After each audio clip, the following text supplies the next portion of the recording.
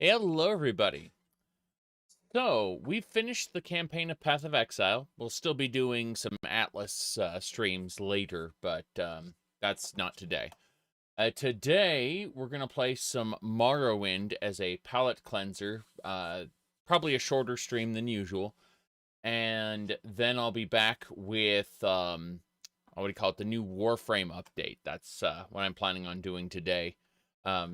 I want to wait until they are awake in order to patch their damn game, because I played enough Warframe updates to know never, ever, ever play it on the first day.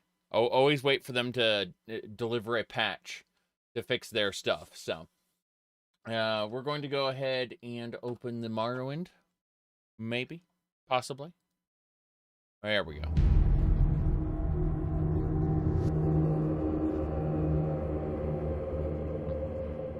Okay.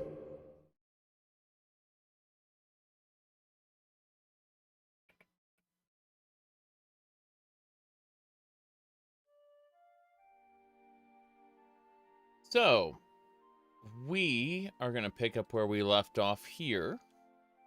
Let's see. There we go. Load. We've been playing for 1 day, 12 hours. Release the Sadukar! Frankie Penguin, thanks for subscribing. That's awesome. Alright. All I ask is to die like a warrior. But how can that be? Oh yeah, Umbra, no.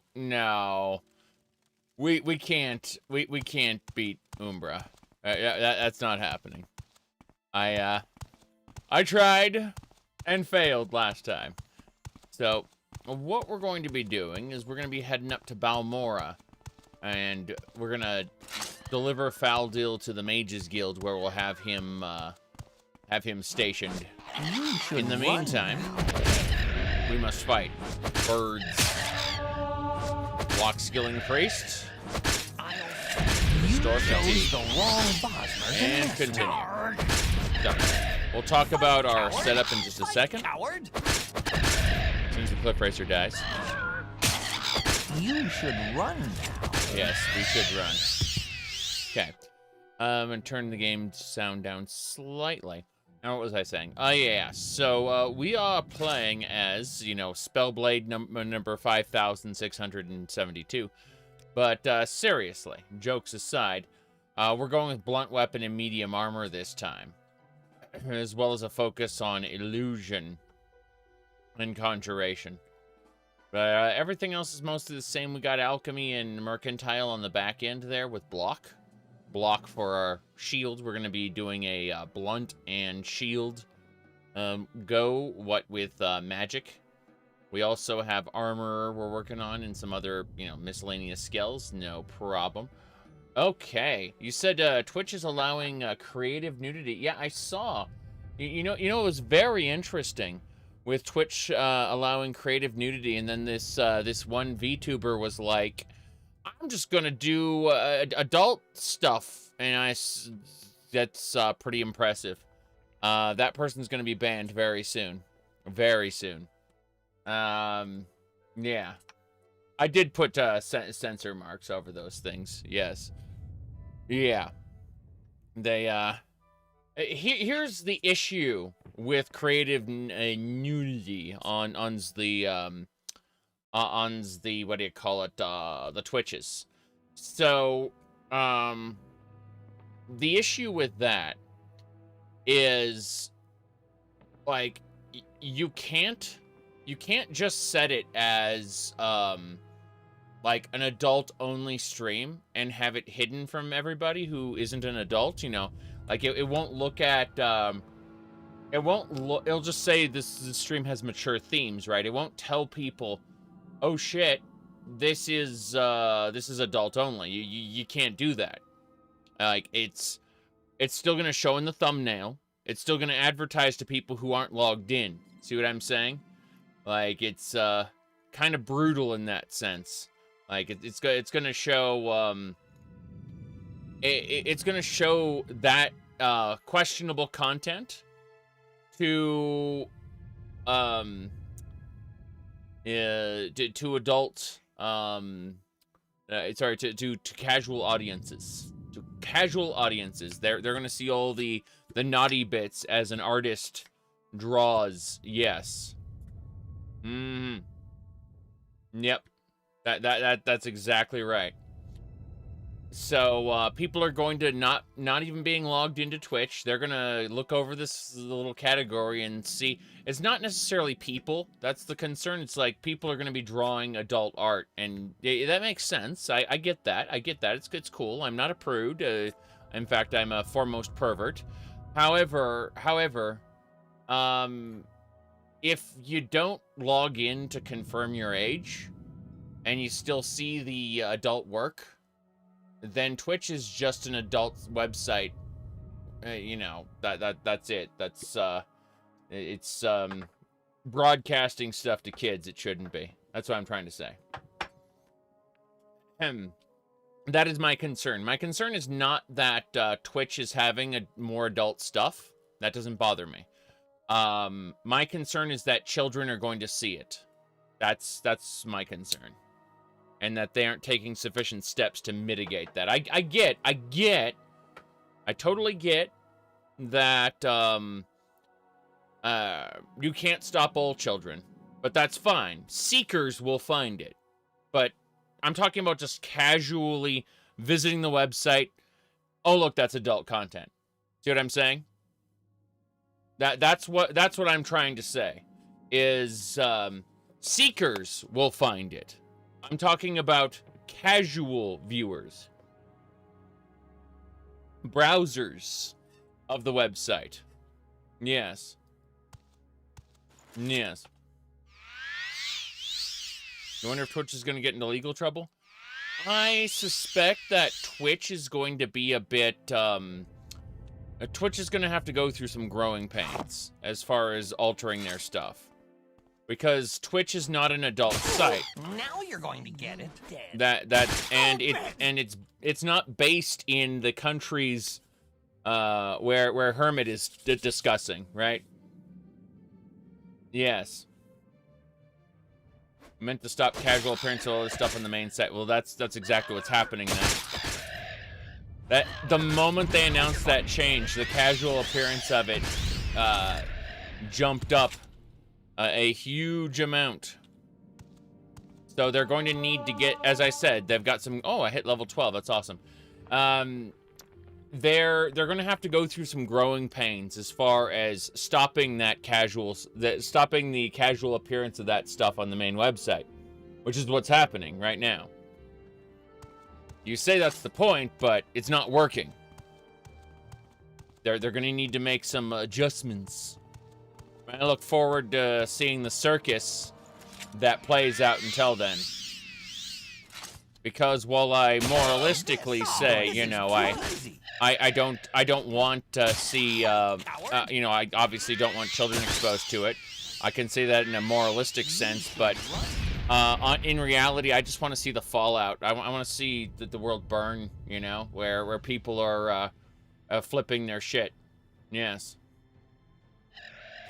They haven't implemented all the changes already. Again, I don't respect Twitch, so I'm obviously not being fair or charitable toward them. Keep that in mind. I'm very much not giving them the benefit of the doubt, and I understand consciously that I am choosing to act this way. Because they have done so much in the past that they don't deserve the benefit of my doubt. Okay, that Cliff Racer's murdering everybody. Jeez. Alright. Let's see here. When I'm a bad actor, I get to tell you I'm a bad actor. Heal companion. We heal Faldil. We really need to get Fargoth over here. We're gonna run away. Run away. Bam. You don't deserve to live. Good, good. The Cliff Racer will move slightly. Oh no, he switched to Fargoth. Crazy. Crazy. Yes. You don't don't deserve. Okay. But yeah, I will believe Twitch when I see it. Due to their behavior in the past. Oh, we've contracted Ash Chan. It's great. We got disease. So, we're already very hurt. Oh well, we should take a nap and also figure out this whole disease situation. Cure, I guess, my goodness. On Twitch, people have been stealing other people's content. You know, it's not only that. It's not only that, but, it's partly how Twitch behaves themselves. That is a huge problem. Again, I took 6 months off of the site for a reason. The only reason I came back was because they enabled multi-streaming. And I suspect that they would not have enabled multi-streaming had tons of people not jumped ship as well. Like, they don't do... Twitch is not the kind of organization under the Amazon company that does things for the good of creators, if you know what I mean. Money is their primary motivator in all things. And that is not necessarily a bad thing, but seeing all the crappy decisions they've made, and, you know, YouTube isn't correct. YouTube definitely is as well. However, YouTube didn't make a deluge of terrible decisions on the back of that. This is going to challenge me. Yep. This is going to be fun. YouTube has been purging normal CC. Oh, you're talking about content creators. Yes. You don't deserve to live. Yes.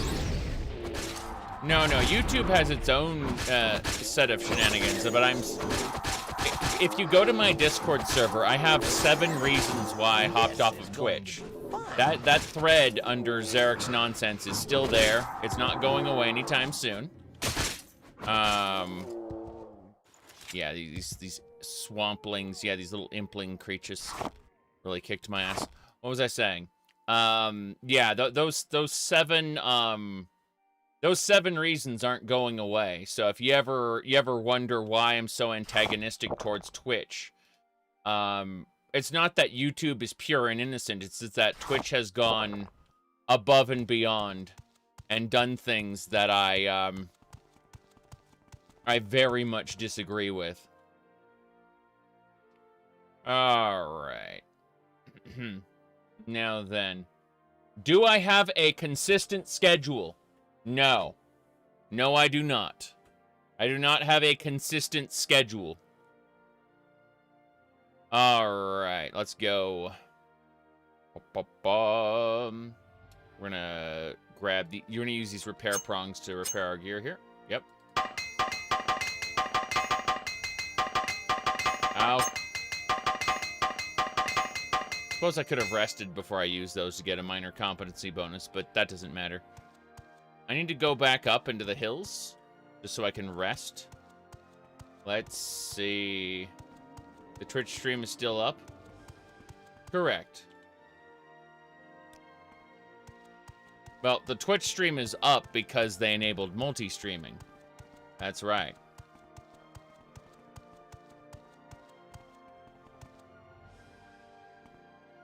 All right. But yeah. I think you might mistake my disdain for Twitch's decision-making process for some sort of loyalty toward YouTube. When in fact, that is not the case. Alright. Let's see here. You'll find that, a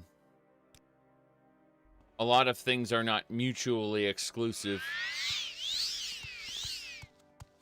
All right. Let's get going.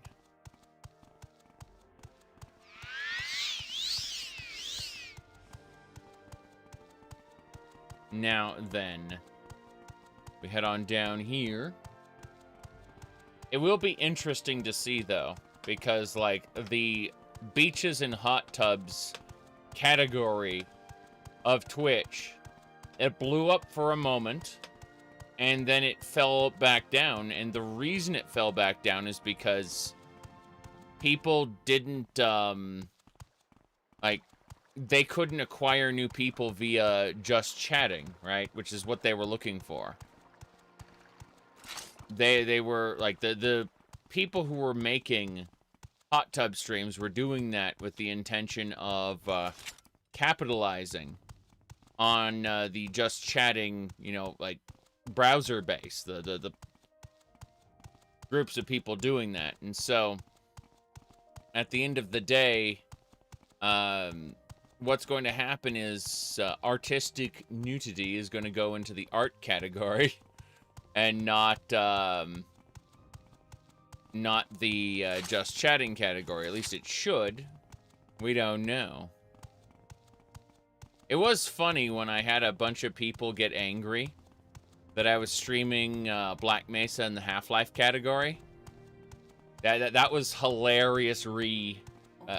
Lots of E's on the end of that.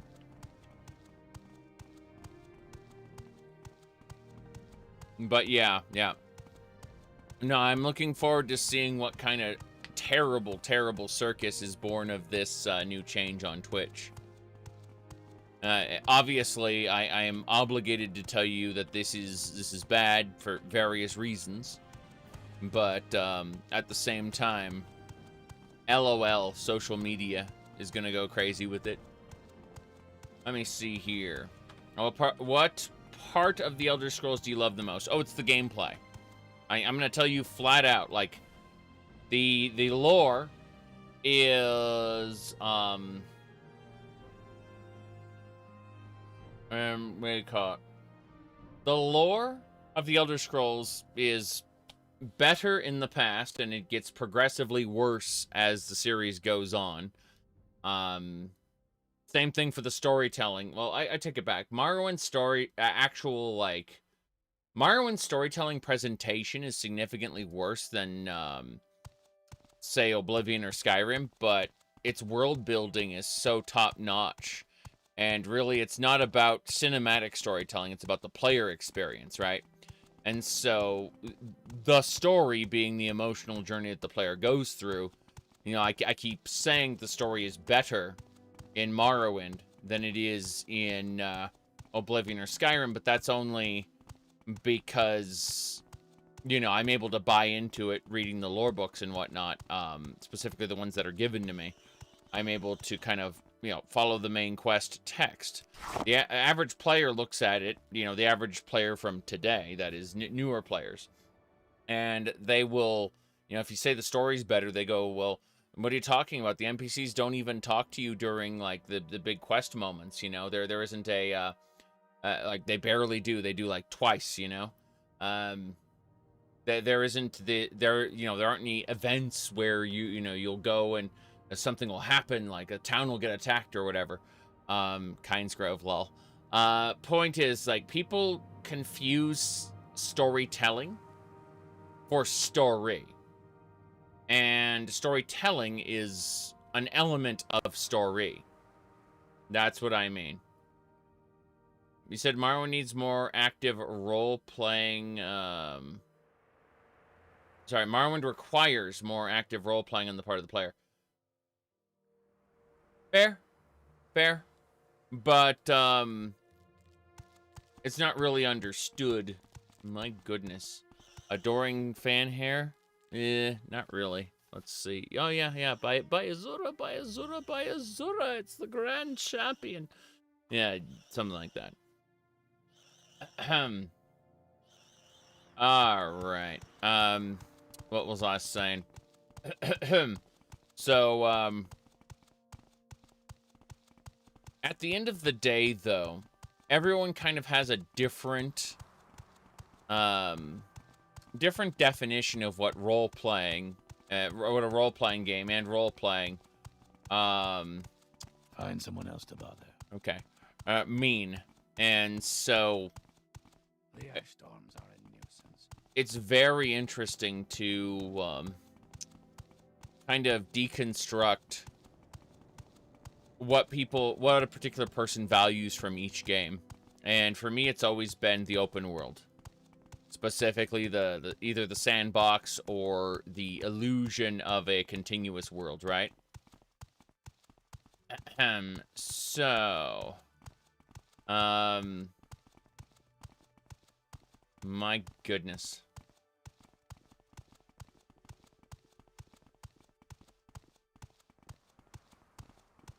A follower, what now? You should play Daggerfall, lol. No, Daggerfall is fun, though. I admit I'm enjoying Daggerfall a lot more now that we have, like, really good modding for it, as opposed to the original core experience. Because at the end of the day, the original Daggerfall was all about fast traveling. A lot of fast traveling. I'm talking about the core gameplay loop, you know. You'd get a quest, you'd fast travel to the location, you'd, you know, whereas now it can be a lot more of a casual experience, laid back, kind of like No Man's Sky.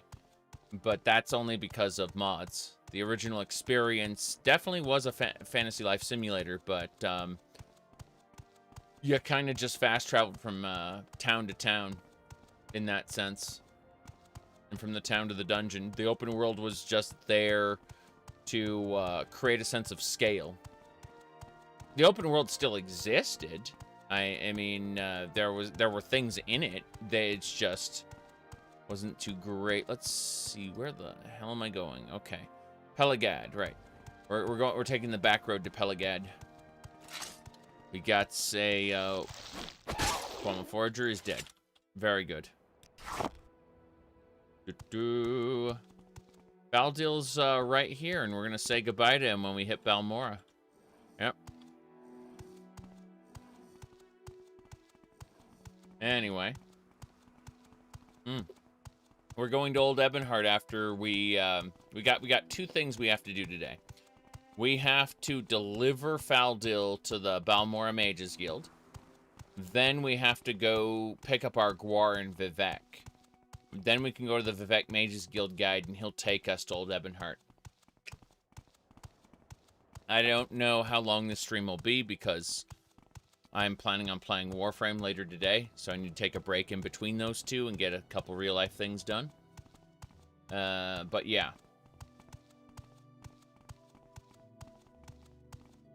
It's, I was gonna say, we've got a lot we gotta do. So, no, I'm just looking at this, this Twitch change now, and, seeing all the blatant terms of service violations. Oh, a bunch of baby guars over there. We're gonna ignore them for now. I saw those blatant terms of service violations and went like, well, this is gonna make an interesting circus online. I don't know what Pelagad was named after. Well, there you go. Well, Mad King Pelagius. But honestly, yeah, there are people who care way too much about the change. I morally object to the way it's set up right now. I'm gonna go through the Ascadian Isles region, because I haven't mapped this area out, so. I morally object to the new change in the sense that it displays, like, the people who are doing this artistic nudity are showing, basically they're showing up in the channel,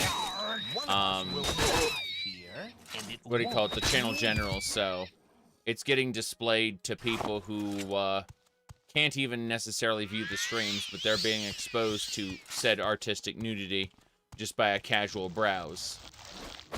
Right? So that's number one.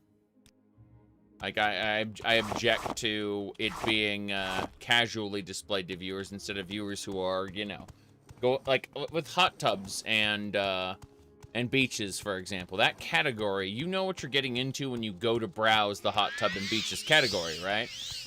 You know exactly what's going to be there. So, that's the difference. Whereas this artistic nudity change is just going to be everywhere. Unfortunately.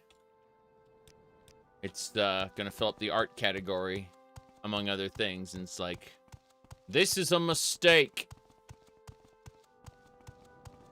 But that's the only way, like, I'm not objecting to the existence of adult content, merely the broadcasting to people who haven't, quote-unquote, opted into it or aren't picking from a specific category. See what I'm saying? The widespread broadcasting of that content is what I object to. That's why, like, with YouTube here, I have a kooky, crazy thumbnail, you know, on my stream that kind of that overrides whatever's, you know, going on in the actual stream. Number one, that's silly advertising, you know, maybe anti-advertising for some people, lol. But more importantly,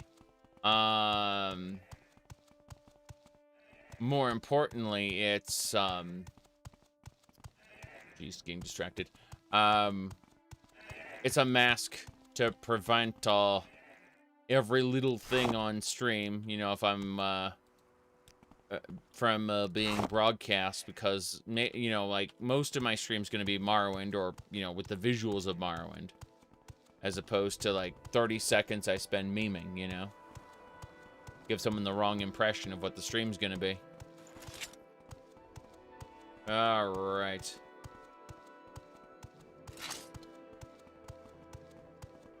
Let me see here.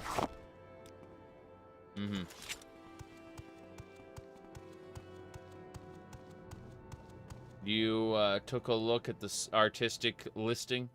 People memeing? Yes. Yep. It's pretty terrible.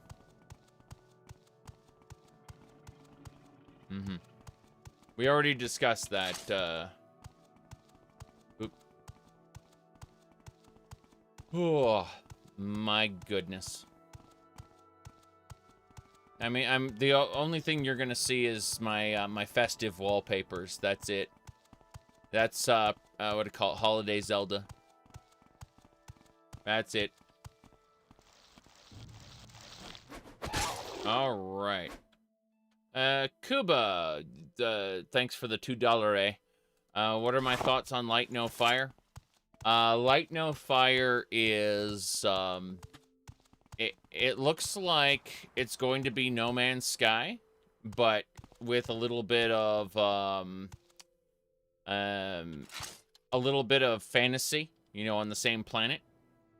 And I think that's okay. I do, however, have concerns about Mr. Sean Murray and his posts.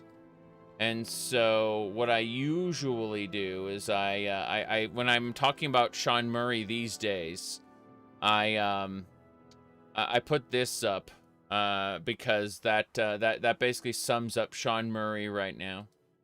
Is that yeah, that's what I post when we talk about Sean Murray. Is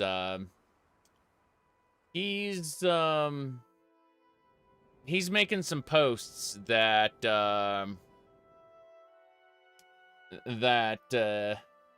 seem to be promising a lot of things, what with RPG elements and such, right? Yeah, that's yeah, we look at Sean Murray and go, excuse me.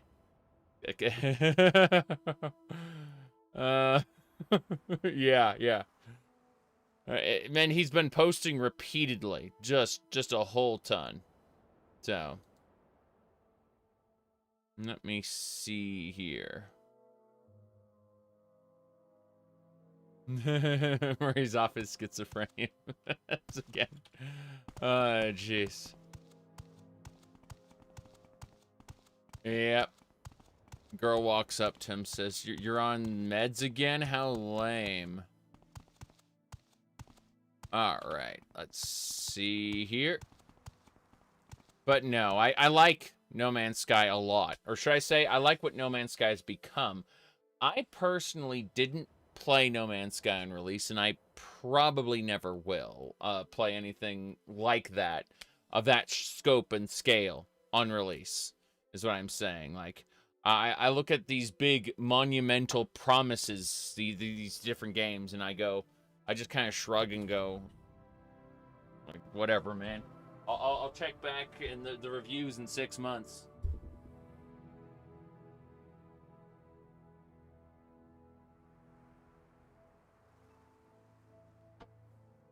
I was actually helping the cat out.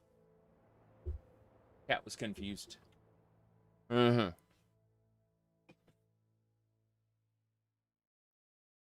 No Man's Sky is a very casual game. I would say very aimless. It's got quests to tell you kind of what to do, but you kind of gotta just strike out on your own and do, you know, just go do activities. And yeah, it's got a lot of content in it. It's just that that, you know, people will complain to the beginning, until the sun's last setting. They will complain that you know, things in No Man's Sky feel pointless and grindy for no reason. And it's like, it's No Man's Sky is just one gigantic, you know, sandbox for you to do stuff in. And if you aren't self-motivated to explore the different sandboxes and build your own stuff, then no, there's nothing in the game that's going to tell you what you need to do. Whoop, here we go. No one can challenge me. Okay, Faldil's hurt. I don't know if I can down her. You should run with that, friend. Faldil is dead. Oh no. Faldil is dead. Yeah, we can't beat this thing. Oh, we actually killed it, but with its character's death, the thread of prophecy has been severed. Yeah, that thing killed me. Killed Faldil, so I have to reload. Yep. I tried my best. And that's it. Okay. So that is... Yeah, that is a harpy. So we have to go this way. Yeah, this enemy is from Morrowind Advanced by Gary Noonan, is it? No. Fuck, who made it? I need to go look now. Morrowind Advanced. Stormguard was updated it, but Wormgod. BGS. Hold on. Bethesda. Yep.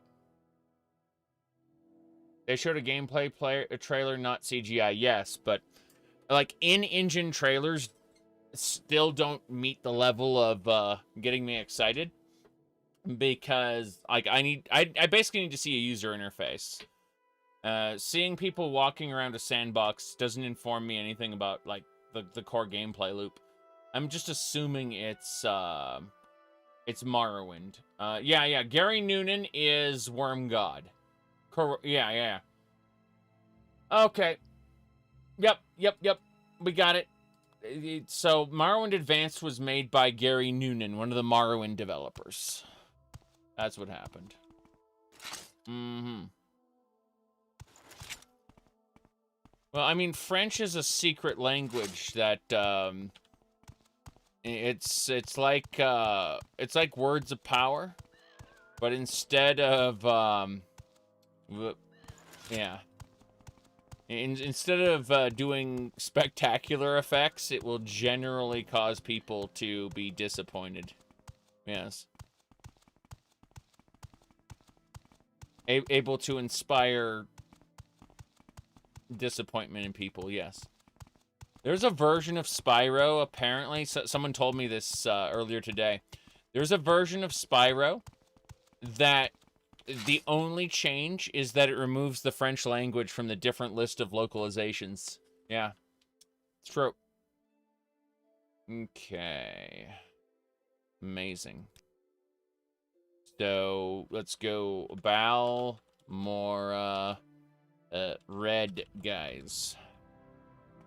Very good. One of the actual Morrowind developers made a mod before the Nexus ever existed. Yes. And then it was updated, fixed, and generally maintained by people on the Nexus. Yes.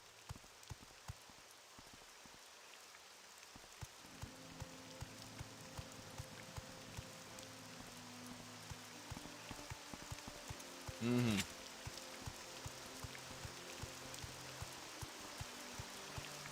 Oh. Oh no, they're coming. Gotta cast a spell. Here we go. Okay. Here comes the enemy. Ow. You don't deserve to This live. thing is strong, by the way. Good. These things only start appearing after you get to, like, level 10, I think. Yeah, we're level 12 now, so... it's happening time. What do you think Starfield will be like with the updates? Couldn't tell you. Couldn't tell you. I suspect that the paid mod shoe will drop soon. Why are implings tiny? Because they're implings. So they're tiny. Okay, I can't go in there. It's 2 a.m. I can't go, like, the door to the city's shut. As you say, we go here. Yep. So, we could, use an unlock spell, I guess. We can do that. It's either that or, we can go up and around. But let's see. That's a 50 lock. Open door will handle 25 to 50. It just unlocks is the spell to cast. 1 to 100. Let's do it. Failed. What a shame. But yeah.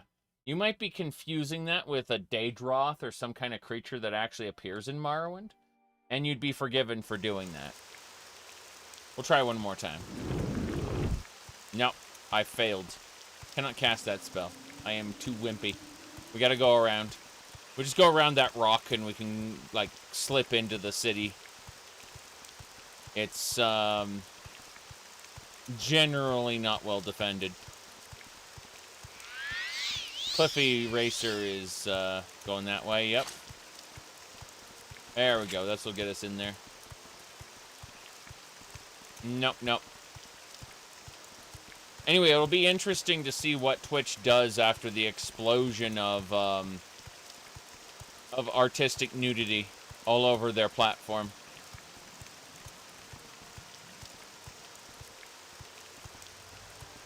Okay. You Dunmer aren't worth the trouble. Be gone. Damn. Nord lady. Angry.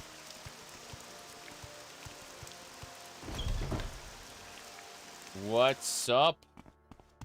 Well, do you want more duties or not? No, I'm not gonna give you any, I'm not gonna give you any more time. Sorry.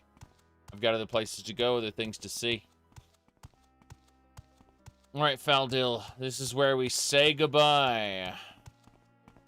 Yeah, you keep, I was gonna say, you'll be keeping most everything as soon as I put these items down.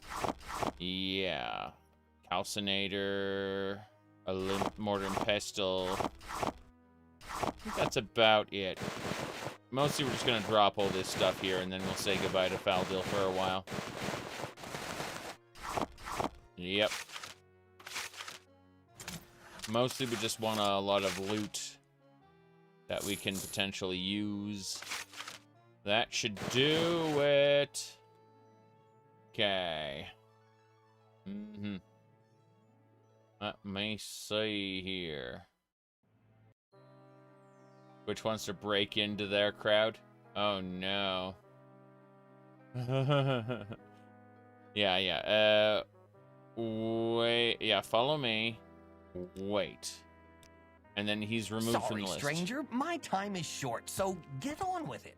So this is where he lives now. Fargoth, you are the only companion for me. That's right.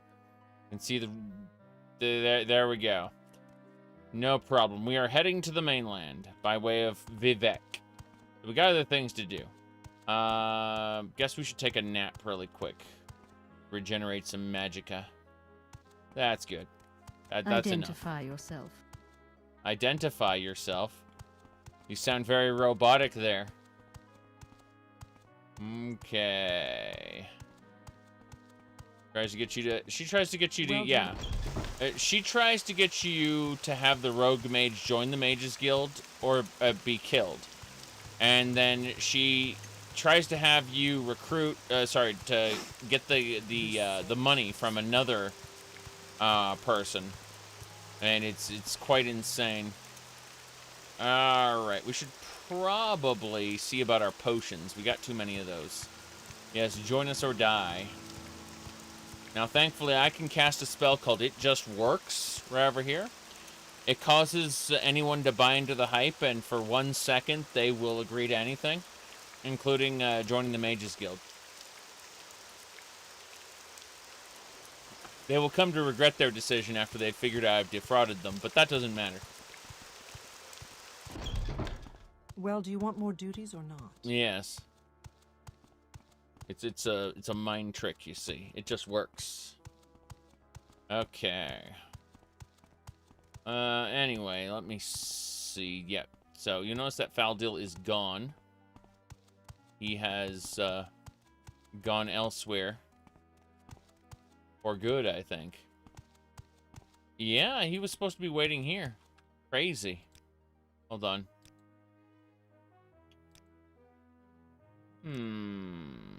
That's very strange. Do you have a game of the year? You mean Elder Scrolls 3 Morrowind, which is the game of the year every year?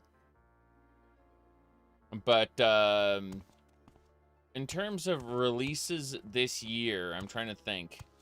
I'm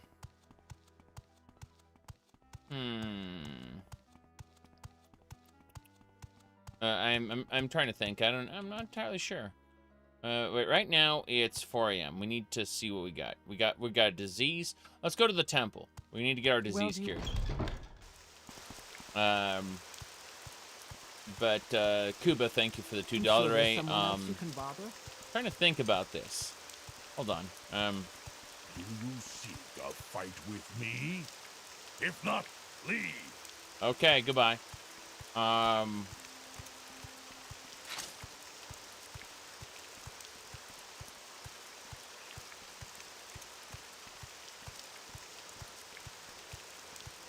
No, I'm trying to think about it because, in terms of the games that I've played, like, the answer's always Elden Ring. Like, when did Elden Ring come out again? In 2022? Yeah, technically last year. Jace. Let me see here. I'm going over a list of games that I played this year.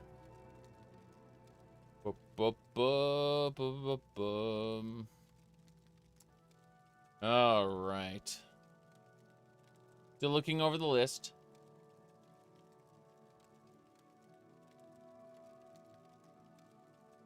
Yeah, I don't know.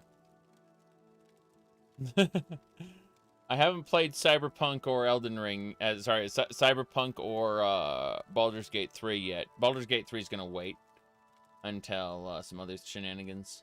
Yes. Why isn't magicka increased with level? That's a very good question. It's almost like some races are just better at magic than others inherently. Alright. We're gonna get our disease cured. Whoops. Blight disease cured. Yes. Gonna get some blessings. Rock. Realm's Grace. I'm gonna go get some other blessings. Feels like a lot like Dragon Age Origins. I was just talking with someone yesterday about Dragon Age Awakening, which is the Origins, what do you call it, expansion pack. Such a weird and flawed game, and yet so much fun. Definitely no Neverwinter Nights, that's for sure. Okay. Do what is right. Mantle of Woe adds a +5 follow. multiplier, but then it reduces all your intelligence. What game do you prefer, Daggerfall or Morrowind? Probably Daggerfall, but Daggerfall is I come to for a completely different thing. Wait, Lady's Grace, Vivek's Mastery, Soul of Sothicil. Yeah, the mantle, what does it give you? Sun damage or reduce your personality? I forgot what it does. I forgot its negative effect. Sun damage is pretty annoying. But yes, you can stack blessings, as you can see. Minor competency bonuses. And because I'm a member of the temple, it doesn't cost me anything. Sun damage, yeah. Yeah. Sun damage would make sense, I guess.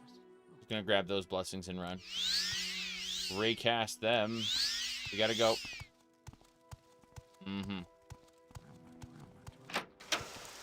20 sun damage and reduces personality. Reduces personality to 0 is what I was thinking of, yeah.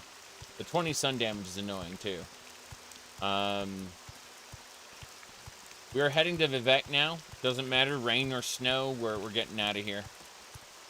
Our trusty companion Fargoth is running right behind me. We're going to, You like to walk a fine line. I do like to, like a fine line, yes.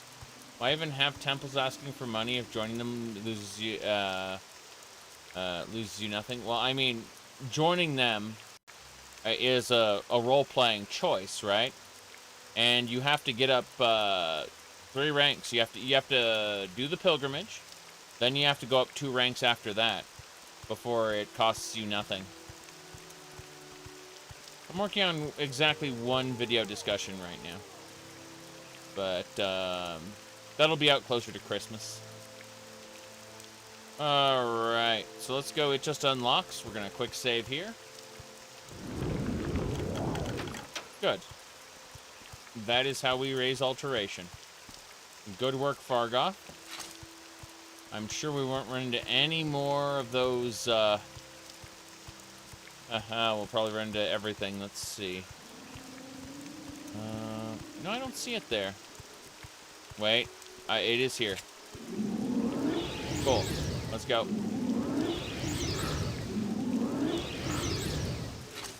Hello there. Oh, this is too easy. Okay. Medium armor increase. Good. We got him. He's dead.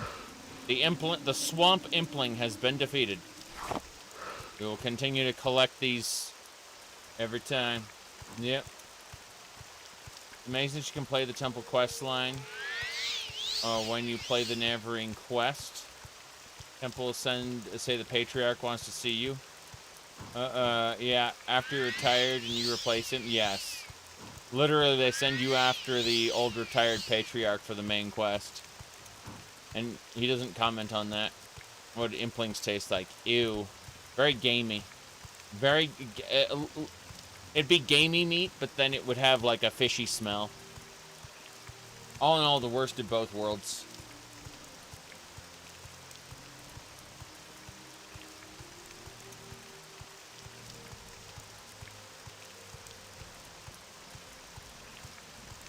Coffee. I was gonna say, this is pretty good. Let me do a thing here. Whoop. I need to fix it because I need to turn the music off due to Nerevar Rising. Nerevar Rising is unfortunately banned.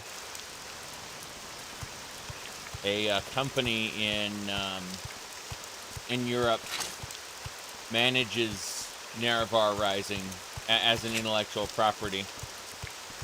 Yeah. There we go. Very good. Doesn't affect people in the United States, but if you want to watch it in any of the European countries, then Nerevar Rising profits go to that said company. It's kind of nuts. I confirmed their authenticity, unfortunately. Yes. Alright. We're gonna sleep for 2 hours. Excellent, we are completely refreshed. Now we can go. We're heading down to Vivek, and once we get there, we're gonna get our Pakguar, and we're gonna travel to Old Ebonheart via the Guild Guide. Yep. Drive the mongrel dogs of the Empire from Morrowind.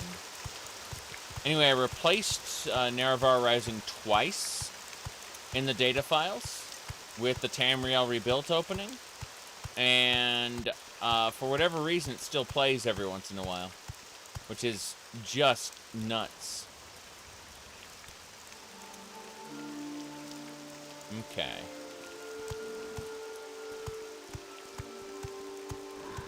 Let me see here. Why no grass mods? Because I don't need them.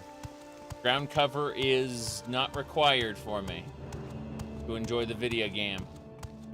The green texture is enough for me to think, oh hey, that's grass. That's it.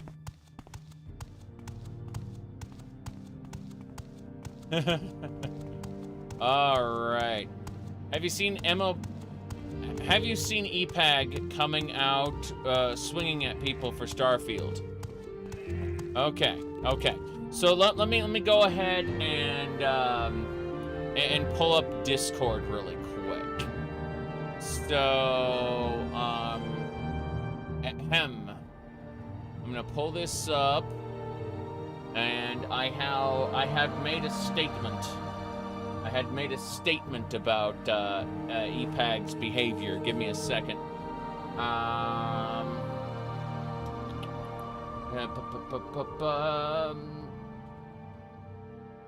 I'm pulling up Discord in my web browser so that I can use the browser plugin. Alright. Give me a sec.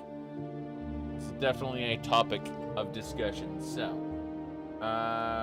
As you know, I've been talking about him off and on for how many, how many years now? About 7 years?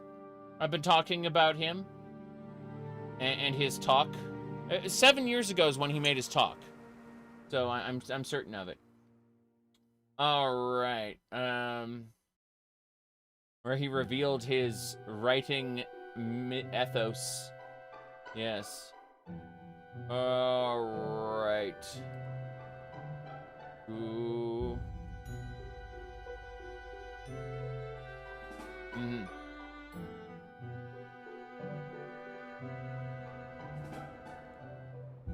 Oh, nice. Hold on a second. Hold on a second. Hold on a second. This is something completely different. Okay. Oh, no. Oh, no. Small addendum. I think useful info for NSFW artists who's thinking to use Twitch. My appeal was rejected. Nudity wasn't artistic enough, I guess.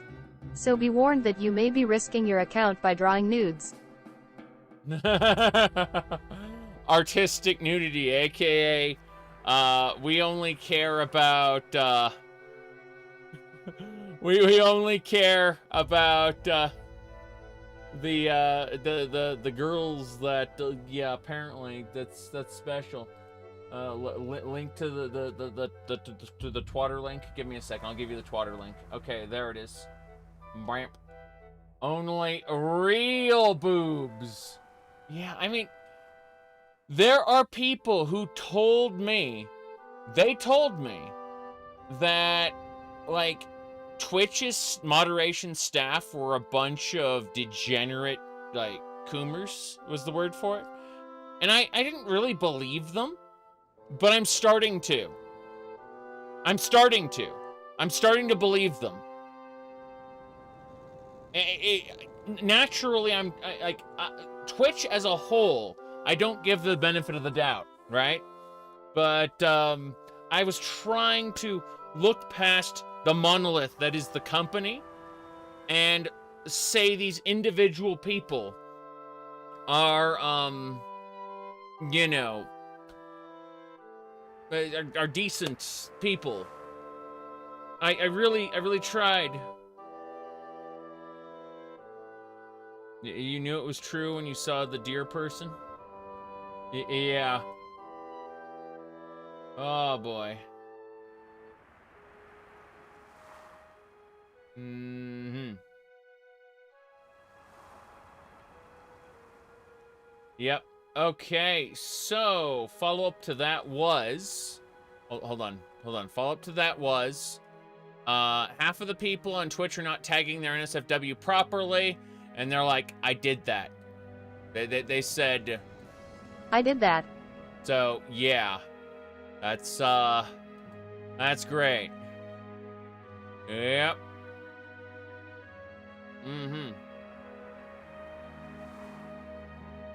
Yeah, I'm looking. Okay. Glorious. Let me see. Oh, no.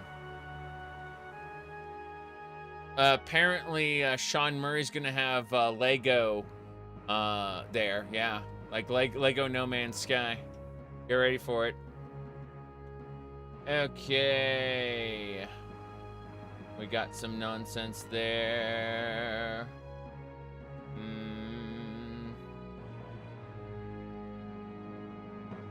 Right.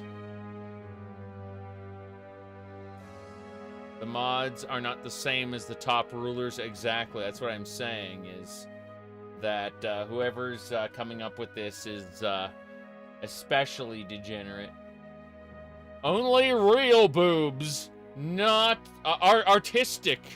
Boobs are not sufficient. Yeah, so let me see here. We were talking about Emil Pagliarulo. Give me a moment. I'm gonna go over to Starfield General. Okay, I pulled open Starfield General. Let me get this in order. So we go all the way up. Now, I personally do not recommend, obviously, and I have to, like, authoritatively state, do not harass Emil Pagliarulo here over his unfortunate posts. However, let's go ahead and see here. Funny how disconnected some players are from the realities of development, and yet they speak with complete authority. I can guess what it takes to make a Hostess Twinkie, but I don't work in the factory. So what do I know, right? Scroll down. A point is that he was basically telling people, you don't know what it's like to write, or to make games, basically.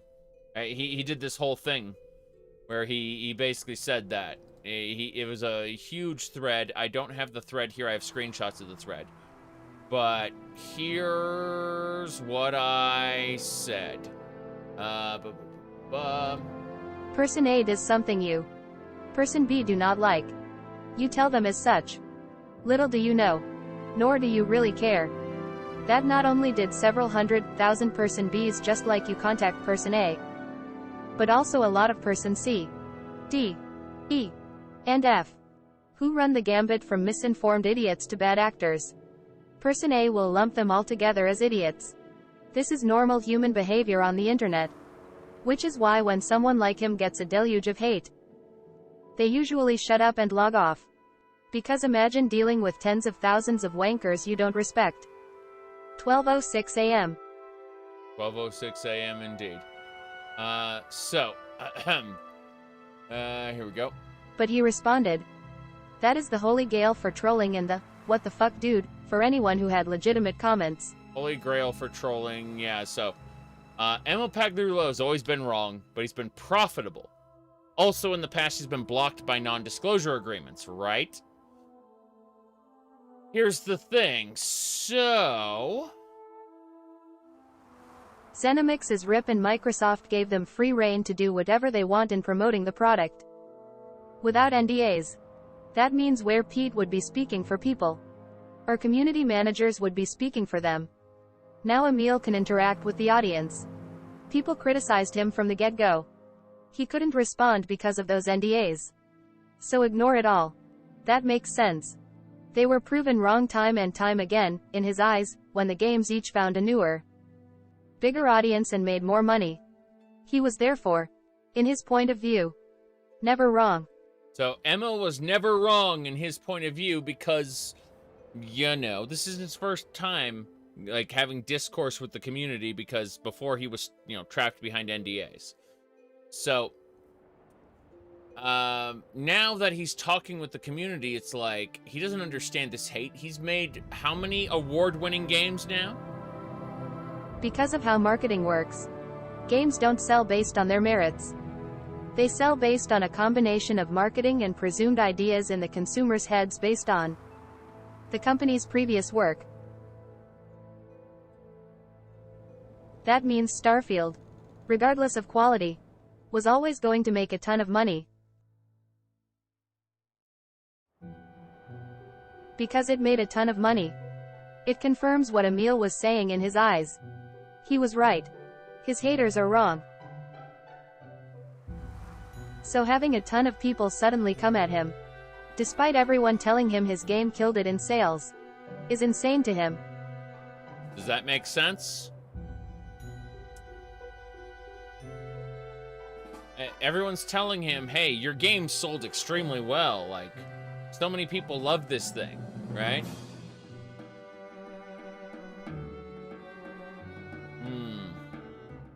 Anyway, that's basically what I had to say earlier. What was that guy talking to you? That's what I said earlier. I'm just lazy about repeating myself. Someone asked me about it earlier, and so I typed a response, and I just had the response read. That's it. Okay. That's why you don't let a marketing drone hold a paintbrush? Something like that. Something like that. But no, EPAG let out his frustrations on the community because he doesn't really understand why people are so angry with him.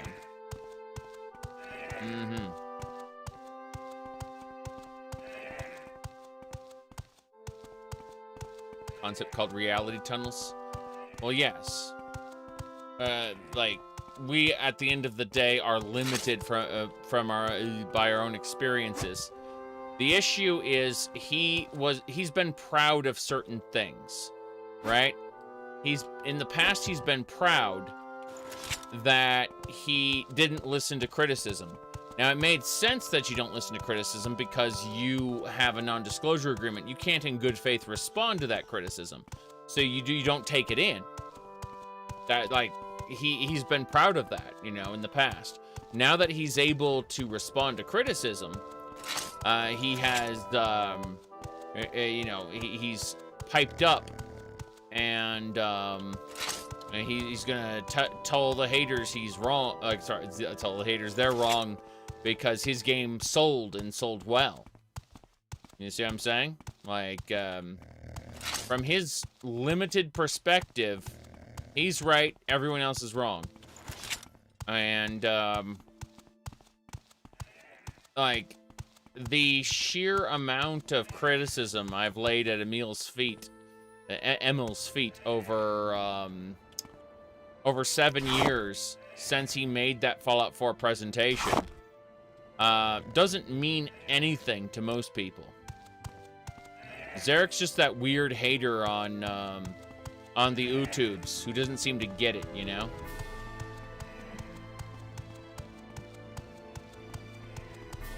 But I mean, that what is his criticism but a drop in the bucket compared to hundreds of thousands of purchases, millions of purchases of his other games?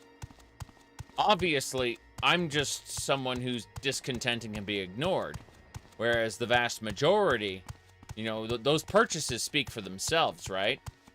Right? Yep. Praetor has to be arrogant? Of course. Aren't I? Yes. Yeah, we're talking about EPEG. Yes. Absolutely.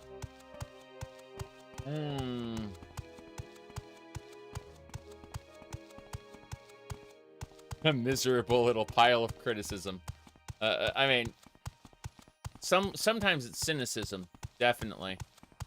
I like Skyrim the video game. Like, here's the real issue with Bethesda is that I have enjoyed the core gameplay loop of every single Bethesda game I played, with the exception of Redguard and Battlespire. Right? Okay.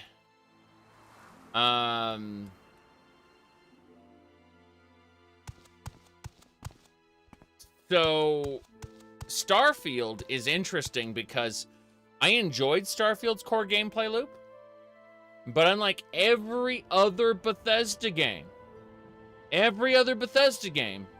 the whole world, every single one, I can't go back to it. Like, until there's more content, I just have to shrug and go, not for me, I guess. I played 236 hours, but, like, I'm not doing New Game Plus. Fuck you. Unless there's mods and DLCs, expansion packs, new adventures, whatever. Like, basically, it's going to be a year or two. Oh, Future Shock. I should totally play Future Shock on stream. You're not wrong. That's a good game. I'm not joking. Future Shock is a good game. You should run now. No one can challenge me.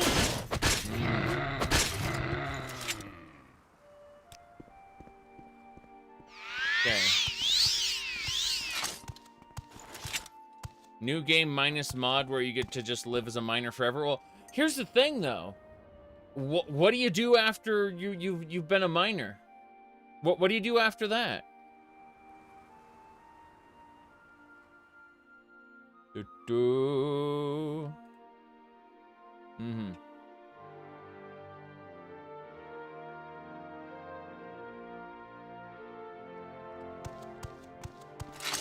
No. What I'm trying to say is, you go out into the a C minus. Yeah, that's what I'm saying.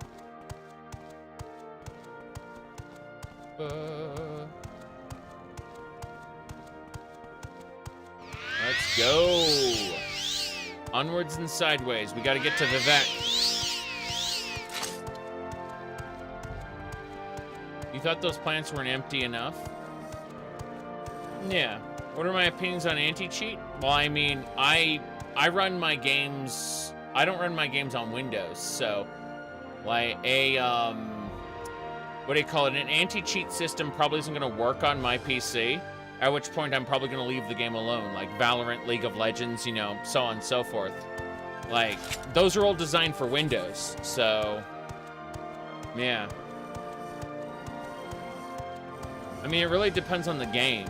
Like, there are obviously competitive multiplayer games you need to use anti-cheat. But if you're talking about, like, Elden Ring, yeah, I just turn that off. It's very easy to turn off. It's very easy to play on private servers for Elden Ring, where I can use mods. So, anti-cheat is necessary for competitive games, but I don't play a whole lot of those. So I just have to shrug and go, okay. We're almost to Vivek, by the way.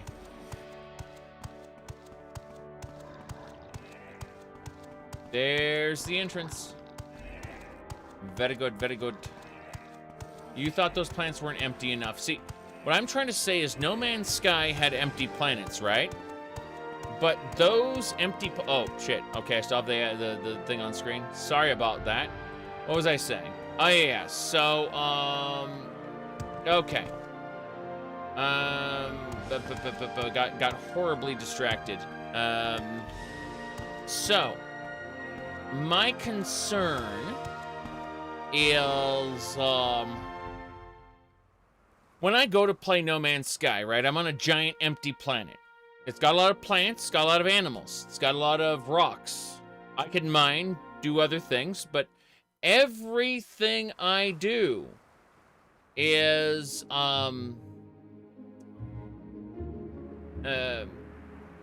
everything I do is building towards the core gameplay loop, right? In other words, I'm getting materials that I will use for other things. In Starfield specifically, the planets don't progress every system, right?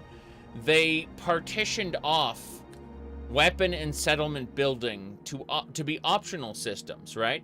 You don't need to buy a new weapon, you don't need to build a new weapon. You get them off enemies. You don't need to necessarily augment those weapons. They'll be strong enough at their max state no matter what if you have the skill, right? Like, what I'm trying to say is that every tertiary system is optional. It isn't part of a core gameplay loop. And as a result, all of those resources you're running around gathering don't mean anything. You know, you can mine every piece of ore, harvest every plant, kill every animal. But unless you make a conscious effort to specialize into, you have to spend skill points that you could be spending on piloting your ship or being more effective at ground combat. You would have to spend those points on crafting in order to have those crafting ingredients around the planets mean anything. In No Man's Sky, they are the game, right? You go and you kill, you go loot something, and what do you call it? You go and loot something, and that's going to be used to upgrade your ship, or it's going to be used to upgrade your weapon, or, you know, like, build something. Everything in No Man's Sky's big empty worlds exist to further the core gameplay loop, including the points of interest. Let's say you find a production plant in No Man's Sky. You break open the door, and you have to input the proper response, or the system will lock and you'll fail the plant, right? Well, let's assume you successfully shut down the plant. You can produce an item from that plant that will help you build advanced weaponry or advanced, like, ship systems, whatever. You know, you basically get a recipe for an advanced material. And that is in the sense that the point of interest has a purpose. Same thing with the depots, right? You have a bunch of space police, sentinels, guarding a depot. You can kill them, blow open the depot, and now its resources are yours, and those are resources you can use to craft things, or maintain your ship, build, you know, antimatter fuel, whatever. You know, all of the things that you want to do are all based on on what you find on the planets. That's it. So, yeah. It's definitely a thing. Anyway, we're going in this direction. I'm just saying that, like, I really like No Man's Sky, but when EPAG was talking about not having a core, what do you call it?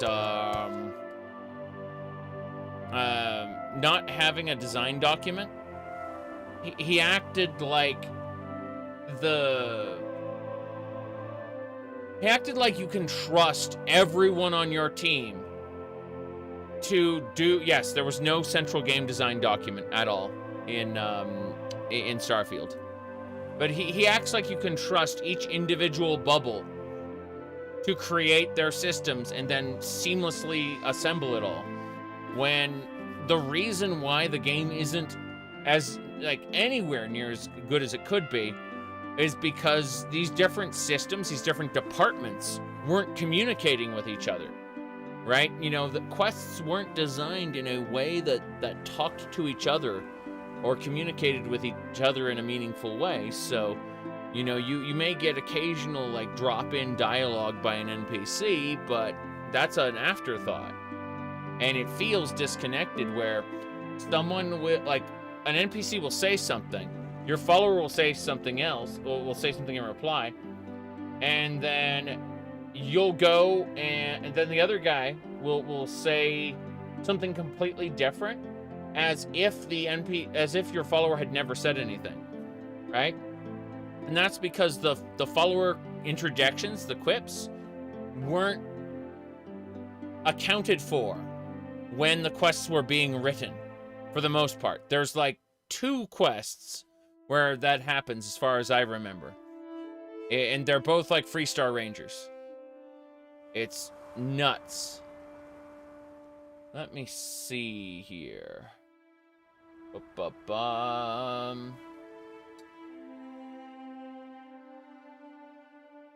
Give me a second here. Oh no.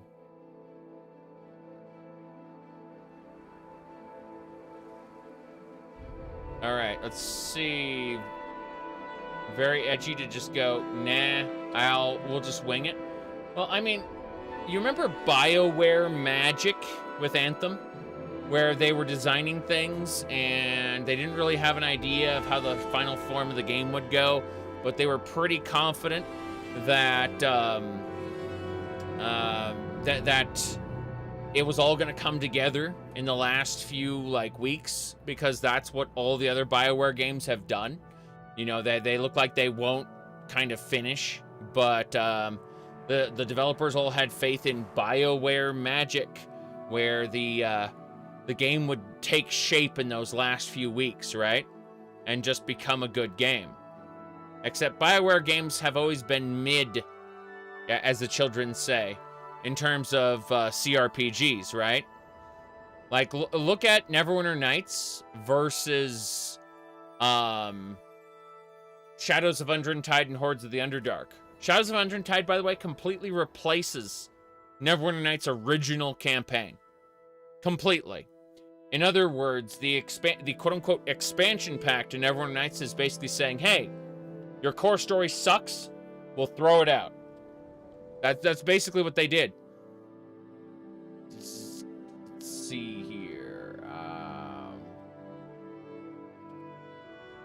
Yeah.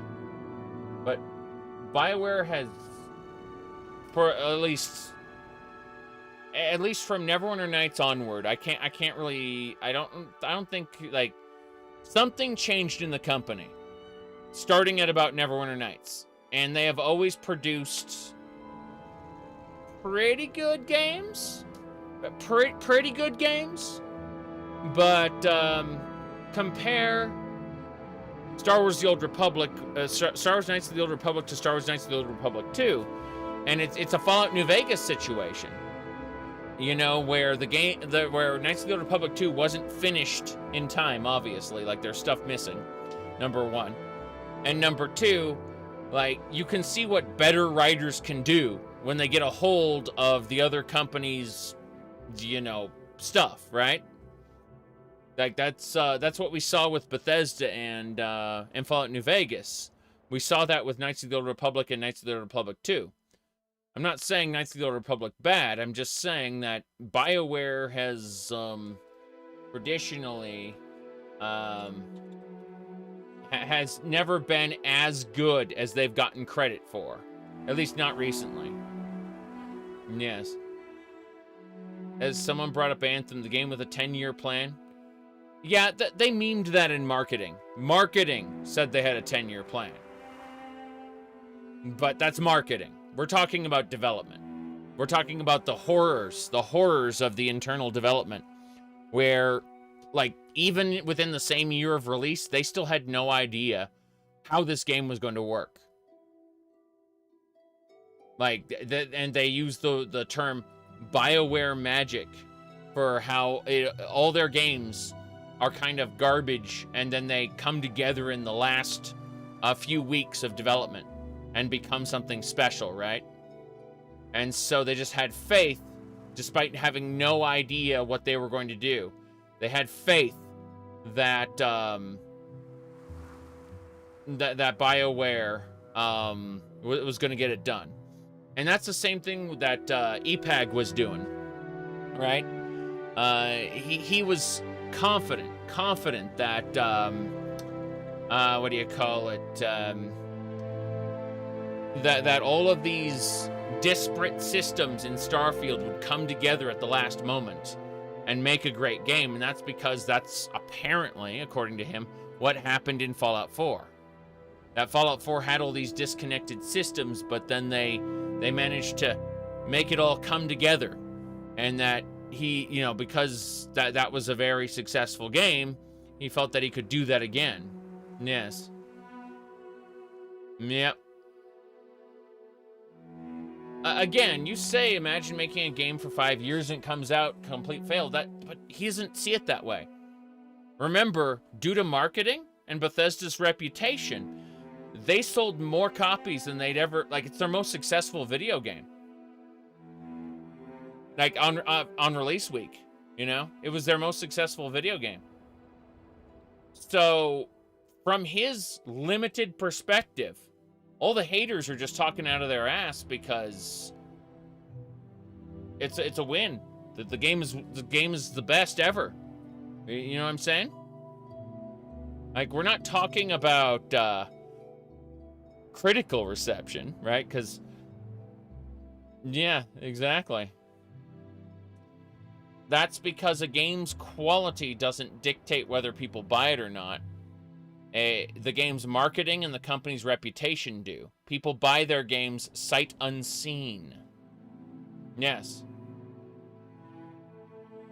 But we've known that for 20 years, that people buy things sight unseen. 15 years? I think, when did they stop making demos all the time? When did AAA stop making demos? Because I know we have indie demos all the time now. But when did AAA stop making demos? Yes.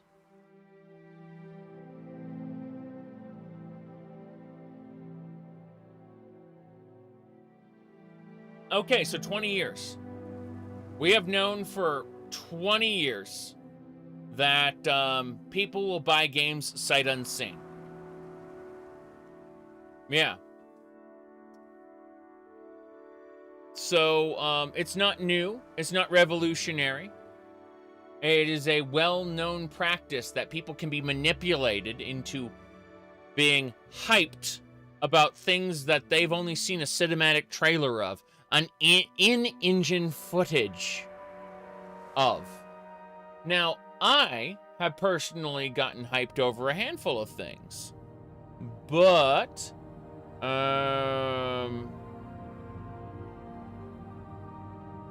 let me see here.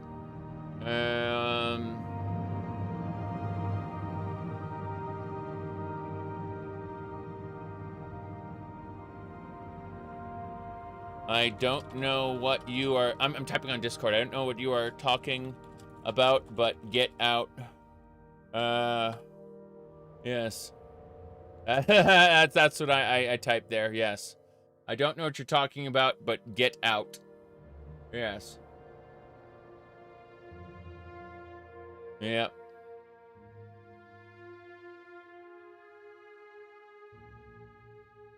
Ew. I just kicked someone from the Discord server. Let's see here. Deletes. Yeah. Sounds like disgusting shit to me. Okay. There we go.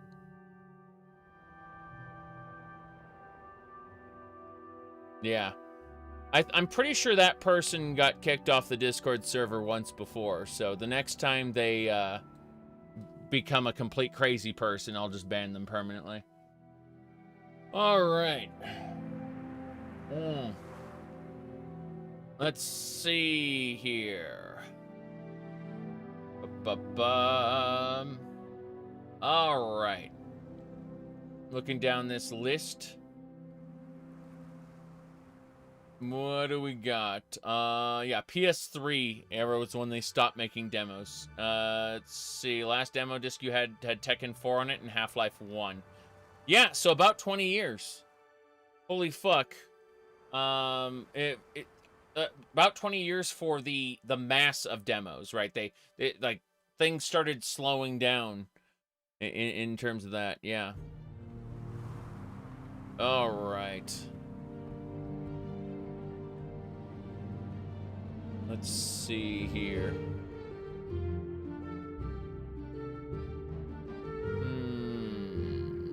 Moving along. Okay, so does anyone remember a PS2 demo convinced me to buy Rhapsody, A Musical Adventure, and I fucking loved it. Yes.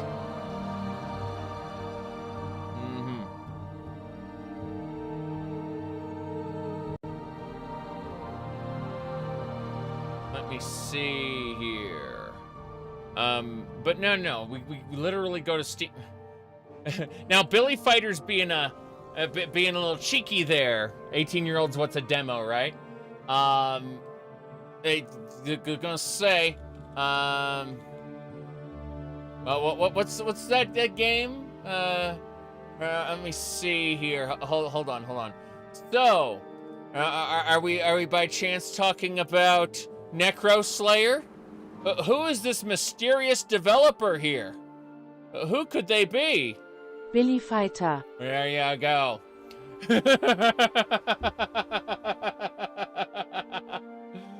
Holy shit. Okay then. Let's see. That Necro Slayer. It's a game on Steam, yes. Yeah, you don't see any demo there. I know, right? I know. Just an early access game. I don't really buy into early access a whole lot, but it's definitely a game that people could look at. Yeah, Zeno, you should have a look. All right.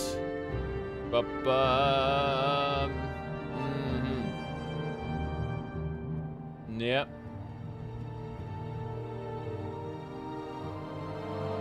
Now, what was I saying? Oh, yeah. So, let me grab a tweak here. Yep. Asked thing about channel loadout. Okay. I have to go to my dashboard and under. Give me just a second. Under community. There we go. Okay. If this works properly, which it should, Billy Fighter, you should have try saying something in chat, and I want to see if it adds a confirmation mark for you It should give you a check mark here. We'll see. Okay. No, it doesn't. What a shame. Well, next stream it should. I've added you as a quote-unquote approved user, so it should let you post links and stuff on the next stream. Just saying, like, I absolutely am interested in what you're going to do with your video games, so, I do not mind an occasional light advertising from you. Since you've been here first, and, it's interesting. Okay, we're going to Vivek. Yes.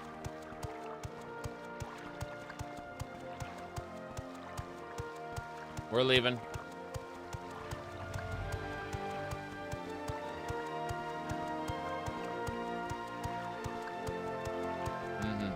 Vivek City is mostly the same, just a couple side areas there. Yes.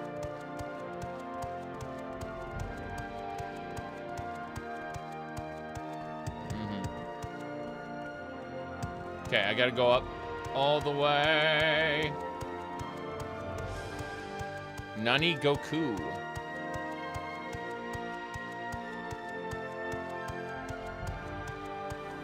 Heading up this way.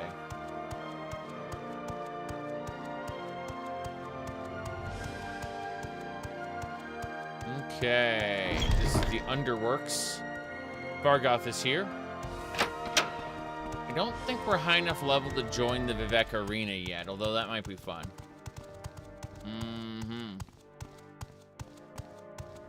Vivek 2 overtuned and no housing in it. It's true. Well, actually, there is housing over here.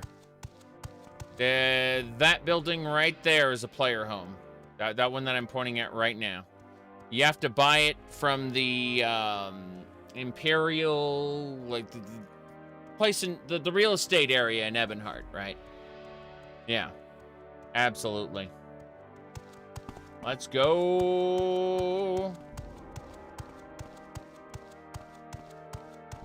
up here. NPC houses, they all just live on the streets. Yeah, they live in like the corners of the cantons in these little weird areas. All right, there's my Guar. Citizen. Hello. Come with me, Guar. Outlander, what do you want? If I find Yes. the lusty Argonian maid under his pillow again, I'll thrash him senseless. Oh no. Oh no. I'm a busy gal, so if you could hurry this up. Tidings. Yes. If you want something, now's the time to talk. What can I do for you, friend? What is my favorite part of Morrowind? The Outlander? world. The world of Morrowind is my favorite part. Alright, let me see something. Very good, very good. Uh-huh.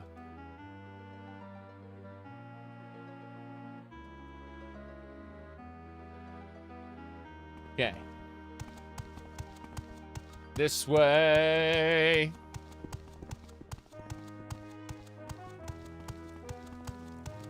Well, what have we here? Interesting. Take me to old Ebonheart. Yeah. Hail, Greetings, Dunmer. Dunmer. How may I Do help you need something? Yes. But I mean, here's the thing. When it comes down to a core gameplay loop, I actually like Morrowind, Oblivion, Skyrim, Fallout 3, and New Vegas and Fallout 4 all pretty equally. Yeah. Like, I don't really like any one more than the other when it comes to the core gameplay loop. But each game has something that it brings to the table, right? I mean, Morrowind obviously has the best world, but then Skyrim's got whatchamacallit, the best modding by a long shot. Oblivion is put together with sticks and glue, but it's got a fun little overworld to explore. Definitely different, but yeah. I mean, at the end of the day, Did Bethesda screw over the composer? I think Bethesda just stopped working with what's called was it Jeremy Soule, I think? Yeah, they stopped working with him and switched over to Ian Zur. Have I seen Wayward Realms? Yeah, I've seen Wayward Realms. I can't tell you much about it because I signed a non-disclosure agreement, but I'm excited for it coming out somewhere between now and, you know, an unfathomable amount of time. Keep in mind that it's not funded, so at the end of the day, like, this is an indie project that is done by people, right? As you know, as a passion project. And because it's a passion project, it means that it's going to take years for it to come out. That's just the truth of it. All right. Yeah, I mean, as I understand it, the reason they swapped off of Jeremy Soule wasn't any accusations or anything like that. It was just a difference of opinion in their working relationship, coupled with how much you gonna pay me. And apparently they could pay, you know, Zur less than he wanted. It had nothing to do with the accusations because they stopped their working relationship with him before any accusations, which were proven false, by the way. Yeah.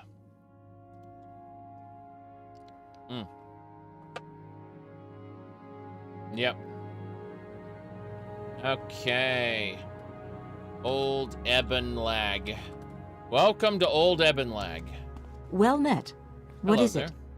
it? You speak freely, traveler. We're all citizens. Got. We're okay. Let's have a exploration here. Of course not. There we go. Well met. Who are you? What brought you to the poor side of town?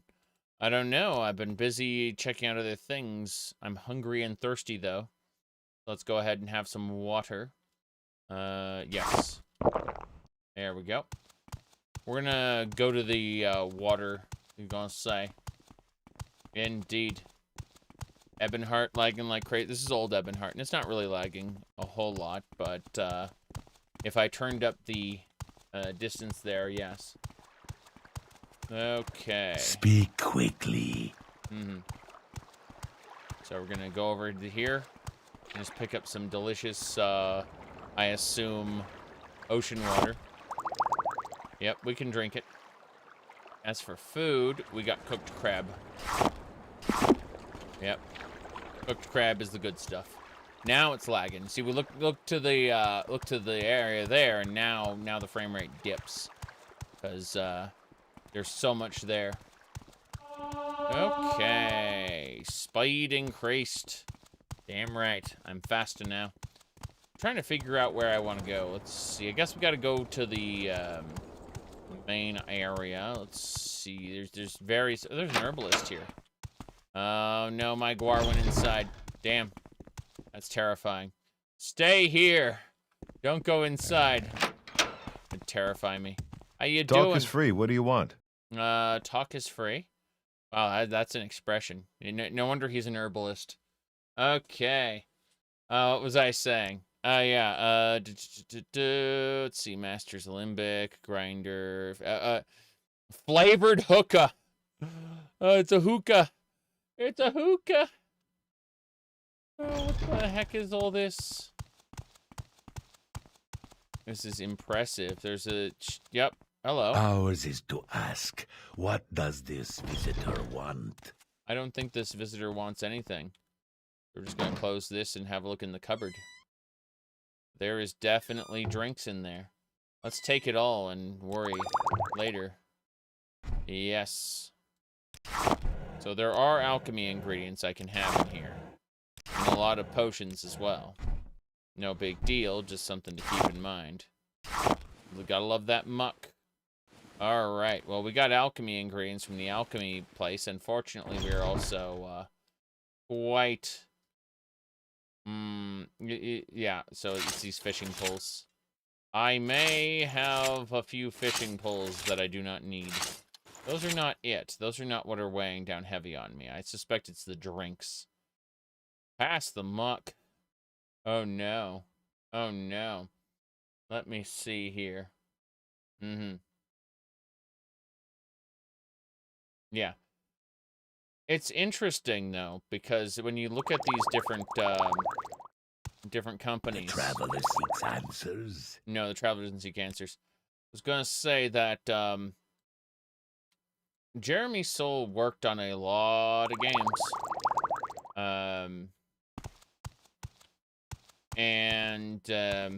Apparently it was mostly just, you know, issues with their working relationship. Like, I don't see any, Do you have something to say, Dunmer? I'm a Dunmer? Oh, no, I didn't expect to be a Dunmer.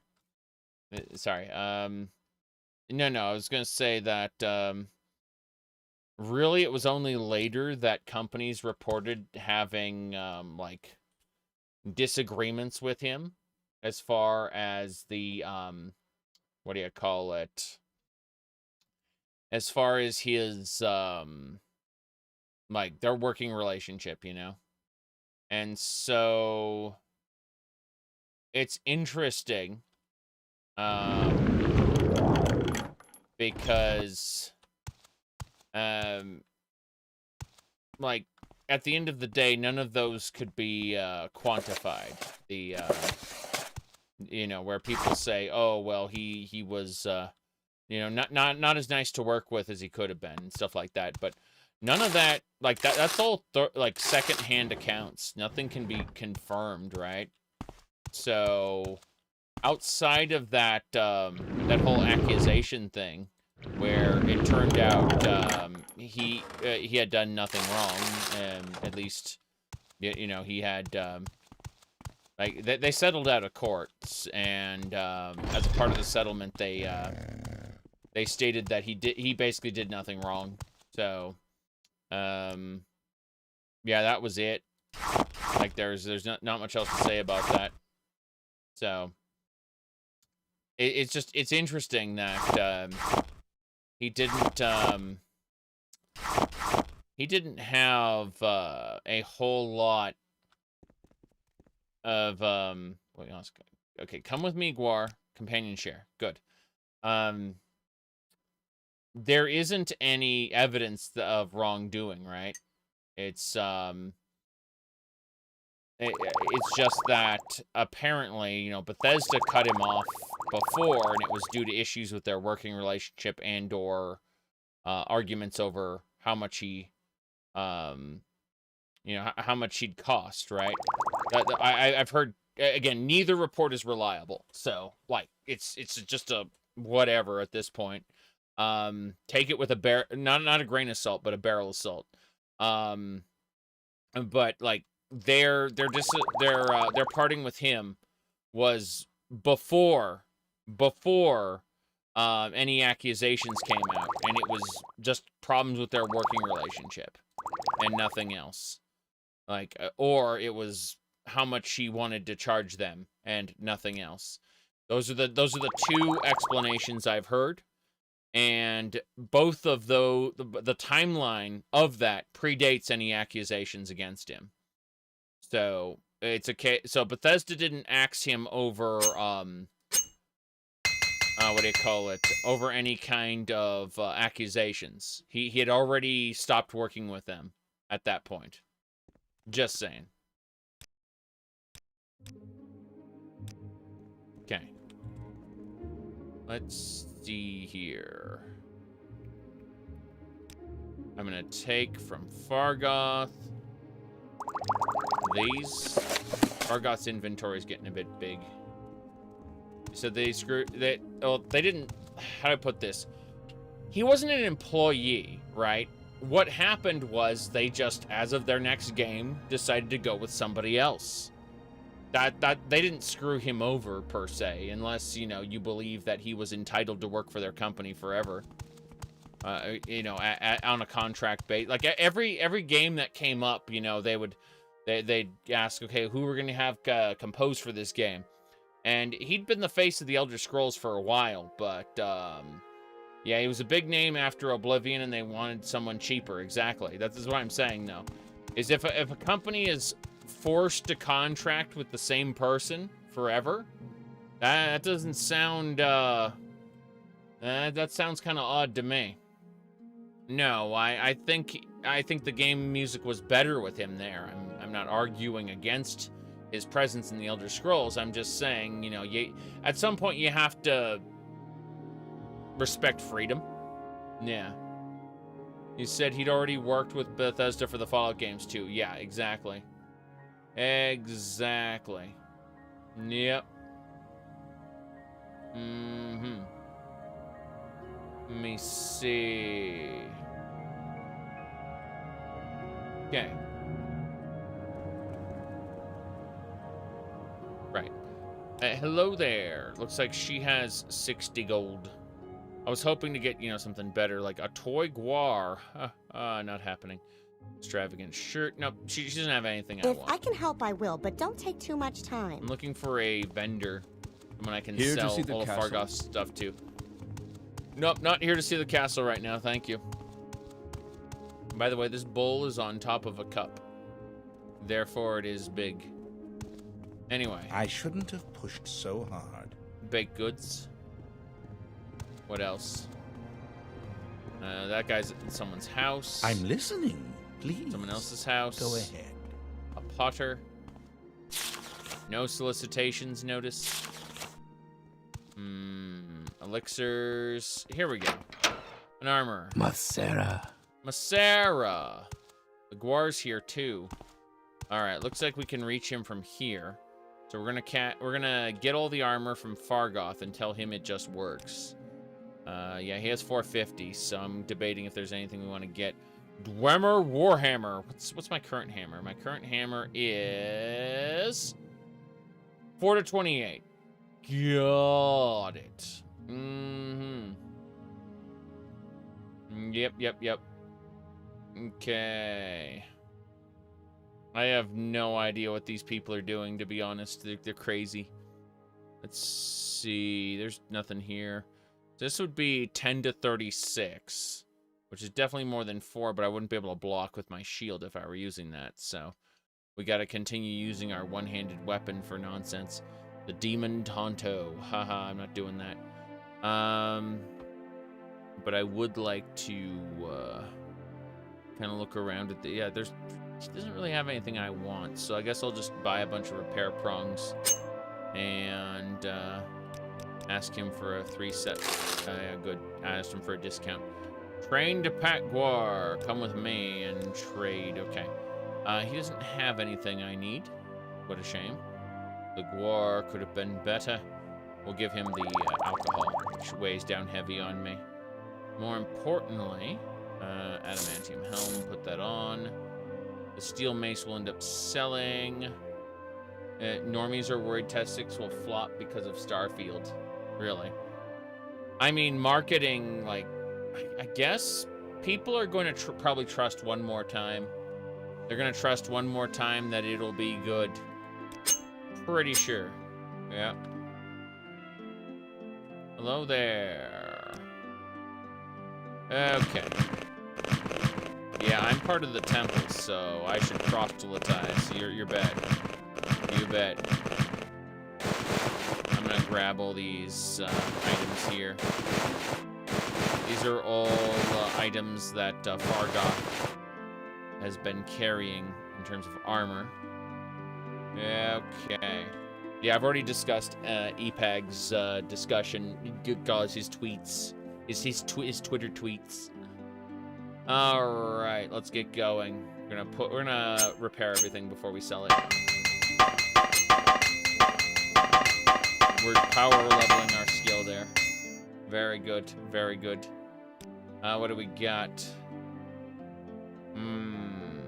Right. Chest of fire. Keeping the Curus of Charisma, but we're getting rid of everything else. Yep. We should be fine. Skyrim 2? I mean, that would... Okay, so a lot of people suspect that, that Bethesda is going to return to their roots. That's a big air quote, right? In Elder Scrolls 6. That is to say, they're going to go back to Skyrim and make a Skyrim 2. That's what everyone thinks, you know, like, anyone who can guess. That's what they suspect. It's a Grandmaster Hammer. It has 10 uses. I'll take this one. Take that one. Good. We need to take one more big hammer. Apprentice, Journeyman. Yeah, Journeyman will do. Good. I'm going to ask for 504. Good. That'll do it. Alright, first things first. Come with me. Yes. Yep. No going back, no going forward, exactly. I mean, think about it. They're going to, at the end of the day, focus on making as much money as possible, right? Because, I mean, that's why the paid mod system is there now. So, I have zero doubts that, that's the direction this is all going. Is, back to profits, back to Skyrim, but not Skyrim itself. It's, but rather a new game with Skyrim's, general atmosphere. Yes. Okay. Not atmosphere, sorry. It's Skyrim's general game mechanics, core gameplay loop, things like that. Yeah. I suspect it'll be as inoffensive as possible, like Starfield. It would be hilarious if they looked at Starfield and looked at one of the core criticisms and said, this isn't offensive enough, and actually went and, doubled down on all the racial intolerances that that Tamriel has. You know, that the Elder Scrolls is known for. That'd be funny. Yes. Yep. Exactly. What I'm trying to say is anyone who's hoping for, like, a good... A classic RPG like Morrowind, they're not going to get it. They're going to get something like Skyrim. And, okay, cool. Perfect, How are you cool. today? The Nine and the Empire, citizen. The Nine and the Empire? Not for me, not for me. Yes. My streams are are longer than COD, Modern Warfare. What are you talking about? I don't play Modern Warfare. I played 2 Call of Duty games. I only play the single player, not the multiplayer. So I played the original Call of Duty. It was fun. Then I played Call of Duty Infinite, the one everyone hated, and I liked it a lot. But I've never touched the multiplayer in any of those. Alright, let's see here. We're looking at leggings. It's a cuirass, it's a chest piece. No, those are bone mold leggings, damn it. I was hoping for better leggings there. Yep. Those are the 2 Call of Duty games I played. But yeah.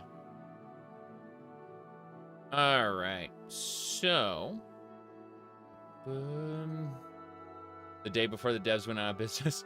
Oh, well, I mean, isn't that like... I know Call of Duty's not an immersive sim, but like we were talking about that the other day. Like, isn't that the definition of an immersive sim, though? Is, like the company goes out of business and or is purchased and then dismantled. I'm pretty sure that's what defines an immersive sim. Yeah. It is, yeah. My goodness. I'm not very punny, to be honest. Yeah.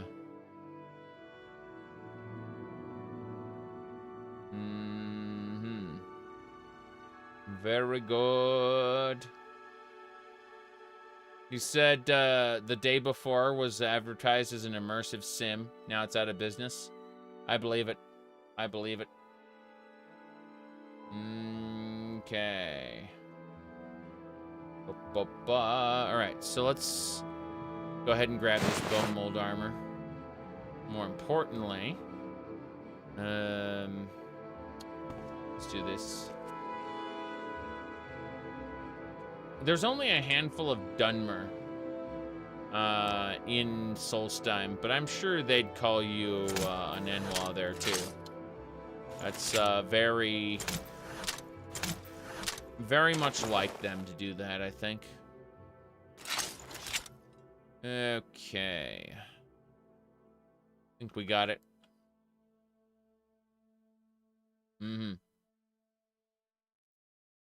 Yes, the day before today. Something like that. Alright, let's go ahead and use It Just Works to force her to buy into the hype. Whoops. Nah, not good enough. We have a rewind button. That never happened. Ooh. Yeah, they apparently people are claiming and the Empire, citizen. People are claiming that the day before was made in about 6 months, roughly. Despite being advertised, you know, long time before that. And that they were hoping to get people's money in the short term. Boy, let's get going. The Nine and the Empire. This spell is called It Just Works, and it makes the NPCs like me more so that they'll buy into the hype and I can defraud them. Yes. All right, here we go. Our great army. Yes. Yes, indeed. So, John, we have a mod called Divine Domina, where all vanilla or close to vanilla armors are given, what do you call it, boob plate. Yes, the domed armor. Very important. You need to see the stuff I brought from Vardenfell. Yeah, something like that. I'm gonna grab these bone mold greaves, and then I don't need the hat. Yeah. Okay, we're gonna ask for a bit. Cool. Yep. As you can see, this is an adamantium chest piece from the adamantium armory. It's good stuff. Where most of our money's been going. A Debian-based system? Yes, I'm using KDE Neon. So what the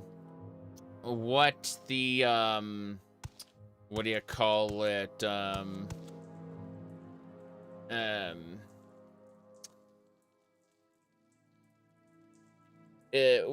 Like the Steam Deck runs on KDE, or should I say the Steam Deck runs on Arch, and then it uses KDE as its desktop environment. KDE Neon runs on Ubuntu long-term support with the KDE desktop. So functionally, the desktop is the same as the Steam Deck in desktop mode. Yes. That's how it works.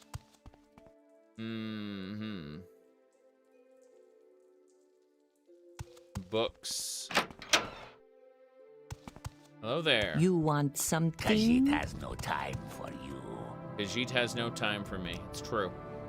Okay, we're just double check. We need to grab any books that the Guar may have. Come with me. And then, yeah. Hypothetical treachery. Failure of the Empire. Got it. Alright. Yes, exactly. Yeah, Zelda, what was it called? I think it was Zelda or, Metroid. Yeah. That was the meme. Yeah. Let me see.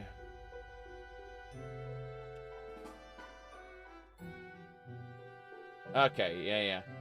So we were talking about... yeah, Metroid and Zelda are very, very compelling characters, as you know. You get, personally, if I had to pick a preferable character, I'd go with Metroid. Metroid is the, Metroid's the more compelling character, I think, as opposed to Zelda here. Yeah. Who do you think would win in a fight, Metroid or Zelda?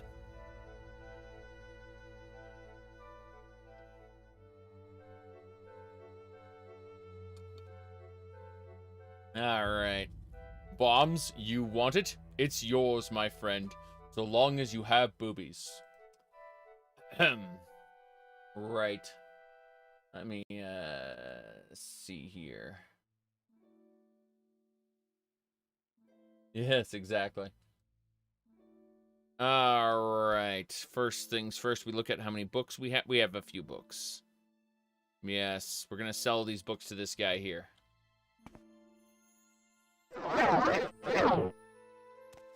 Join me, Link, and I will make your face the greatest in Korodai, or else you will die. Damn. What a shame.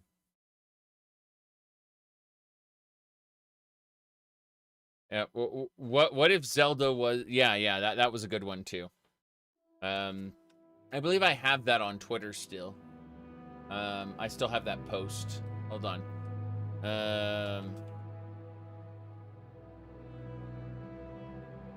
Okay.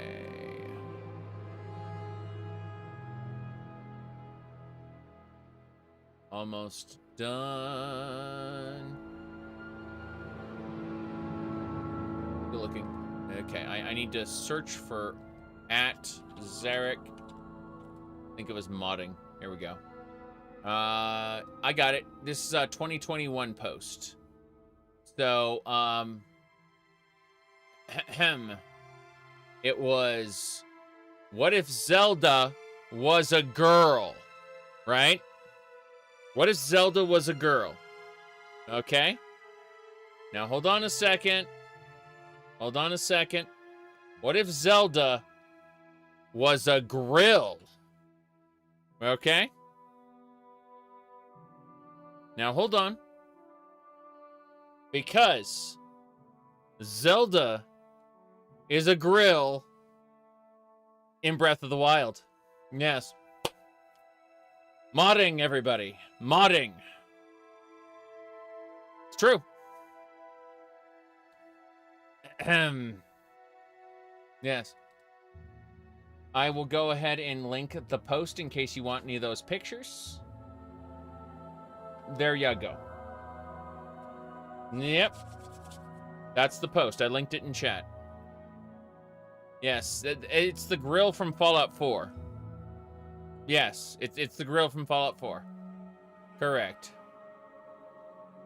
All right. Let me see. What else did I do on my list? Oh, yes. I'm installing mods. To fix the bugs, right? To fix the bugs, right? Yes. Yes, indeed.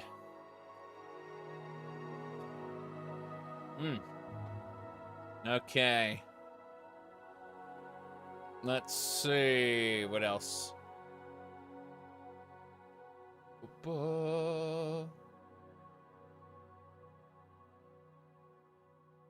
I mean, with my standard Skyrim runs, definitely nothing out of the ordinary there. You know what I mean?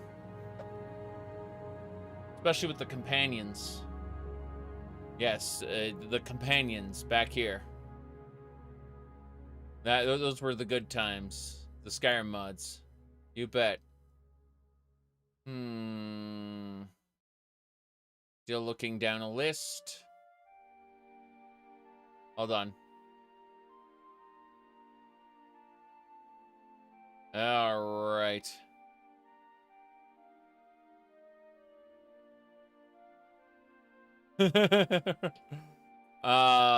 Still going down this list. I'm still looking. When Starfield getting those mods? Looking forward to it. Personally, I'd rather just have a, I'd just rather have like a big fluffy French maid outfit over the spacesuit in Starfield if I had a choice. But that's just me. Alright, give me a sec. I think we went down this whole list. By the way, Fallout 4's dialogue system. You guys ever done this there? Yeah. It's pretty good shit. Like, can you imagine? Yeah, Fallout 4's dialogue system.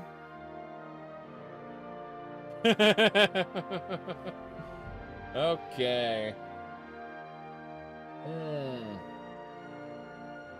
Anyway. Let's see. You don't use dialogue in Fallout 4? I barely do as it is. Hold on.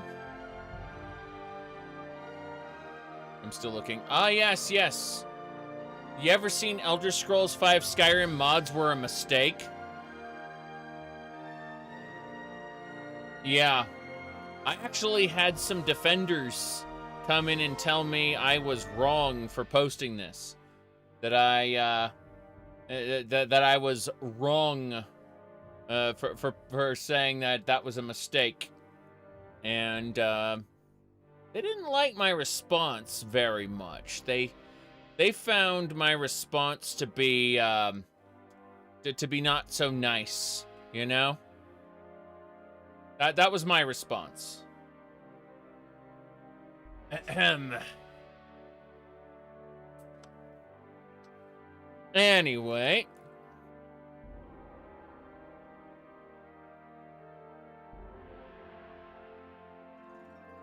Give me a sec.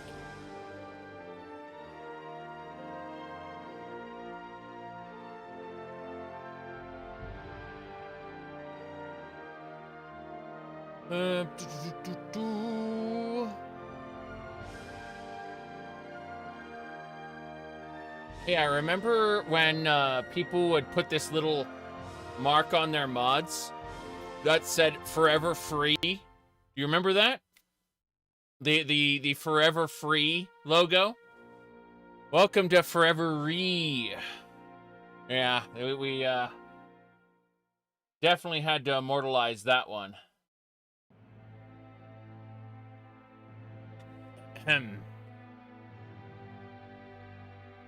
All right. Let's see what else we got. Ah. Yes.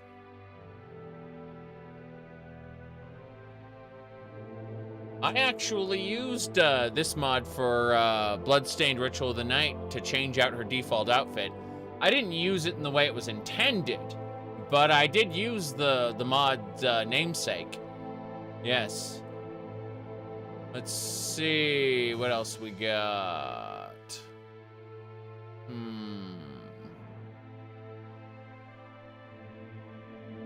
Still looking.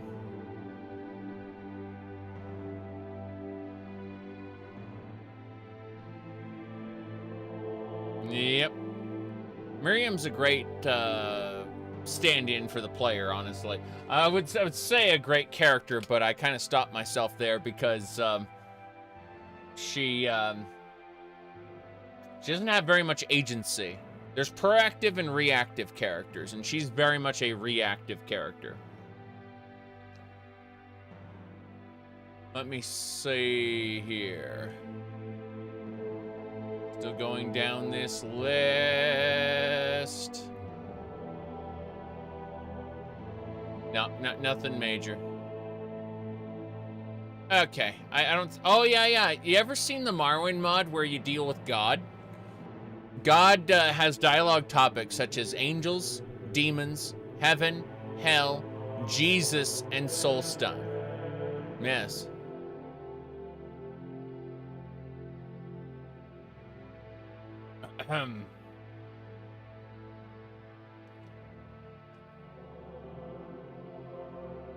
All right. See here.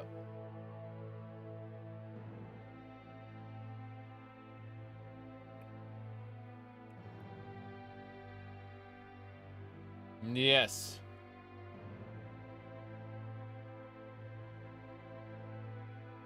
Definitely, yeah, Miriam was from Bloodstained Ritual of the Night. Bloodstained Curse of the Moon is good, too. Yeah, absolutely. Alright, I don't see anything else I need to worry about, so I'm just gonna kind of drop that. Yeah. Let's get going. So we have to convince her. Searching for knowledge? Khajiit can help. I'm sure you can. I'm sure you can. Mm-hmm. Khajiit has no words for you. Oh, you have no words for me. What if I wait 2 hours? I just stare at you for 2 hours. Khajiit has no time for you. There we go. Now we can sell some books. What's this? No, not selling you the white book. Hypothetical treachery. Inside Amalexia's tongs. I'll hold on to that for now. Kagouti mating habits. Get the hell out. Last scabbard. Failings of an empire. Fuck, you don't have that much money. Okay. Fair enough, fair enough. Let's go with the most expensive one then. Get rid of those two. And then I'll ask, where's the cheaper ones? Hypothetical treachery. Keeping the unnamed, actually the unnamed book goes as well, so. Just need to add 12 to this to exhaust their money. Very good. Very good, very good. Definitely a bookstore with bookstores, yes. Inside Amalexia's tongs, indeed. Mm-hmm. Everybody can walk on water tomorrow? Not quite, but yeah, I get what you mean. The Guar's in the way. Oh, jeez, is that guy? Yeah, no, he's fine. Alright, we're out of here. Eat a mushroom, be able to walk on water, yes. Assuming it doesn't just do nothing. Inside Amalexia's tongs is an interesting read, you say. Uh-huh. Ah. I see. Well, we can't right now. Give me a sec. This should be the Legion boarding house. That's the tavern. Let's go check out the tavern. Where's my Guar? Where'd my Guar end up? It's stuck. My Guar is stuck in the streets. Can't a girl I'm sad. get a break? You need to sleep? Well, good night. Have a nice rest. For me, it is morning. Go ahead. I'm listening. Yes. Oh, my Guar is screwed. I'm gonna dive into this house and then dive back out, and that'll relocate it. Yes. So the mushroom gives you water breathing. Well, again, like, eating an ingredient won't guarantee you the effect for any length of time. You have to have a high enough alchemy skill to reliably use its for its effects. Otherwise, you'll just eat it and it'll go, this does nothing, and you'll be sad. Okay, my Guar finally made it around the corner. So, what we want to do is go to the Mages Guild. I don't remember where the Mages Guild is, unfortunately. This is gonna drive me crazy trying to find it.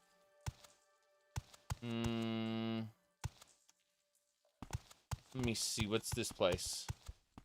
That is the Fetcher's Pawn. I'll have to come back to that later. Let's go this way first. If it's not one thing, it's another. By the way, the Barristers Guild is really cool. We got a guy who will buy, what do you call it? We can spend 400 gold, and no matter how big the bounty is, he'll get it removed. He's a dirty lawyer. Yep. So if the bounty is less than 400, we go to the Thieves Guild to pay it off. If it's more than 400, we have that guy take care of it. Yep. That is a manor. Double the shift, double the pay. Oh, private bank. Hello there. Let's see. We'd like to discuss your investment in the local economy. I'm your man. Yes. It's a major financial institution owned by lending merchant noble family, hailing from the city of Quantitoire in the Imperial Heartlands. As one of the monopolistic banks of the Empire, the bank is involved in both trade, as prominent members of the East Empire Company and other financial institutions. Bank branches found in prominent ports. Okay, that's fine, I guess. I can't really start a thing with you, I guess. Take out a loan or repay a loan. Deposit funds into my account. We are here. Deposit funds. Sorry, we are very selective with whom we do business. I see, I see. So if I wanted to cast illusion on you, oops. And then I wish to deposit funds. Selective who do business. My account. We are here. Okay. Take a loan, repay a loan. Okay, so it looks like I can't, Yep, monopolistic banks in the Empire. There's like 3 banks that are in the whole Empire. Let's see. Yeah, it looks like I can't do withdraw funds. Must open an account and deposit funds. So it looks like I don't have the, I don't have the option to deal with this right now. What about the Ebon Tower? What do you know? Ebon Tower further on. Okay. I guess that's it. We can't deal with them. Someone in particular. Got it. So, Marexa Vendisi is the person I need to talk to.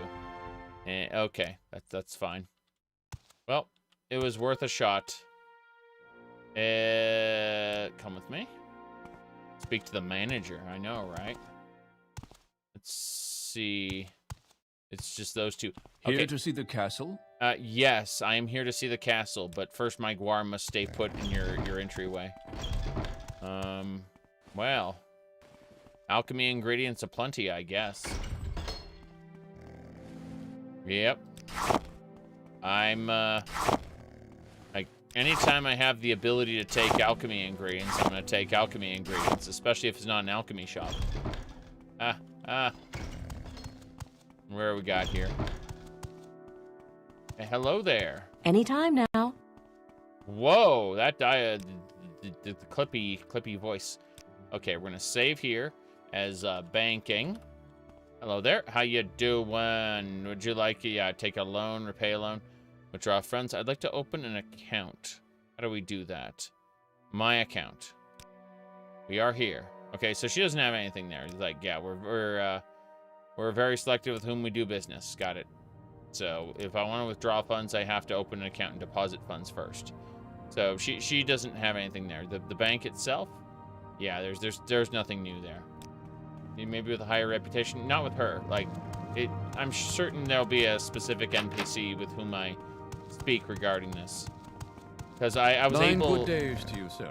I was able to use my my illusion magic to give the other lady a high reputation. Long-standing war tax repealed. Damn. Okay then. Good to know. I'm gonna get my Guar real quick. Come with me, Guar. I'm still looking around. I'm exploring. That's the Fighters Guild. We should dive in there. This looks like a good place for us to be. Right, Guar? You wait here. Stay here, Guar. Okay, test. Reload. Just gonna see if the Guar is still here when we get back. Sometimes followers just nope out of existence and I don't know the details to it. Okay. Yeah, Guar's still here. Okay, let's have a look. Alright. Wife sent me a funny little comic. What else we got here? Hold on, someone said a thing. I'm looking for the thing right now. Looks like it'll be a funny thing. What's this say? Oh. Let me see. Someone posted a thing already. Good. Copy there. Paste there. Done. Okay. As I was saying. Oh no. Oh no. This asset is deprecated. Any elves? So I wonder which asset that is. That is a TRM3 Herrick. Hold on. So it's his head item. This asset is deprecated, everybody. It's been deprecated. Seen any elves? Ha ha ha. Oh, look at this guy. What? Why do you disturb me? Yes. Why are you ogling at... Oh, sorry. What are you ogling at, you arse-faced goat? You, sorry. Your unsightly mug must be the reason why there aren't any mirrors in this place. Oh, jeez. Okay, here we go. Here we go.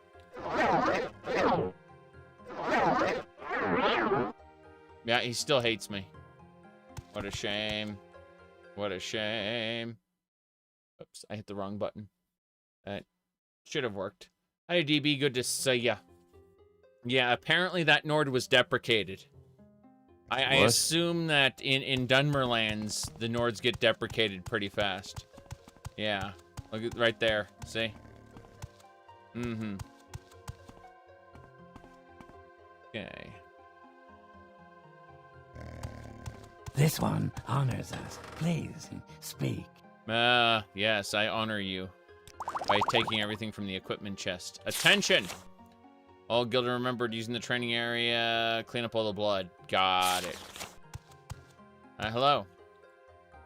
Damn, this guy's happy. What do you got training? Long blade. Yeah, I don't need any of that. Mm-hmm. Hello? Today's your lucky day.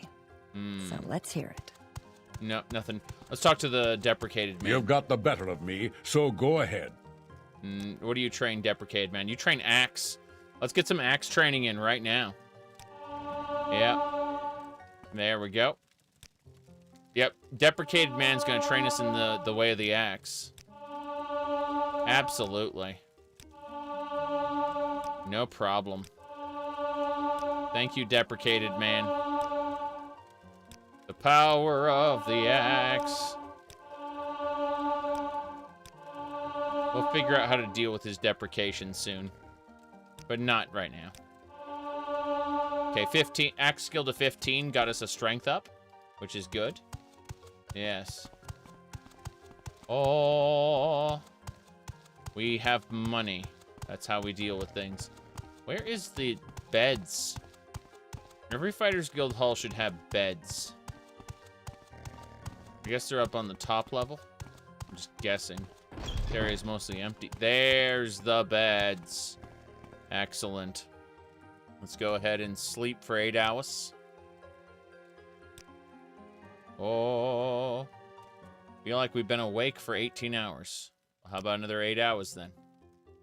8 p.m. 10-hour nap. That should do it. Yep, I'm completely refreshed, but I'm also serious hunger and thirst. Well, serious hunger can be dealt with pretty easily. When you get too hungry, you just eat some cooked crab.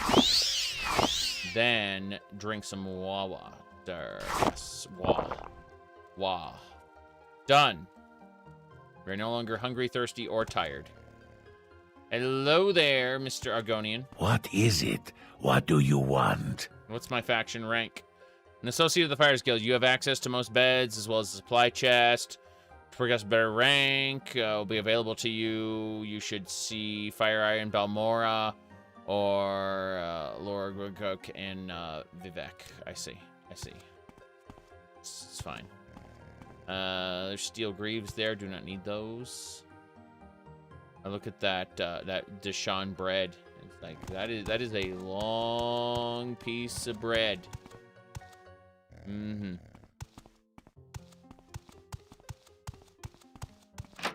Can't get in there yet. That's fine, though. Hello. What is your business here? Yeah, I wanted to know what you got. Orders or advancement. Advancement? Your talents are noteworthy, but some question your depth of devotion. Do more orders. Orders then. Normally, I would send you to Feridius downstairs, but he seems to have picked up some kind of curse from his last mission. He's babbling nonsense about anyone who dares to speak with him, and no, this isn't normal from him. I'm no alchemist, but I believe an exclusive restore willpower potion might cure him. Okay. So, an exclusive restore willpower potion should cure him. That should fix the curse. I don't know where there's an alchemist, but we'll find out. Hello. Is there something I can do for you? I was just looking at your shoes, actually. Okay, we gotta go see an alchemist. Yes. You'd think his personality was drained instead, but no. Not even a bit. Mm-hmm. Okay.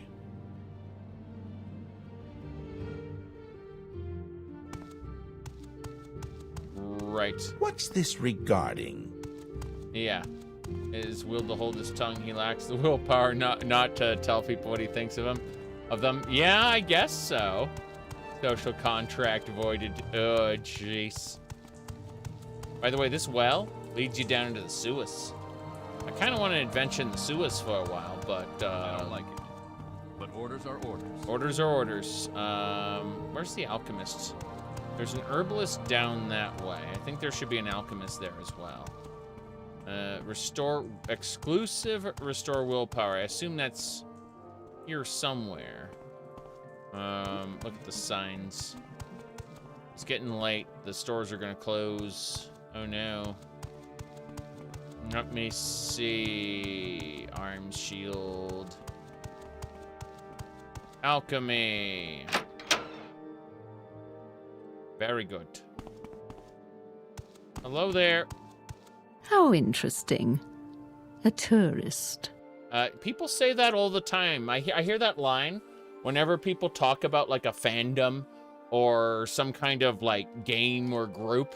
When someone comes in and starts talking about how socially unacceptable some element of that media is, people will say that. They'll go, "Oh, a tourist." It's actually kind of funny. Let's see here.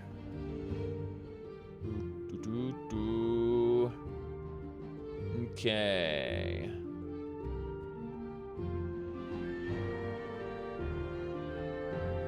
Still checking.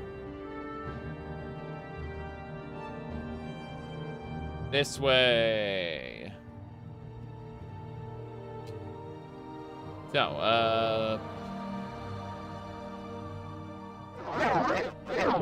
I mean, when it comes to art critique, like, there are a lot of, like mainstream franchises that have some form of quote-unquote problematic thing about them. But what a lot of tourists don't realize is that containing something or addressing something doesn't necessarily mean supporting that thing, right?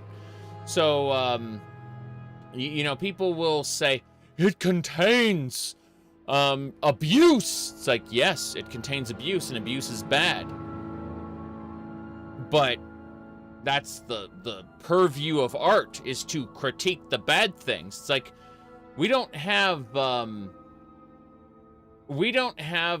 slavery in Morrowind because we think slavery good. There are some people out there who think that, but, you know, you just kind of treat them like the scum they are. In reality, it's because, like, they're trying to create a believable world here, and they're going, oh, they're giving the player an opportunity to interface with that in however they want. If they decide that this is abhorrent, they can, you know, they can choose to treat it in whatever way they want, you know? Like, there's a reason why the Twin Lamps exists. The Twin Lamps faction, I mean. Let me see here. But yes, there are people who will just go and they'll say, this contains element. It is supporting it. It happens. It happens a lot. And that's why people who are in those, who are fans of the product, or they are part of the fandom of the product, will typically say, ha, a tourist, you know, at the person who's, you know, not really interfacing with the product, just being angry about it. You said art shouldn't be regulated? Certain arts should be controlled in their ability to reach minors, non-adults. But that's because I believe that if something is pornographic, it is not necessarily disqualified from being art. But that's otherwise, I agree. Art shouldn't be regulated. I agree on that assessment. It's just, yeah. Anyway. How interesting. A tourist. Yes. Okay, good. Good. What do we got? Master's Mortar and Pestle. I can't afford that. But, restore will? You only have a quality restore willpower, not a, not an exclusive one. Yes.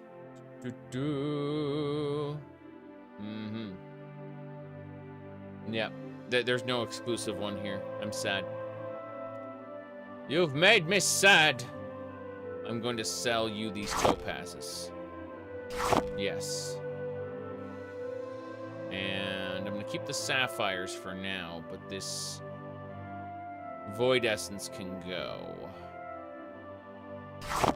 I'm not going to be using restore luck anyway. All right.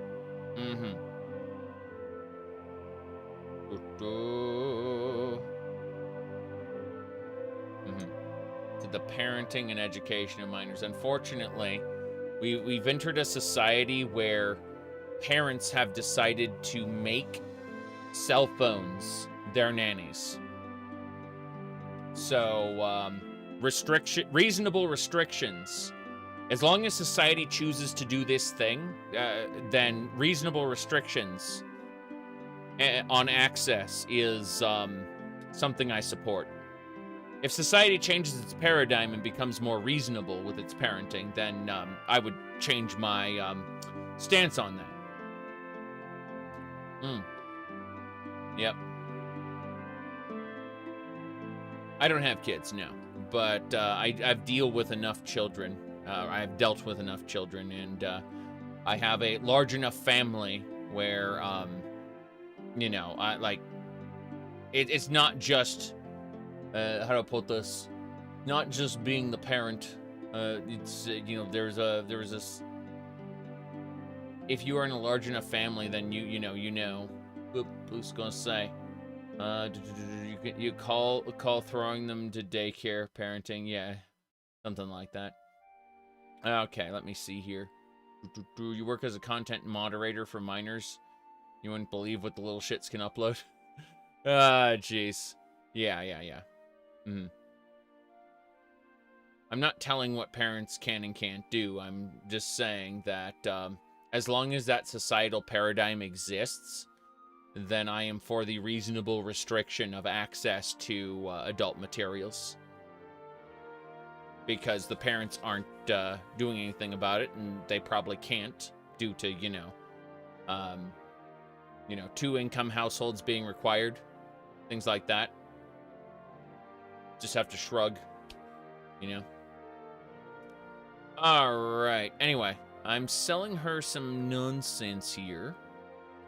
And, yep.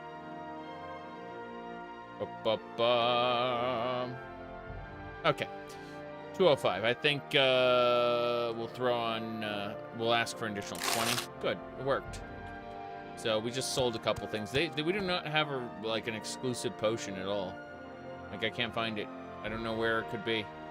It'd be an exclusive. There's Fortify Health exclusive. She has exclusive potions. Yeah, she has exclusive potions. They're just not restore willpower. Fortify personality, restore endurance, restore health. It seems to be like random. So I don't think a restore exclusive potion's gonna happen. Yes.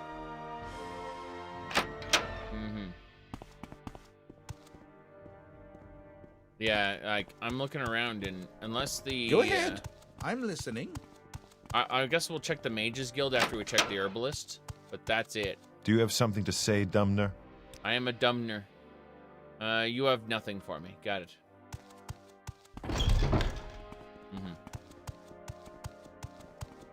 But yeah, that's all I'm saying. May I help you? Is, yep.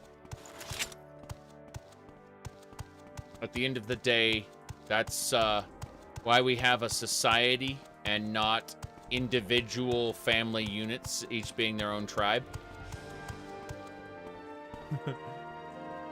Such is the reality. Well, there are people causing the problem, and there are other people who may have to step in and fix it. Not every household is an individual tribe. It can never truly be fixed, mind you. Rats in the bag. But band-aided slightly, you know.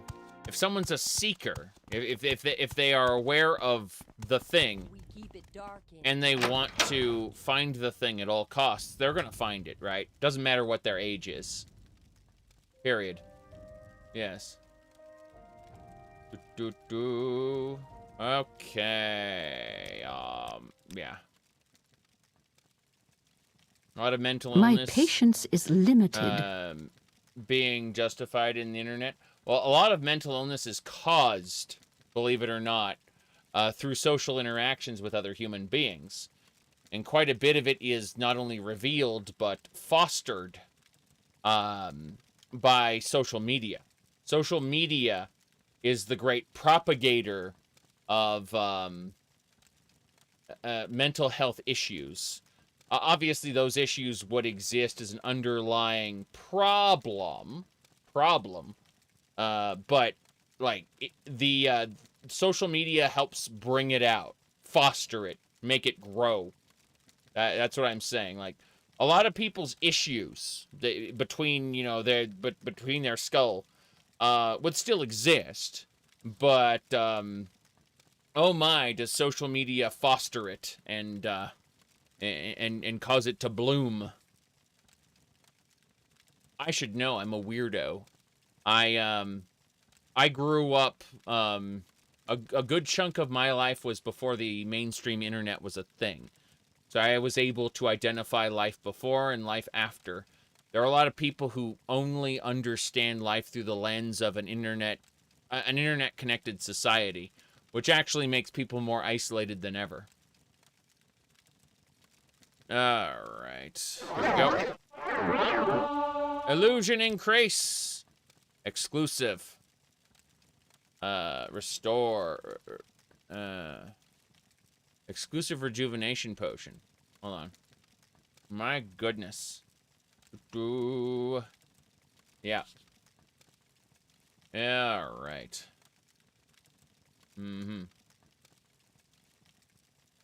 No. I was a nerd who most of my friends I had acquired outside of school. School was not the center of my life. School was something I had, like, it was overpriced conformity training. Yes. I guess overpriced is the wrong word. Long-winded conformity training? Something like that. Don't get me wrong, college afterward was a wake-up call. College was the great notice that high school did not prepare you A couple of side classes did, but high school itself did not prepare you. All right. What do we got? I think it was Restore Will. There's only one Restore... Oh, Restore Willpower exclusive. This is the potion we need. We got the potion we need. I'm gonna ask for a 5 septim discount. Awesome. Mercantile... Illusion and Mercantile. Up... there you go. He said social media designed to trap users inside and milk them for money. Oh, here's the thing. So Facebook specifically, like, I'm not going to talk about Twitter or anything like that. I'm going to talk specifically about Facebook because we have documentation on this shit, right? So Facebook was doing experiments on people where they would show some people only positive content and then give them, advertisements, see how well they buy things. Then they'd give other people only negative posts, and they'd suppress the other posts that weren't positive or negative for the test group, right? But they were never, like, the people who were being tested on were never told that, what do you call it, that they were being tested on. They were oblivious to it. Some people just knew, oh, it's like there's just so many like terrible things happening in the world. And someone's like, and the other person's like, yay, I'm so happy. Everything's great. And that's true because like some people were being fed pure positivity and other people were being fed pure negativity just so that they could examine their purchasing habits afterward because Facebook tracks all this stuff, right? So afterward, during it, some people did some tests and found out that different accounts received different weights regarding content, right? And so, like that positive posts are being suppressed and so on and so forth. When it came out, it was a big scandal in amongst small circles of people, but the general internet never really heard about it. So, you know what Facebook did when in response to being called out for experimenting on people? Their reaction was to write into the terms of service that they have the right to do it. Not to change their ways, but just to give themselves the legal right to do it. That's it. Yep. That's it.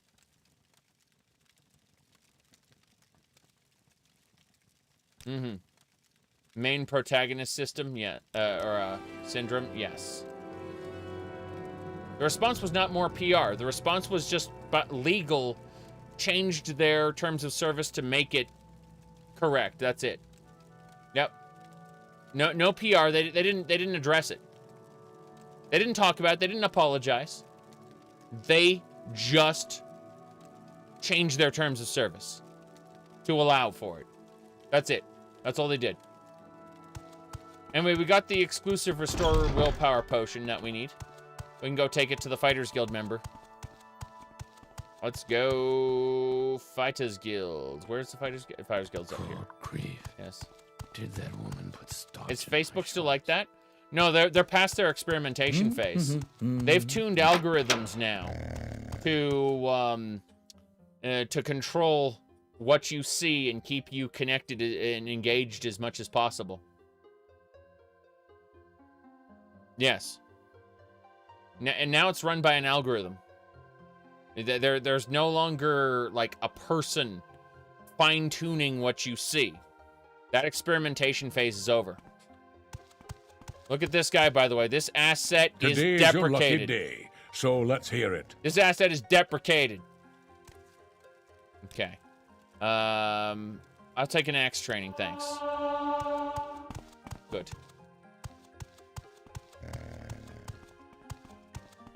Oh, hello, please, sir. by all means, ask me lots of questions. Were your parents, kin, or does that lack of wit run in your family? Perhaps both. Or I have to force him to drink the potion. Ah, filthy wretch! I can speak for myself, Dark Elf. I don't recognize you, but you must find the witch, Margotha. I failed to slay her and barely escaped with my life after she cursed me. Go to the Cave of Git, east of the city. Past Surathul in the mountains. Find her. Free me of this fate. Ah! Is that a Gwar I smell? Or just a dark elf opening their big mouth? Damn. So that potion temporarily gave him the willpower to resist the curse. What a shame. Yeah, apparently that item's deprecated, whatever that is. I don't really know. It's probably a mod that's incompatible with Tamriel rebuilds. An item that got put on him. There you go. Alright. Let's see here. What else we got? Okay. Fidgeters Guild 01. Let's go. Okay. Schrodinger's Jackass. They're joking if, what they say is considered unacceptable. Hello there. What's this about? Ahem. I'm the Census and Excise Office. If you'd like to declare goods, if you plan on entering the city, you should know there's a very strict list of regulated items that must be confiscated by the Census and Excise Office before entering the city. Ebony and Dunmer items are protected property of the Empire, and trade in such goods is controlled by Imperial law. Skooma and moon sugar are illegal under all circumstances. If you have either item, please proceed to the customs office and speak to the clerk there. Makes sense. All right. Here to see the castle? So the castle. My goodness. Okay, we are out. Let me see. Bull is there. Dondrel is there. Amalexia is that way. Almasthur as well. Let's see. Okay. I need to kill a witch who cursed him. Lives in Git, east of Old Ebonheart. Past Sarathul in the mountains. I guess this is east of Old Ebonheart. I guess I'll go up to Old Ebonheart now. Or I'll go. Is there something you need? To love the wilds of outside Old Ebonheart. They really do look nice. I agree. All these areas look really nice for the Morrowind engine. I know there are crazy people out there who are obsessed with applying ground cover to every piece of the game space, but I've never needed it. Okay. Amalexia is in that direction. Yes, Amalexia the city. These living gods have people named after them. Okay. We're still looking. So this would be orange moss. Crazy. Gonna keep looking. Onwards and sideways. What? Did I hear something? Must have been the region. Yeah. And Thurin region. We got some fun stuff. I need to find Get. Pull requests for the witch. Trollololololol. Grabbing everything. Yep. Must have been the wind, exactly. The music just changed. No idea why. Is that a Vardbark?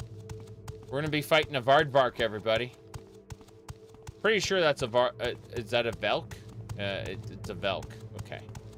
Yeah, Velk. Velks are, you see they got the, like, the Aardvark, face thing? You see, the Vardvarks in Elder Scrolls Online are just Aardvarks that, live on Vardenfell. But this is a Velk. We're gonna hit it. We're gonna see what happens. A sawn chop! Now you're going to get it. Good work, Vargoth. The Velk is defeated. The Velk nectar sack is mine. Yes. That asset is not deprecated. Well, it was deprecated by my mace, but that's a different matter. Yes. This is coral, I think. I don't... Yeah, it's not lootable. What a shame. So we have to find Git. Could be anywhere around here.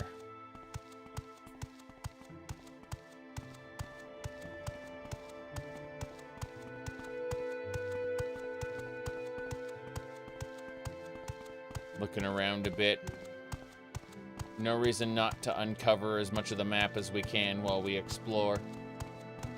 Uh-huh. Yep. They use procedural generation Elder Scrolls 6. I suspect that due to Starfield's reception, they have two paths. Two paths. Either they will double down, or they will reverse course and go back to their roots, back to Skyrim. Not the region of Skyrim, but the gameplay style, the style of making games of Skyrim. It just depends on how well they take their criticisms. They double down at the end of the company, you think? I'm pretty sure, yeah. But, no, I think Microsoft will force them to course correct and create a soulless product that contains absolutely no, what do you call it? Absolutely no soul. It'll be, like, strike teams will come in and tell them what is or isn't offensive. And that'll be it. That'll be it for, like, it'll probably be a fun video game mechanically, but, I expect things to go horribly wrong. What's this banner say? This is Srothul. Okay, infirmary. Let's go check it out.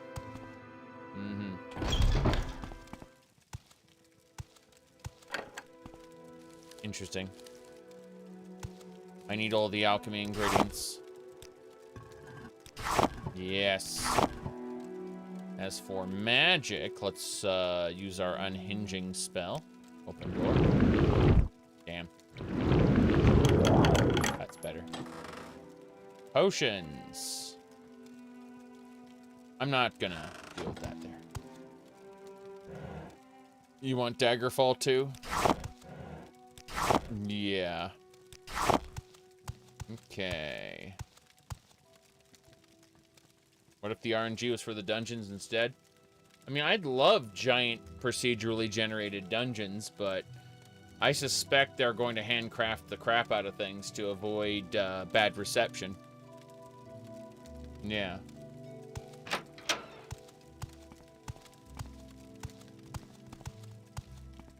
Okay. This area is interesting. A pumice stone. Couple gold. Alchemy ingredients. Yep. Not stealing any of the potions, just the alchemy ingredients. Oh, nice. This is... Okay, never mind. This is a shrine. Forget tomorrow. If you are right, act today. If I'm right, act today. What's your background? Ground? Here? No. CV rule inverted mountains with water sloshing over the brims we build. Oh, interesting. St. Maurice, bless me. St. Lotus, bless me. St. Films, glory. St. Alador, bless me. Delin, shield. And Spirit of Nerevar. Yes, we want to be blessed by the Spirit of Nerevar. Very good. Gospel of the Saints. Don't care about that. We're going to go to the basement. Actually, you're an alchemist, right? You may speak. Yeah, you're an alchemist. Git. Where's Git? The place you're describing should be near the Dunmer ruin to the east, across the river. Some Velkerders close by. They may know the way. Got it.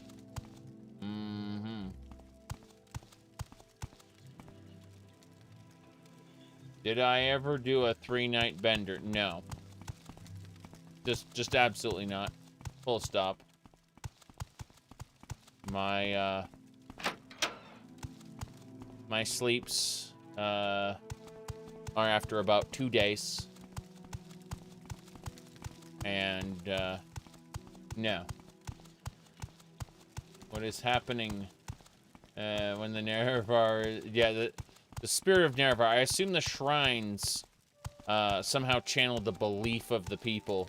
And so we are being blessed not by Nerevar himself, but by the spirit of the people's faith. Yes. Very good. Should you go Riemann Cyrodiil or Cyrus the Restless for your Elder Kings 2 playthrough? Don't know. That's, Oh, rat! Gotcha. Damn rat.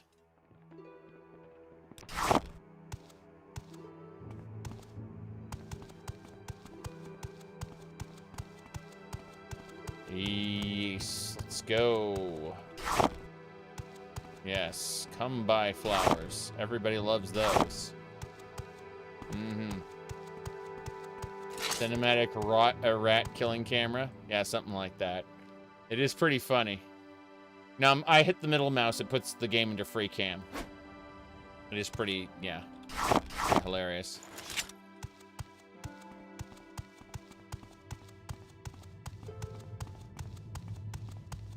No skeevers in this game. In Elder Scrolls Online, they just arbitrarily decided in the vanilla, in like the base game, that all rats are now called skeevers. And then in the DLCs, they actually introduced smaller rats. Be like, yeah, technically skeevers are all over Tamriel, but look at these normal rats too. Yep. Yeah, in ESO you can find skeevers in every province basically, because they're just called skeever.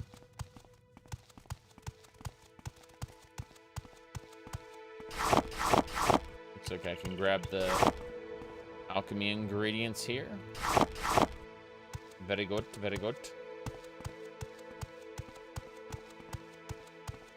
Alright, these are stolen goods? No, they are not. They are not owned at all. What do they do? Hold on, let's see. Oh, yeah, they're standard food items. The game will let me have these. They're not considered stolen goods. That's fine. The skeever has the power of the hiss, you say? Stupid hissed trees being a pun for history. The history of the Argonian people. Trollololol. Yeah, the Velkurders aren't here. What a drink this is. Lotham. Okay.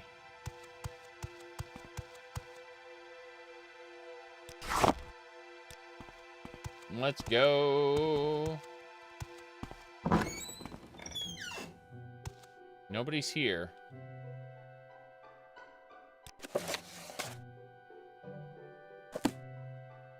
The poppy, both black and white, can be found growing wild in the mountains of Hammerfell.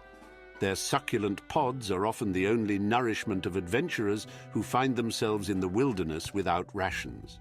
It is said that the black and white poppies together have magical properties.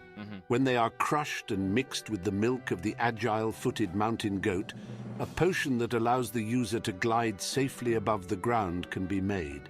Fire fern, a perennial herb native to Morrowind. The flowers are inconspicuous and often hidden. The glossy evergreen foliage and flowers are resistant to the conditions of high heat and bright light. A petal from this plant placed under an adventurer's tongue will provide protection from the heat and fire found in the lava pits and streams found around Dagoth-Ur. Dragon's tongue, common name for a fern-like herb found in Black Marsh. It is especially prolific around the area of Utherus Swamp. It is a beautiful wildflower. Its name comes from the fire-red fronds that protect its golden flower. As pretty as it is a deadly poison to most living beings and needs to be avoided by adventurers. It is said, however, that Argonians can pick the plant and use the sap derived from its roots as an enhancement to their endurance. Domica redwort is a herb grown by many residents of Valenwood for their beautiful and showy flowers. They attain a height of about 3 feet and have feathery leaves. The flowers are usually bright red. In addition to their beauty, they are said to have magical abilities to enhance the appearance of anyone who carries or wears one of the flowers. Ironwood nut. This rare nut comes from the ironwood trees which grow deep in the forests of Skyrim.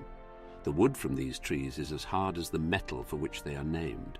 The very rare black ironwood tree is said to produce a nut which is very succulent and is believed to enhance the strength of the adventurer who is able to crack its shell.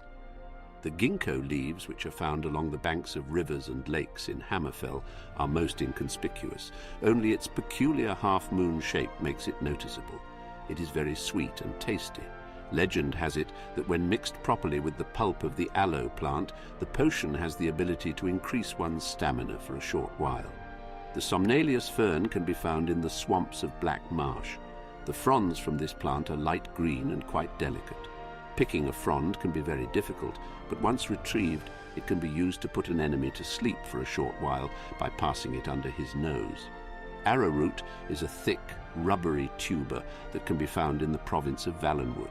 The plant is very difficult to find, as its above-ground foliage is very meagre and scrawny, but the arrowroot itself can be most beneficial to the gatherer, as it has magical properties.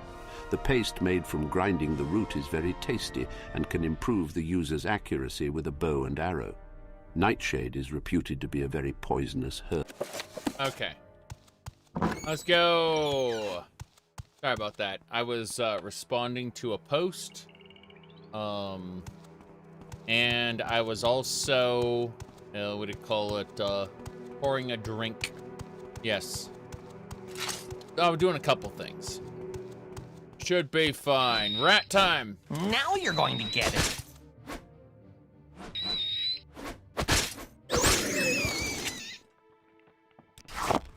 Very good. Thick and succulent, you say. Well, I mean, that is absolutely desirable then. Let's go this way. There's a Velk over there. We're gonna hunt it down. Can't wait to raise my alchemy. For now, we must fight the Velk. We will harvest its nectar glands. Our target should be near... You should run now. Wow, the Velk just downed me. This is too easy. That was crazy. Here we go. Got it. Hit the Velk. We win. Velk defeated. Nectar sack is mine. I'm so hungry. So hungry I could eat a rat, he said. What a line. Okay. So we can't kill the Velk in there. They're part of the herd. But we can steal the Temple Dome mushrooms. You bet. You have a Macera. Macera? Let's see. We are Velk herders. What do you want from us? The Velk are skittish animals whose nectar is used to make Punvit, the liquor of our lords. I see. I see. This house trades regularly in Velk. Okay. Where's Git? East of here, on top that gray ridge. On the other side, you can see the scar from here. Okay, so just directly east. Hello there. Yes, madame. What is it? Git is right over there. Let's see. No scar. Ridge, let's see. It's not a pleasant place for Velk. Got it. Any advice? Best steer clear of the Velk. And anything related to Velk. Indoril don't like it. Oh, House Indoril. Apparently House Indoril owns these lands. And will dislike it if you mess with the Velk. What a shame. Yes. They're mainland creatures. You know, the kind of stuff you don't find in Elder Scrolls Online because it's like its creature selection is boring. Let's just reuse Elits and Guars again. That's a smart thing to do, right? Let's put Elits on Somerset Isle. That's what they did. They put it on, what was that place called? You know, the smaller island. The one that's part of the base game, as opposed to the DLC. The hell is this? That's a slaughtery fit, a snakehead. This is going to be fun. Got it. You should run now. I should run Auradon, yes. This is going to be fun. Let's have less stuff instead of more. Yep. I mean, just think about it. You have the entire world, and you have different regions, you know, where different creatures might live. But no, let's make Tamriel a small island nation with like, you know, maybe 50 or 60 different animals total, because that yeah, for whatever reason the snakehead was stuck in the rock, so I killed it. Yep. Wait. Yeah, so it never felt like an entire world. Correct. Compilation of hubs. I don't mind a compilation of hubs. I don't need a seamless open world to enjoy the world of a game. Nice to have, but unnecessary. That said, ESO had a lot of problems where, you know, like, games like Skyrim can disguise the idea of your, what do you call it, of the world not being big enough or not, you know, working properly. You know, like Skyrim, for example, doesn't have sufficient food for everybody. Go run around some farms in The Witcher 3, and oh look, these farms are gigantic, you know? Huge difference. But, again, Bethesda's very good at was very good at disguising the fact that the world is a miniature scale model, you know? This is we gotta go fight the witch in Git. GitHub the witch. Got it.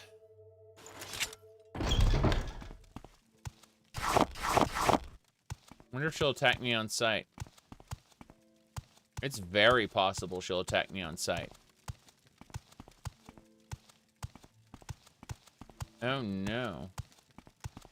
Let me see here.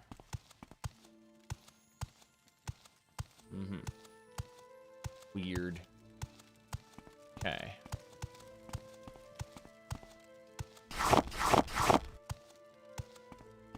Let me see here.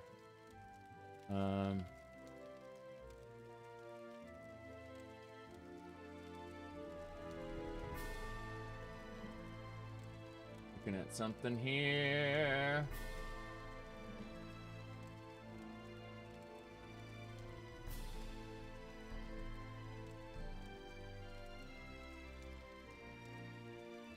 Give me a sec. I had a message I have to actually look at.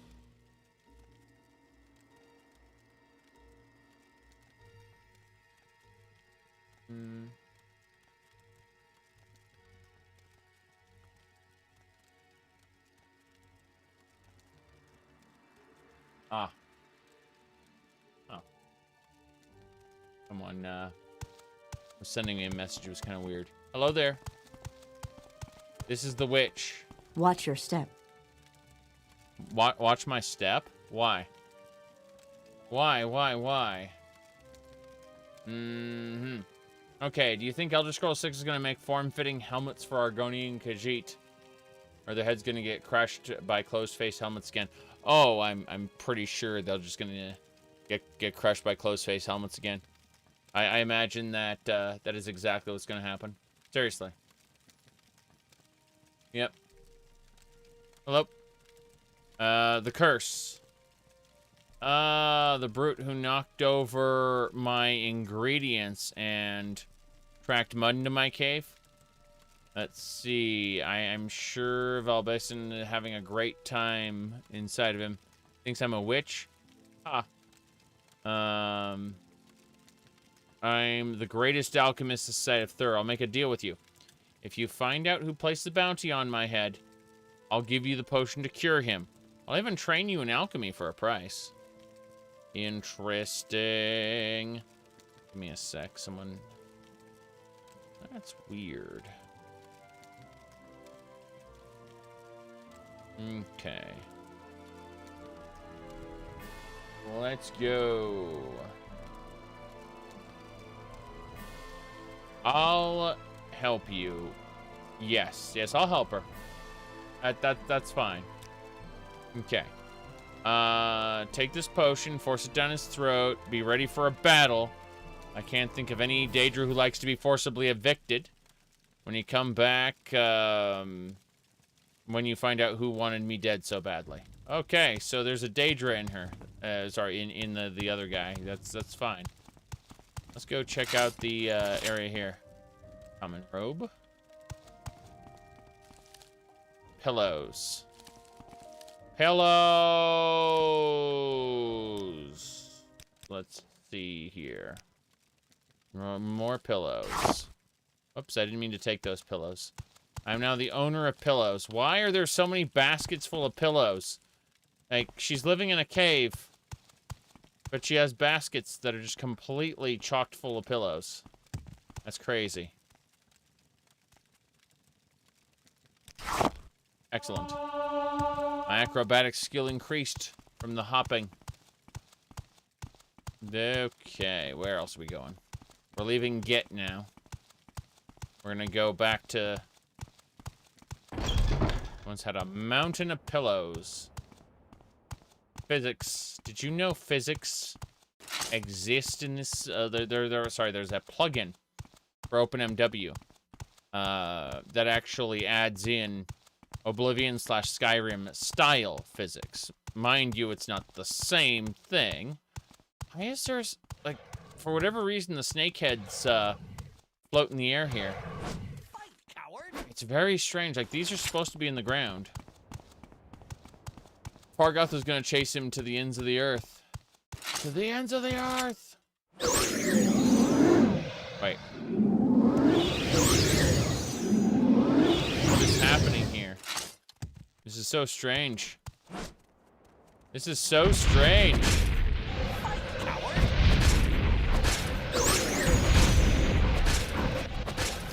You mean you can't decorate properly?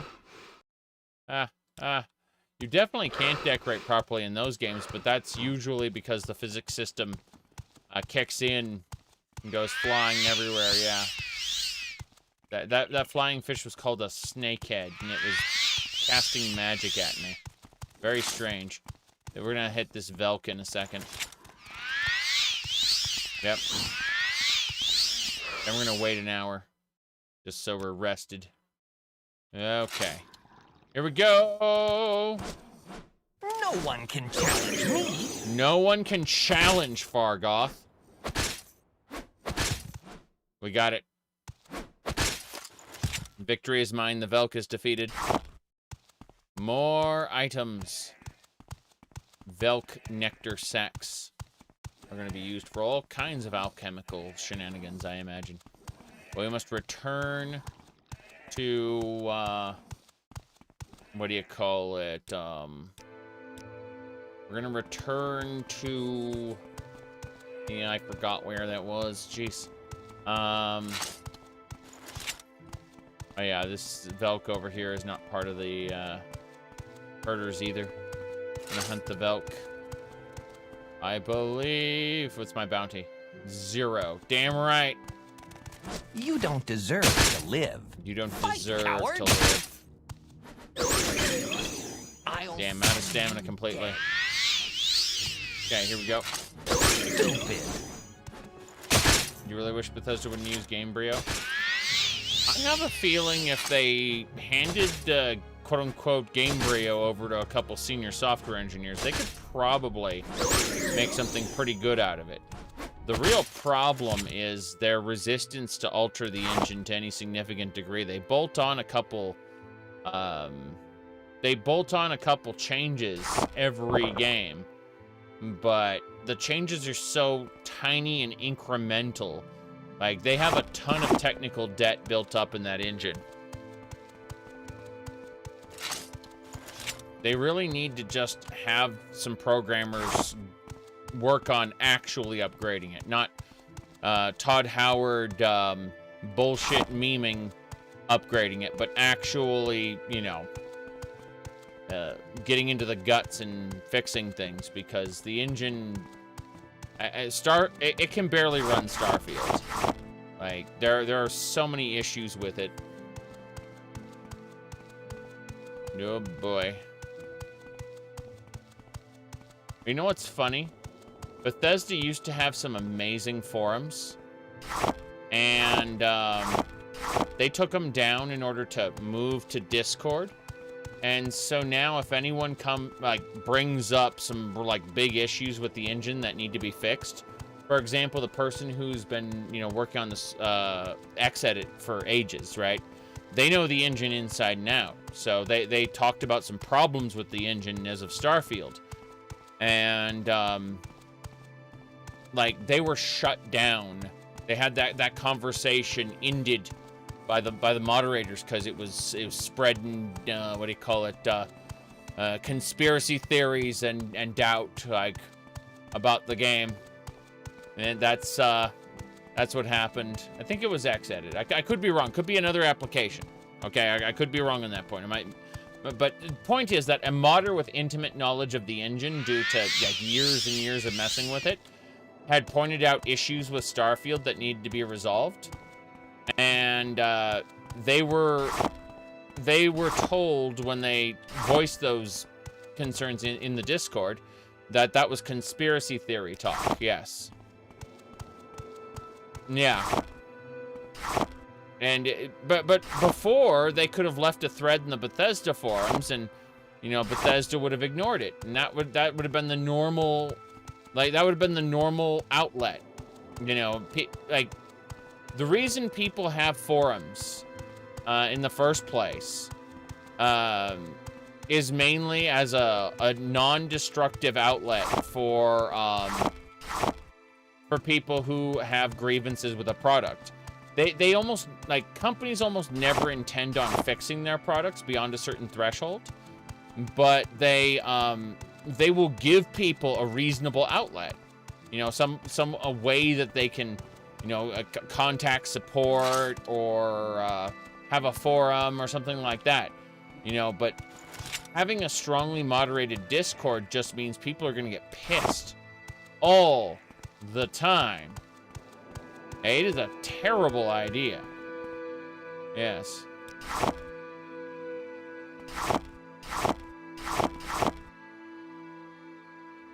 I mean, if you want to see, like, you've mentioned fixing a game and claiming it's a feature. That's Fallout First. The Fallout 76 subscription. The what do you call it? The crafting bag for that, specifically the scrap box, is fixing a major issue with the game, and they're calling it a feature and charging you a monthly fee for it. Yep. All right. I mean, if you liked Skyrim, I imagine Elder Scrolls 6 is going to be more of what you like. If you are a Morrowind fan, or even Oblivion fan, and not so much a Skyrim fan, you're probably going to think Elder Scrolls 6 is going to suck. But I very, very, very much suspect that Microsoft is going to light a fire under their asses, the Bethesda people's asses, because of Starfield's reception, right? After all, their ultimate goal is not just to create a single-player game. Their goal is to create a platform by which they can sell you paid mods. They've made that abundantly clear. They have brought forth the Microsoft Partner Center that they use with what do you call it, Minecraft paid mods, and they've taken that Minecraft paid mods infrastructure right home to Skyrim. So because of that, you know that Elder Scrolls 6 is gonna be a platform for paid mods. Like, there's no question about it. Yeah, someone actually told me, no, Microsoft, sorry, no, there are products that are under Microsoft that aren't bad, like, you know, Mojang and LinkedIn are fine. And I'm like, I know nothing about LinkedIn, but Mojang does not resemble its original self at all and is a paid mods distributor. By the way, did you know a lot of Mojang's paid mods are allegedly stolen? Yes, that has been alleged. Just saying. Okay. Okay. The VTuber I brought up earlier is banned. I mean, they should be. Don't get me wrong. Their degenerate nonsense is something I kind of appreciate in a very detached. I'm not going to watch your streams, but that's some pretty cool art you're posting on screen. You know, kind of way. But no, they totally deserve to be banned for what they were doing. They put up, they linked the terms of service, and they spent their entire stream explaining why their VTuber avatar could be naked. And I was just like, that avatar looks pretty nice, naked. Gonna go ahead and turn this off now and never come back, thank you. You know, just one of those, nice, goodbye forever. So that was my reaction. All right. I didn't say anything in chat, obviously. That'd be disrespectful. The answer is just, you know. I mean, there was no chance they wouldn't get banned. It's hilarious. But yeah, according to other people, the people who told me that thing was going on in the first place, they said that this person was spending like their entire stream justifying to other people why degeneracy has won, and now they can post whatever they want. Now, as a thorough degenerate myself, I kind of appreciate that, but I also kind of don't want to be lumped in with that particular person, because I'm sure while they are legitimately excited to play a female character on the internet, I see it as more of a mask when I put the stupid VTuber avatar on. I see that as a mask that I can, you know, just what do you call it? Puppet for number one for lulz, and number two, it just beats having a block. Here's how I would do it. If I can't use the avatar, I do this when I don't want to be on screen. Okay, that's what I do.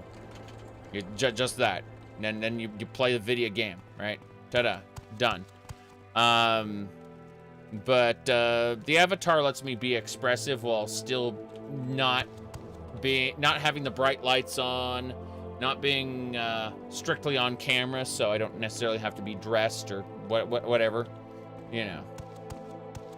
Especially if I have an issue going on, like last time where like I had an issue right here that was very apparent. Didn't want to be on camera for it, you know, so I used the avatar for a couple days.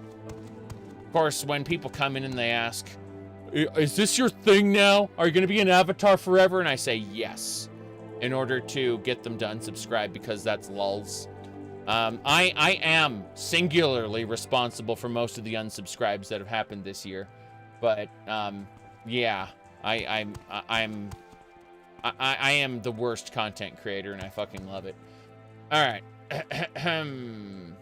Now then, you think the avatar would piss off more people if it was a Khajiit? No, it wouldn't. It would be on brand with the Elder Scrolls. It wouldn't. People would be like, oh shit, You got an Elder Scrolls avatar. That's awesome. And you know, I mean, when Patrician TV did the Dunmer thing, you know, the Dark Elf avatar, yeah, everyone kind of how do I put this? Everyone kind of looked at him and said, oh no, he's one of those people. You know, whatever, doesn't matter. Let me see here. You don't have to justify it. The naked thing is common to the platform. Lol. Yeah. You need an Argonian avatar? Yep.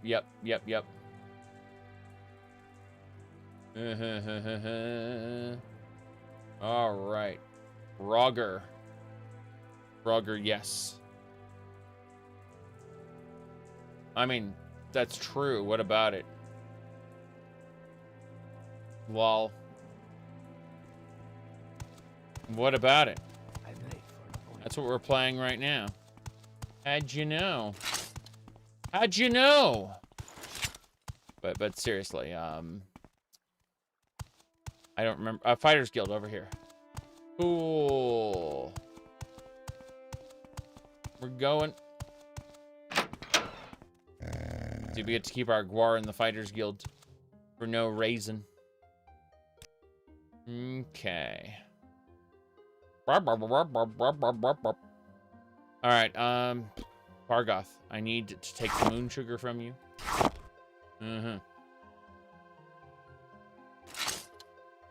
Yeah, Mace, Viper Slayer. So wait, what's the damage on the Viper Slayer? Viper Slayer is 8 to 26. This Icicle Blade. Oh, I see. I need to take both the Viper Slayer and the Icicle there. Yeah. Okay. So, let's go ahead and pull up the armor hammers there.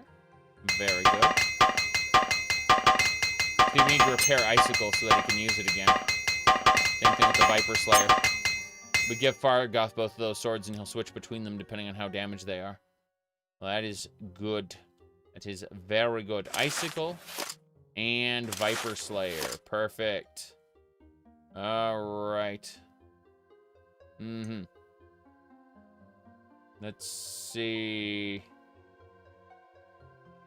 If you only had one game, if you were stranded on an island with only one game and it had to be Fallout 4 or Starfield, which would you have? I would probably get into,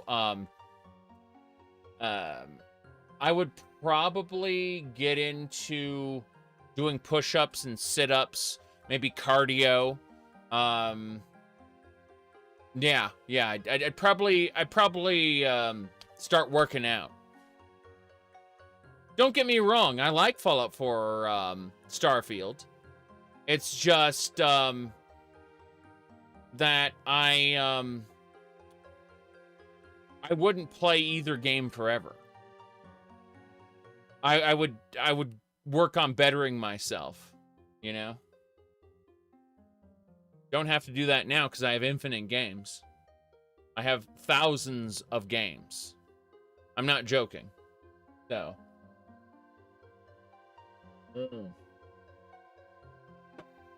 Now then, let me see here.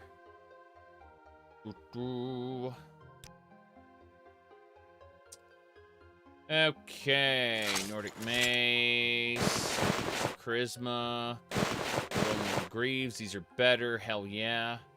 Yeah, these were armor rating 12, this one is, oh wow, these are better, I don't know why they're better. Yes, cardio.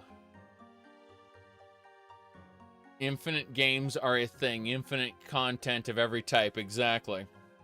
My point is, I tend to prefer retro games or older games, right? And I just happen to have every game I ever purchased, as in I've never gotten rid of any. I've never purged, I've never sold any of them.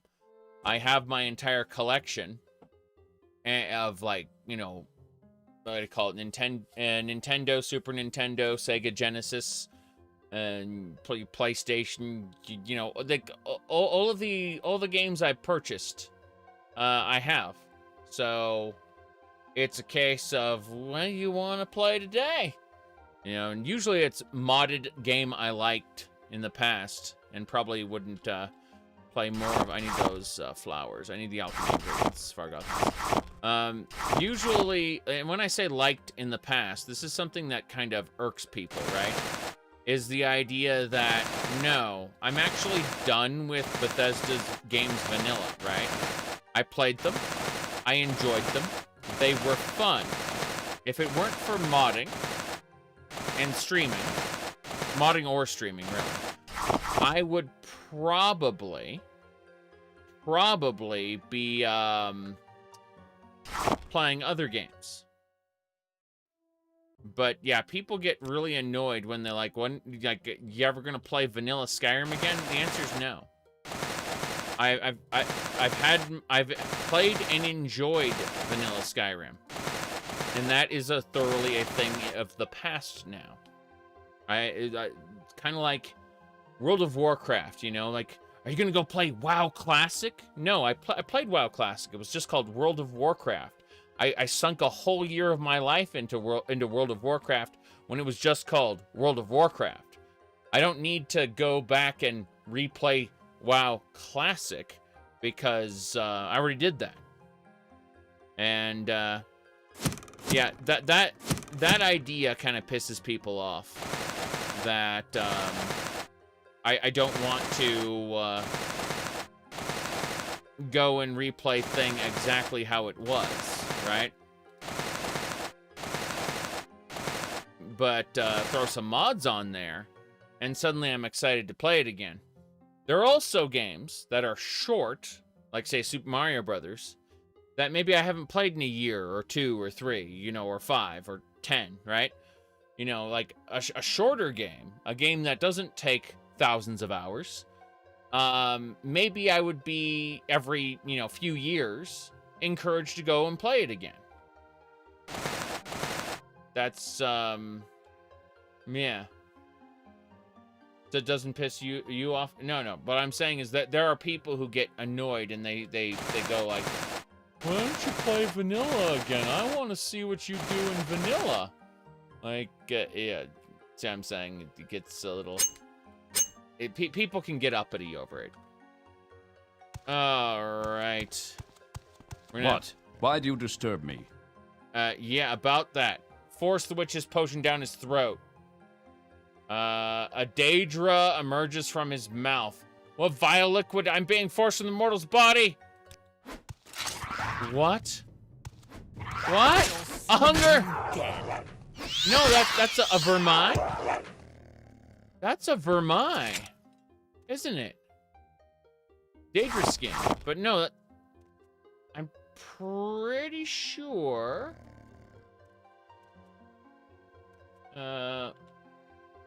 hold on. Yeah. Yeah, it's a Vermai from Battlespire. There, you see? Vermai. Right there. That's it. That thing, yeah, it's frightening. Yep. Well, we beat him. Hello there. Jenna, I cannot thank you enough. For days I've been tormented by this beast. Running through my head, making me say all sorts of things. This cannot be allowed to continue. When you got that potion, did you put an end to her? No, I did not. What are you waiting for? I'm sorry it has to be this way, but rules are rules. Someone important hired us to do the job, and you've been tasked with completing it. Besides, every second we delay is another second for her to get revenge on me. Who's important? I don't like you asking about our current contracts, apprentice. Just worry about completing them. As for this contract, I don't know who posted it. It was delivered by Rathus some days ago. Probably from someone in Narcissus. Okay, let's go back and talk about that. Music? It's Daggerfall music, yeah. Might take a stroll and let the wind blow the stink off. Worthy of your attention. Ah, yes. Blow the stink off. Very good. Alright. Which 2? Yes. Worried about Elder Scrolls 6 after playing Starfield? No. My expectations for Elder Scrolls 6 were set in stone when Skyrim came out. Yes. I'm sorry, but I've been saying for a while I don't expect Elder Scrolls 6 to be good. And I've said that since Skyrim. No sign of rumored tournament. Oh. Okay.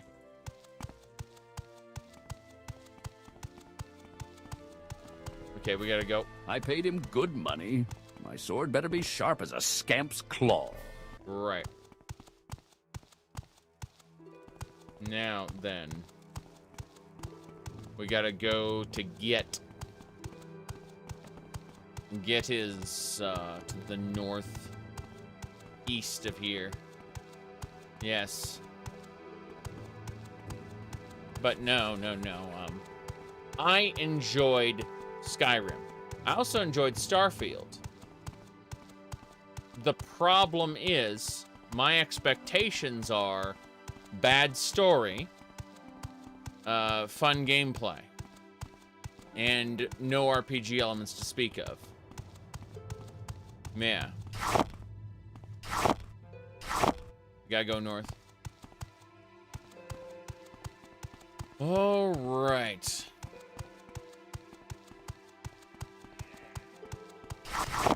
You probably aren't going to be the Hundingborn.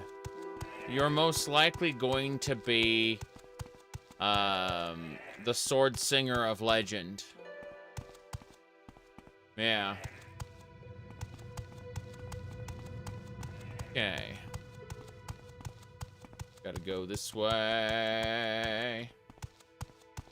You think it can be better than Starfield because it isn't a new IP? Correct.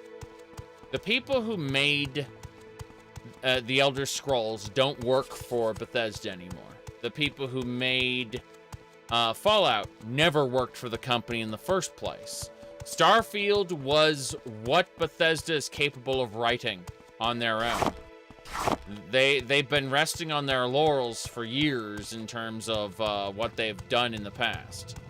Or what the people who've left have done, basically. You said Fallout 76 exists.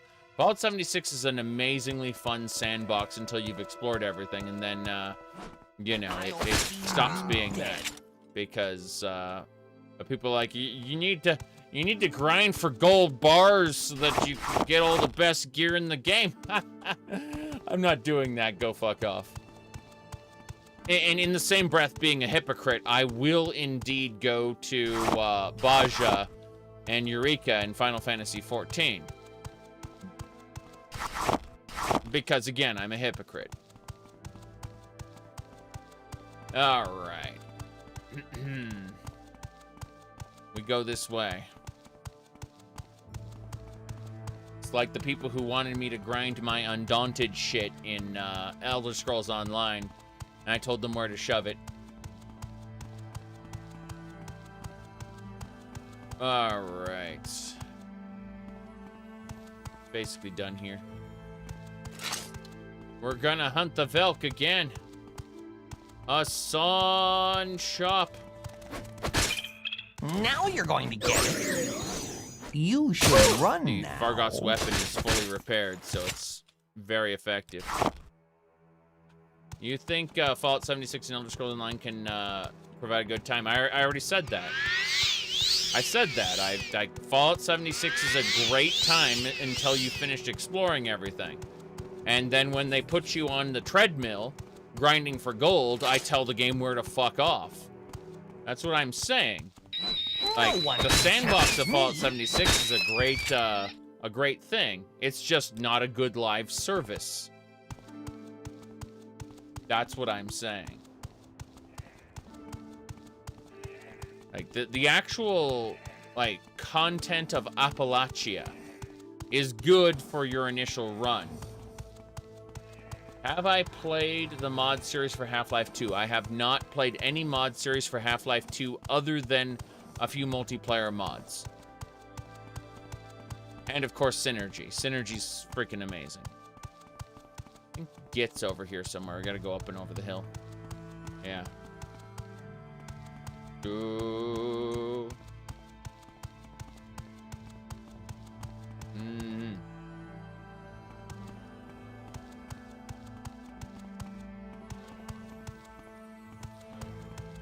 Right, let's go this way. You're thinking of making a new account for 14? I have a Final Fantasy 14 guide. If you decide to make a, what do you call it, a trial account. I have, yeah, that there. Let me see here. Ooh, there you go.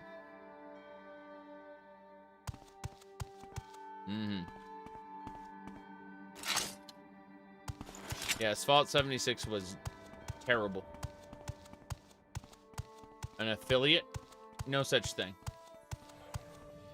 No such thing. I just made a huge guide because I like the game, and the people who I want to play the game with me didn't really know what they were doing. And so rather than individually tell each person how to play, I made a big guide. Yes. Yeah, it's a 5-hour guide, but it encompasses everything. People get a little, they're like, oh, MMO's easy to get into. And then person makes 5-hour guide. Like, yeah, because it covers everything. I'm looking for Git. The entrance is around here somewhere. Let's see. Is it not marked on the map? That's the Velk camp. Why is Git not on the map? Why is there no location for Git? Like, it should automatically have... There we go. I had to uncover that very specific part of the map for Git to be added. Let's go. Let me see here. Oh. Give me a second. Someone said a shenanigan. I was looking for it. That.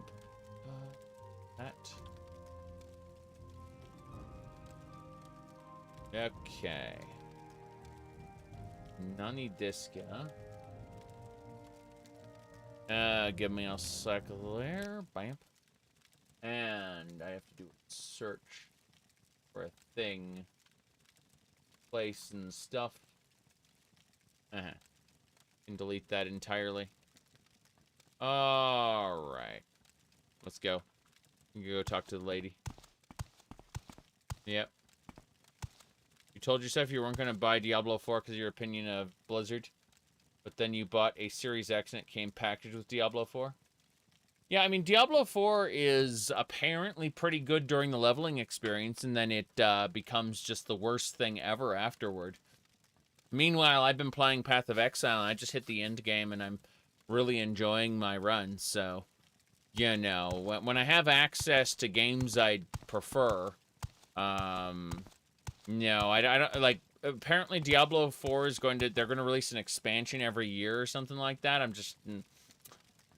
I don't think so. I don't think I'm going to bother with that. Blizzard may someday get me to buy a new product, but chances are, like, I won't play Overwatch 2 with its FOMO bullshit. I'm not going to be playing Diablo 4. I'm not going to be playing World of Warcraft, so, yeah, no. I'm just unwilling to interface with anything currently Blizzard. Not to say that they won't make something in the future that I change my mind on, but right now, nothing of theirs interests me. Okay. Anyway. Let's see.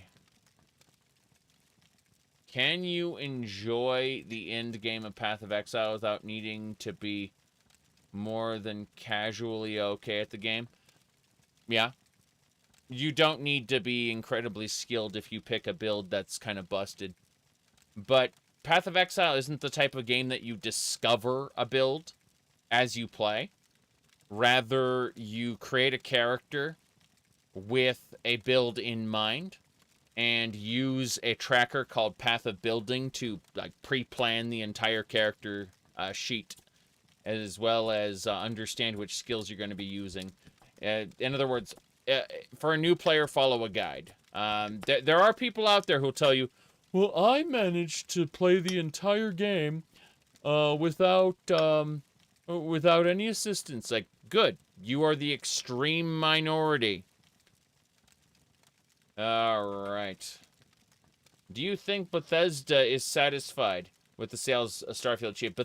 Considering Bethesda no longer owns their own company, I think Bethesda is thrilled to have Starfield be one of the best performing, in terms of sales, games that they have ever made. I suspect they are over the moon in terms of what their game achieved. But I sense, you know, Professor Xavier going, you know, with his psychic powers. I sense what you actually mean is, do you think Microsoft is satisfied with the sales Starfield achieved? And I suspect the answer is no.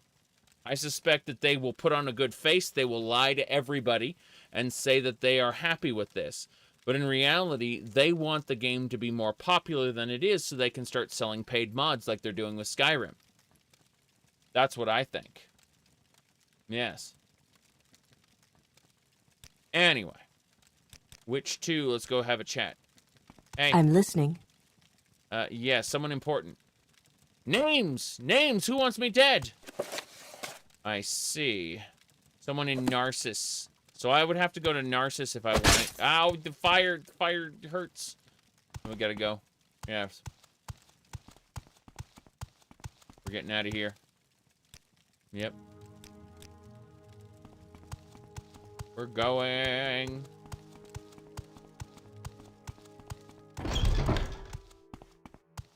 Okay. Well, not entirely sure where we want to go at this point then, because I don't want to do Narcissus. I want to head back to Old Ebonheart. I think I got a magic spell to do that. Take me to Old Ebonheart. Oh no. Yes, Old Ebonheart, Guild of Mages. Damn right. Hey, Fargoth. Yes. Alright. Always grab the soul gems. They will be useful. Third barrier. Common disease. CV intervention. I'll take that. Thanks.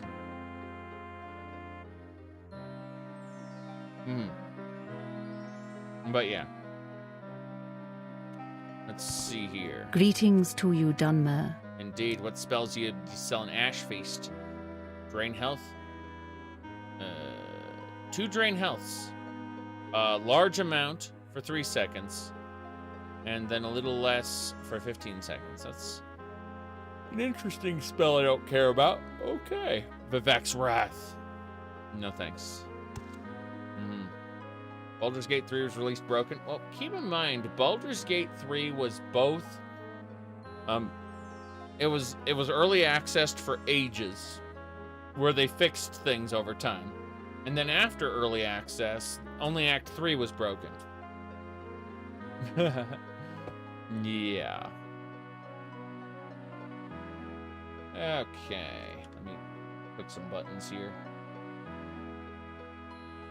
Okay.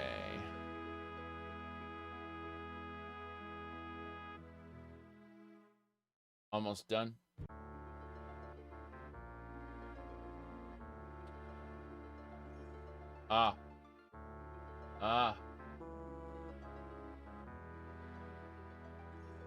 Give me a second so I can, artistic nudity. Thank you, Twitch. Wow. How long until a VTuber thinks you're allowed to draw new art? And then the VTuber gets banned. Yep, and the VTuber got banned. That's true. Absolutely true. Yeah.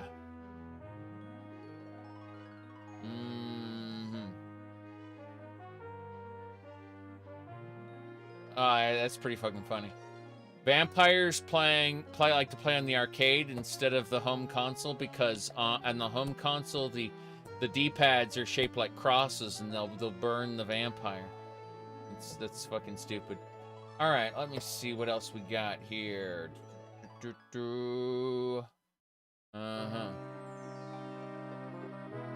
Okay.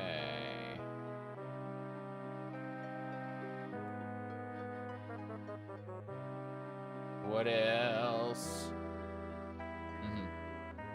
The art section on Twitch is hilarious, yes, but they're banning people, DB. That like the VTubby.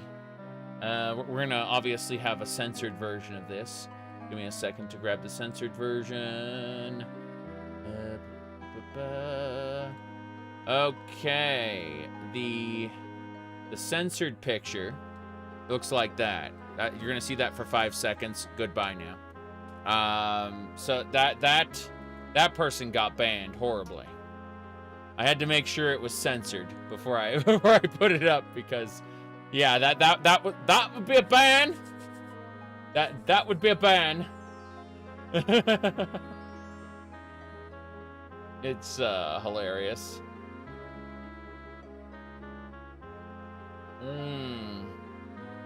Yes. They banned that person, yep.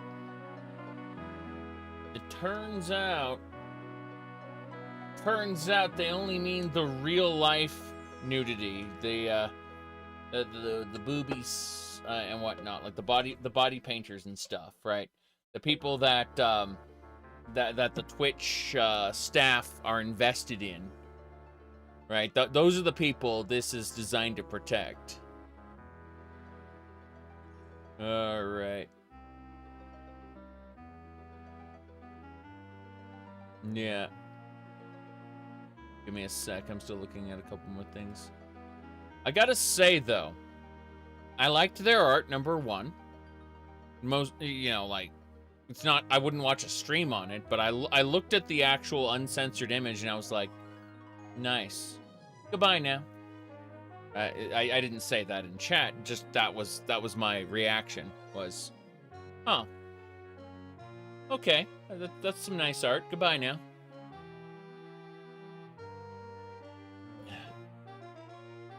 Alright. Open Switch on stream gets banned. I know! I was thinking about that. That was exactly what I was thinking. Holy shit. Let me see here. Whoop. Be quiet. Okay. Twitch update says fictionalized naughty bits are okay if the stream is properly tagged. Oh, here's the thing. So apparently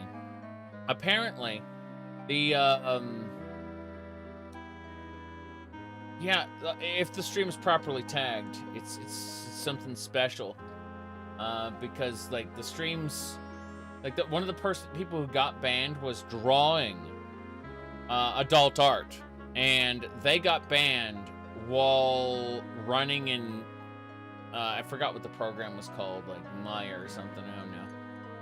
Point is they were making adult art in a program, and they got banned for it, and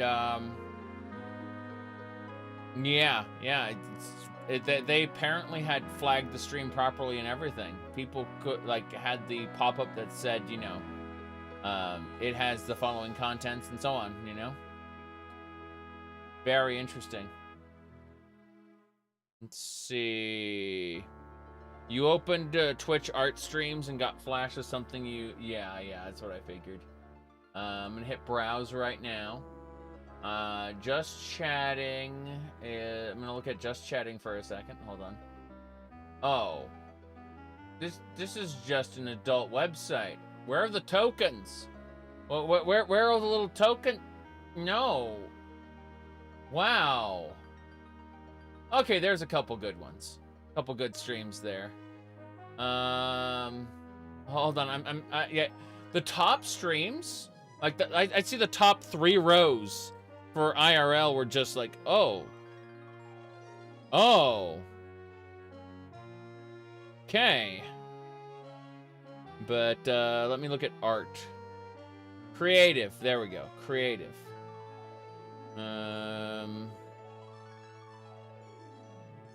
Yeah, it's just... So, okay. Jesse says, I can draw boobs now. Let me see. What else? Yep, more of that. Easy. Thank you for the for the 50 tokens. Oh boy. Sad to say that isn't triggering any automatic devices as you would expect, but hey. Let me keep looking. Yep. Okay, some of this art is really good. Like I'm not talking about like the adult stuff. I mean like there's legitimately some people like making landscapes and stuff, and I'm impressed. So it's not all bad. It's not all bad. Yes. Thought it removes my glasses. Jeez. I haven't had contacts in like 10 years, but I'd always considered it. What with what do you call it? With how like VTubing tracking is. There you go. Okay. Hold on. So, like this is apparently what Twitch is saying. Allowance of artistic nudity is for art streams where a nudity is being drawn, sculpted or rigged. It does not allow for VTubers to be nude or for people to plaster their streams with nude art PNGs. Correcto. In other words, it's for the creation of art. Now, if the creation of art means that you're gonna do body painting, then I assume that's correct as well. Though I don't know for sure. Yes, let me see here. Where's the link for that? Nah, someone just said it. I'm looking for the source right now. I asked them the same thing. I'm waiting for a response. Give me a second. I'm gonna look at replies.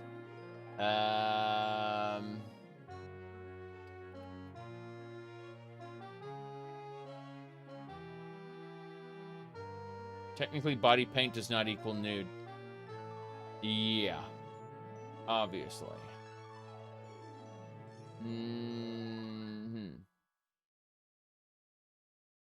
Blog said nothing about creation. Lol.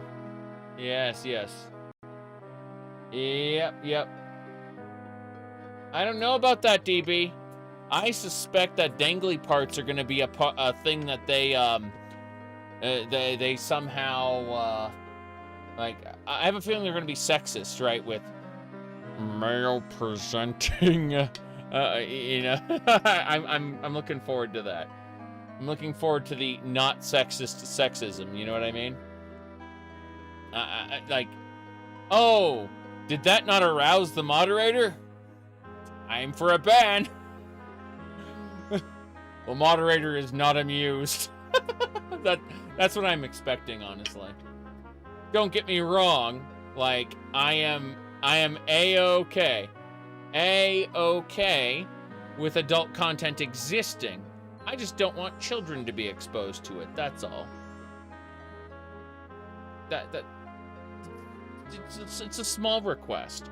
Unlike most people who like, there are a lot of people who are offended, extremely offended by the presence of this content. I am not, but I would like some safeguards so that we don't randomly come across it while we're looking for normal art, right? Or we're looking for like you know, a just chatting stream. I just want like a box to check where do not show me nudity. But that's it. That's it. Yes.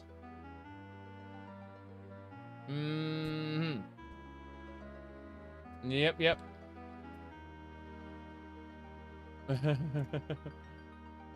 It's not. I don't know. Just yeah. Let me see here.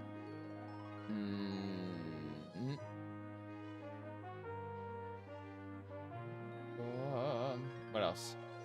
A checkbox next to the search bar, whatever. Just or even in the like settings. Okay. I'd like to be able to. I'm not going to, but I'd like to be able to actually show Twitch's homepage on my stream. I'd like it to be that safe. It won't be, but I'd like it to be. That would be great. All right. Let's see. Wikipedia changed to allowing uncensored nudity without preemptively asking, right? I don't know anything about Wikipedia. Wikipedia's inner workings so much. Again, though, like, yeah, I'm A-okay with the stuff existing. I just think that you should have to be logged in as a, what do you call it? You should have to be logged in on an account that is aged 18 or older, and then have the checkbox turned on. It's like, yeah, I'm a pervert. And what about it? You know, but there are times for that, and there are times when maybe you don't want it on your screen. Cyberpunk is the current future. It really is. Like, you best stop believing in cyberpunk dystopias. You're in one. Jace. You know, because your location, Japan, you cannot find any of those streams? Interesting. Try going to creative and see what's over there. But it might be like they might be blocking content like categories in Japan right now, because remember you're supposed to have the mosaic censorship in Japan, right?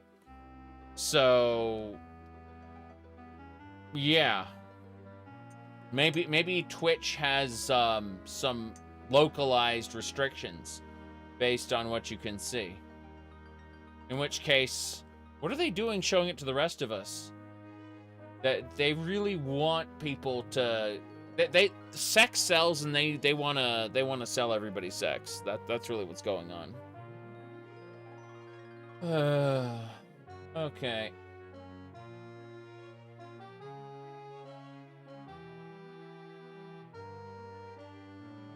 Hold on.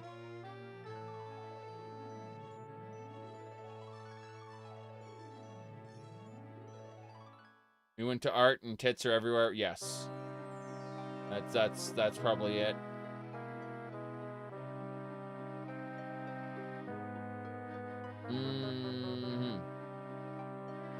You can twerk now. Yeah.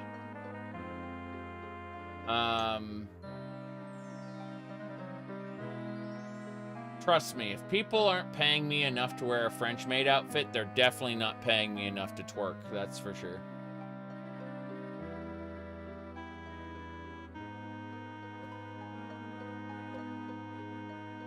Oh, I have no moral compunctions against doing it. I just, it would need to be worth, how do I put this?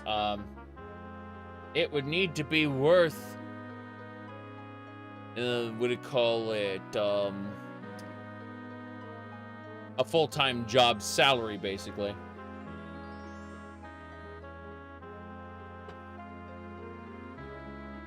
Sorry. That's just the reality of it. Now, let's see here. Right, so we're not doing the witch thing. We're not going to Necron. We're not doing any of those things. Yes.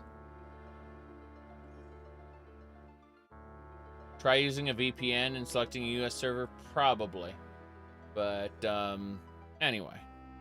Let me see here. Levitate. We need to buy a levitate. We don't have levitate right now. Cool. Let's go see what's around. The best part is they don't have to question their actions. All those who are watching and paying for, yeah. True, it's true. Hello there. Greetings. What shall we talk about? Oh no. This is the Breton's true face.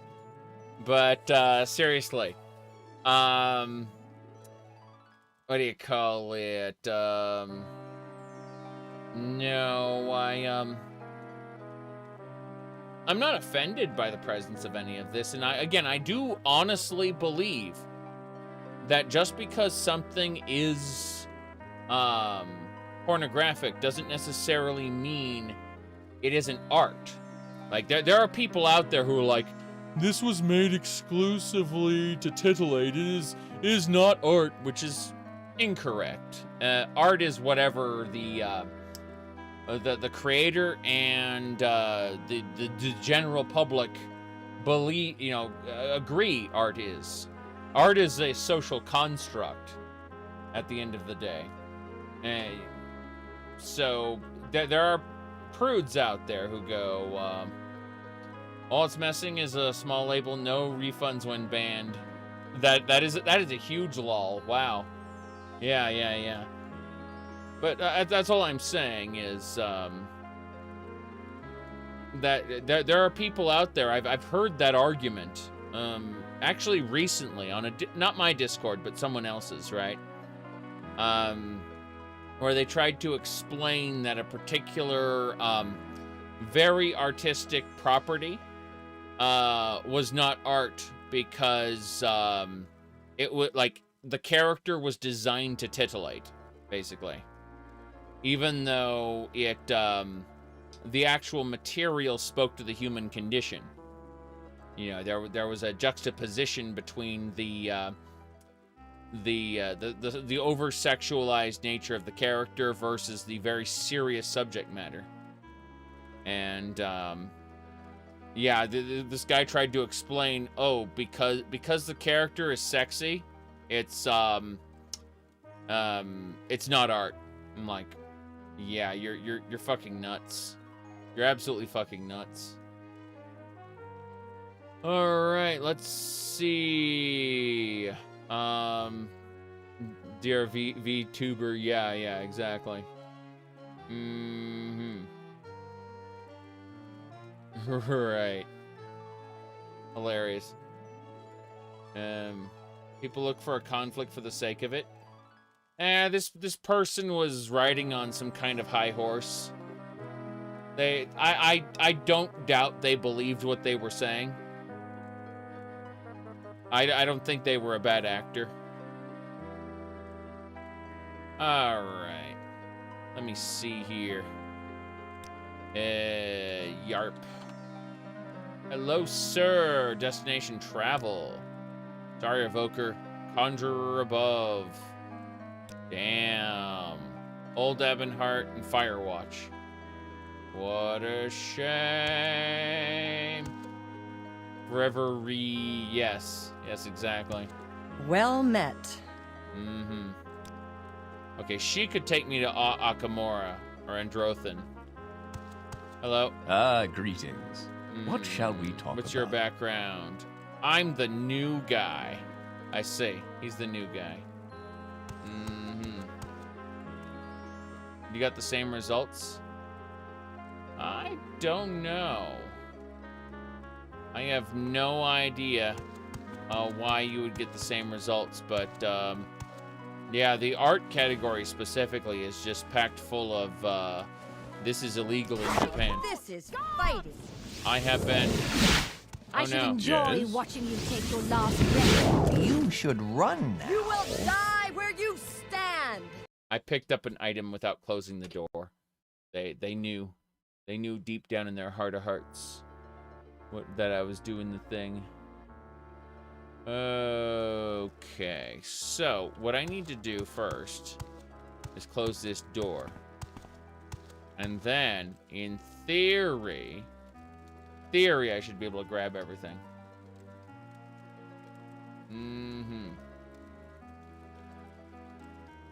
I haven't checked recently, so it might be the IRL streamers got banned. That'd be funny. Fine wine. Teardil brandy. Goria egg. That's good stuff. Alchemy ingredients. Eggs. Grabbing all the alchemy ingredients we can get our hands on for now. Alchemy is good. The gun is good. The gun is good.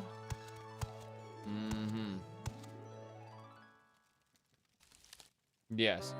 Correct. There's an algorithm that tracks who looks at what. So you might want to make sure you're not logged into Twitch at all and see what happens there. Filled with people that only play the go to jail Monopoly game. Oh no. DB, are you talking about this meme here? Oh, that's unfortunate. That is very unfortunate. Okay. Oof. Big oof. I have like little figurines of characters who are how do I put this? Like technically underage, like Amber, for example. But when you actually look at how the characters are presented, they have like full autonomy as adults, and they tend to be treated as adults in their settings. But I think about this quite a bit, and how the chibi animated form is kind of a little off-putting. You know, even if it is an adult character, if they shrink them down to quote-unquote chibi, it gets a little bit not so great, you know? Like, definitely something I don't like to think about. Alright. Let me see here. An adventurer, I presume. The way to save on resources? Something like that. Something like that. What's the basement here? What's this? Do not touch the diamond. I was in the middle of enchanting it when I accidentally dropped it, rolled over here. You know, telling what horrible creature would be summoned from the pits of oblivion if someone touches it.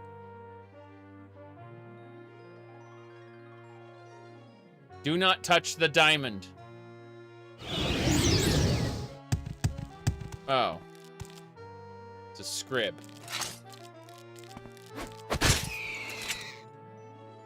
Got it. I found a supposedly cursed gem in the mages. There was no warning I touched it. I picked it up. Whoever thought moving it, some kind of monster, summoned a little scrib. That's funny. Yes. Ah, welcome. Hey, what is it, friend? Cursed gem. Cursed? You didn't touch it, did you? Damn. I knew someone would run into it eventually. What happened? A scrib appeared behind me. A scrib? Nothing more deadly, Daedric? Phew. Guess it could end up much worse. You probably read the note I left there. I was working on the diamond when I accidentally dropped it as the enchantment was going. Let's see. Different gems. I'll help you out. Yeah, I'll help you out. Wonderful. I need 5 new cursed gems to proceed with my research. I've already studied small pearls, trinkets. Let's see. I don't think you'll find cursed stones of little value. Good luck with that. Let's see. I had the good luck to access a casket of rubies and emeralds back when the guild was contracted to dispel the king's inventory. Inert diamonds weren't impossible to come by on the black market. Now I need to look for gems of another type if I'm to make enchantments and structures. I've searched Hundabime to know offerings. Let's see. Yeah, again, reported in the majority of Daedric ruins. Look for the main shrine. There should be some altars there. If you found the right one, a Dremora will appear when you touch it. Give me the gems. Got it. Okay, cool. Cool. Yeah, that thing spawned a scrib.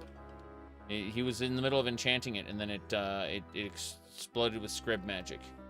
Let me see here. Got regular diamonds. Yeah, it extracted the diamond from the game when the scrib was spawned. Yeah, that's funny. Frostfall? Read Soundly. Conjuration increase. Very good. Hello, sir.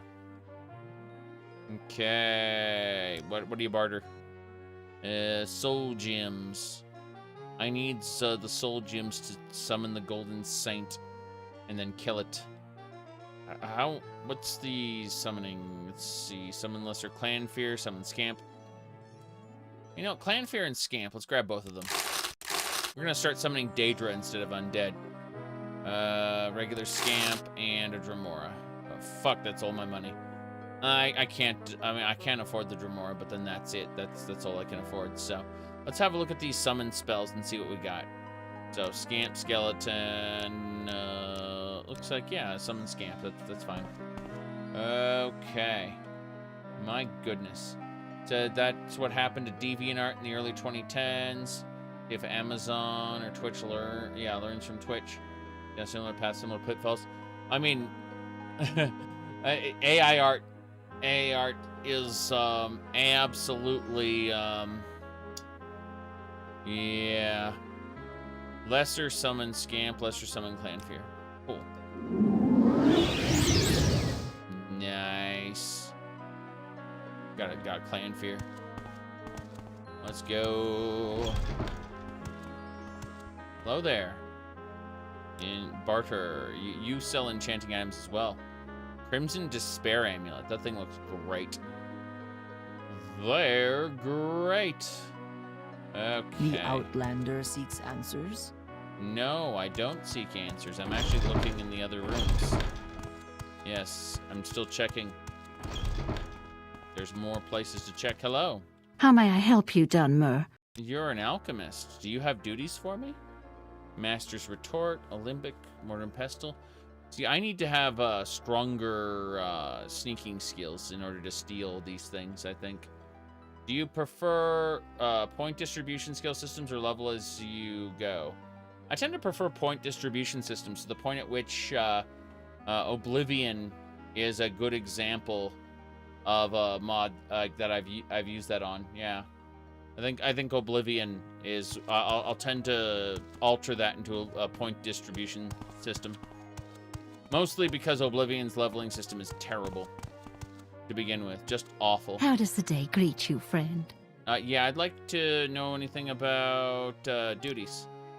I can think of something to have you do. I've been experimenting with some alchemical ingredients that you can only find on the mainland, but I've run out of 3 of them. Can you help me replenish my stores? Yes. Ham roots, Onden eggs, amethysts. Got it. So, 1 ham root. Got it. Ordena eggs are this. Okay, so first of all, the roots, can find them growing north of Dravonis. Okay, there's a farmer who planted a few. Got it. Odra eggs are, let's see, only the queens carry the eggs. They're quite rare. Better off stopping at some local alchemists to find the eggs. Got it. Okay. Next up, we got amethysts. I know amethysts can be found outside of Morrowind, but still important I find one. Got it. So, try to pawn shop. So she wants me to actually buy stuff. That's unfortunate. Yep, so, A for, amethyst. Got it. So, the chances are about 95% that Bethesda's going to go to Skyrim for its RPG elements. And there's about a 5% chance that they will go to Starfield for their RPG elements. Get excited. An adventurer, I presume. Indeed, indeed. So, let's go check out the top floor. How you doing? Greetings, Dunmer. How may I help you? Training? Nothing I want to train. Got it. Can you advance me in rank? No, you cannot. Yes.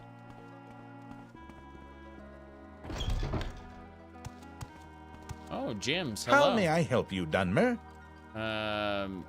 Oh. A good timing. Are you available for an escort mission? I guess I am. I guess I am. Let me see here.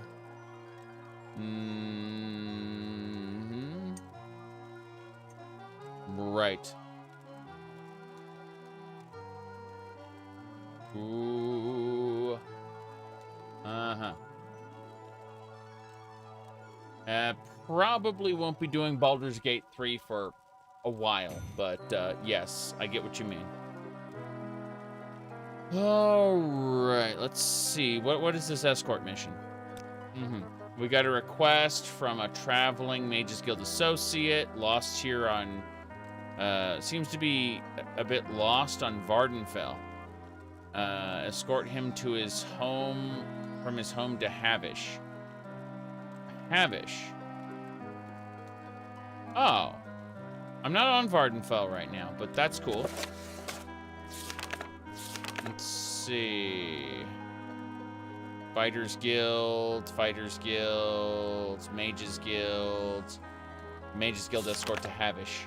Havish is an island. It's a full DLC-sized mod. Yeah. Oh. I'm not doing that right now. Well, hello there. A pleasure to meet you. Hello there. What can I do for you, friend? Yes. Your, what is your background? Ah, Battle Mage and Warlock. Okay. That makes sense. Battle Mage Lock. Okay, let's go die a horrible death. That chest is 80. Damn. Silver Longsword. We gotta cast a magic spell now. Open door. And a padlock. Okay. Maybe if we cast It Just Unlocks. There's a 9% chance of success, apparently. I don't know why that's the case, but that's the case. It's gonna be great. Nope. I cannot cast it. I would have to get some kind of potion to raise my willpower or whatever governing attribute this thing is. Yeah, It Just Unlocks isn't gonna land right now. I need a, let's see, fort. Oops.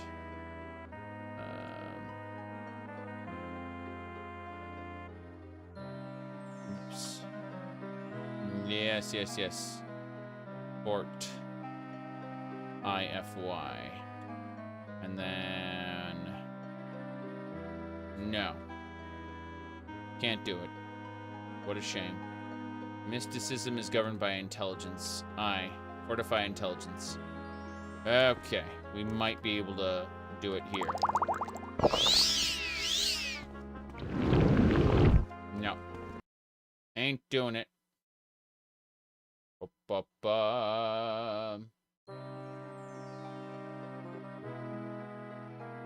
It's not an interview.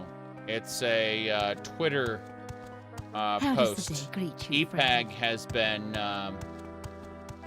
doing what he'd never be allowed to do back in the heyday of Bethesda when they what do you call it? When they had Pete Hines in charge of PR, right? But yeah, no. Oh boy. Which way we going now? Which way, Dunmer? I guess we'll go back to the Mages Guild and sleep. Yep. I do like how there are inns in the city. Just, yeah. No. You see, what would have happened in Vanilla... How may I help you, Dunmer? Vanilla, jeez. Yes, in Vanilla Bethesda, back in the day, they would have had non-disclosure agreements, right?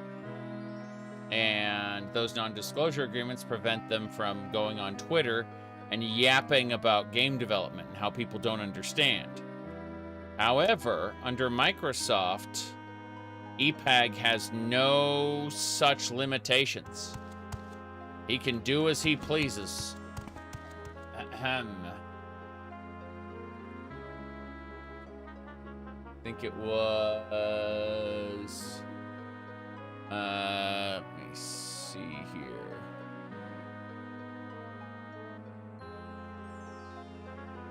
Do not toot it. Fool! Dr. Doom toots as he pleases. Yes. You see, before Microsoft took over, Emma would have been bound by a non-disclosure agreement not to talk about any of this shit. But for Starfield, they really, really wanted Emma and the others doing interviews and, you know, talking to people. And so because of that, now he gets to post on Twitter about issues with the game, or like issues gamers have, and it's very interesting. Now then, let's get going. So, this way. Route. We're leaving. We're done here. We slept the night. We're going out. Okay, so. Let's see. Root and Amethyst. There's a few things the Mages Guild wants us to get. Like, the Mages Guild wants us to get cursed gems at different, like, Daedra shrines, where, like, at least 5 gems that summon a Dremora when you touch them. Things of that nature. Okay. Mm-hmm.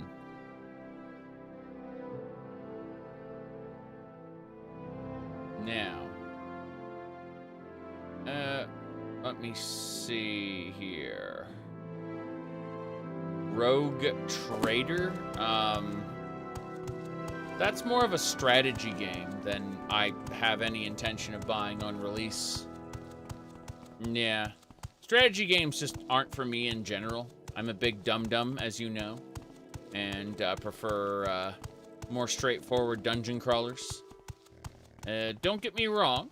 Like, I do occasionally play something like Disgaea, things of that nature. But I find it's, when I know that I'm not going to play a game right away, I don't buy it anymore. You see, like, assuming I'm going to wait like 6 months to a year to play something, right? I don't buy it anymore. And there's a reason for that. Let me pull this up. So, let's pull up this completely horrible, this completely horrible Steam client here. And you can see on the Steam client, if we look at our video games here, I may have a few video games. Just saying, just a few, okay? So I like, and that's not counting the games I have physical copies of, right? And I like old games, okay? So, in other words, when new game comes out, I'm breaking the social convention here. I'm not consuming product and being excited for next product. I have games already. That's I have games I want to play that already exist. So chances are you're going to have to be in the indie space if you want to get my attention with a playable demo or something like that. Otherwise, I'm probably going to ignore it for some time until it's been tried and tested by other people. I'm not the person you go to for, you know, like, oh, I like a brand new game came out. I wonder what Zaric thinks about it. I'm not that person. Seriously. I am very much not that person. Elden Ring was an exception and will be an exception when the DLC comes out. Like, if there's a DLC or some kind of expansion pack to something I like, probably gonna... Dwarf Fortress. I played a lot of Dwarf Fortress in the past, but I'm not playing the current one until they're like, I think it's like March or something when they're finishing up the game. They're adding all the rest of the stuff that the free version has. I'll probably buy the game then to reward them for having finally you know, caught up with the free version. That's what I'm probably going to be doing. But yeah, there's like one more major update they got to do to Dwarf Fortress to add adventure mode and the other stuff, you know? Let me see here. But yeah. So he said you bought on launch day. Someone bought Cyberpunk for me on launch day, and I shit you not. I wanted to run it, but it wouldn't run on my what do you call it, Linux, and I then had like 3 days before I had the opportunity to actually sit down and, you know, play it on Windows. But when I was about to play it, my friend who gifted it to me said, no, it sucks. Don't play it yet. And so, yeah. That's just kind of where I'm at right now. They said, no, it sucks. Don't wait. You said in both cases you got them early because you were bored these days. See, that's just it. I have like tons and tons and tons of games I want to play, including this, including Morrowind.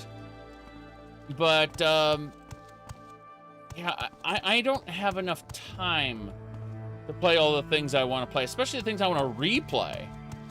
So when next product comes out, I'm like, it's a shame I won't be playing that until like 3 or 4 months from now. You know, like, besides, there might be something wrong with it. I'm gonna wait. Okay, let's follow the main road. I think, yeah, we're not doing the Havash quest. Cursed Gems we'll pick up later. We just have to, yeah. I don't know, like, I want to head over to Firewatch, I think, by way of everything else. I think that might be nice. Yeah. You benefited for not playing Skyrim 2015 and Fallout until 2018? Yeah. The Nine and the Empire, citizen. But yeah, I've absolutely positively just kind of ended my, ended the whole, oh, new product must play, right? I can't think of, like, you said Cyberpunk's getting its last content update. Didn't it already do that? Wasn't that the big, like, expansion pack thing? Anyway, let's go check out some other, see if we can find any other quests around here. Moth and Tiger, hello. 9 good days to you, Sarah. Travel and perform his songs. No thanks. For checking everywhere. Hello. Are you in need of my services? Your services? Really? You're a trainer. Okay, that's pretty cool. You bought Lords of the Fallen on release date because, well, I know Kirkbride wrote for Lords of the Fallen, didn't he? Yeah. Maybe there's something wrong with it is, an understatement these days. Yeah, but, well, first of all, I believe all marketing is designed to get you to buy product, right? And I've lived long enough to the point where I reject cinematic trailers as points of consideration.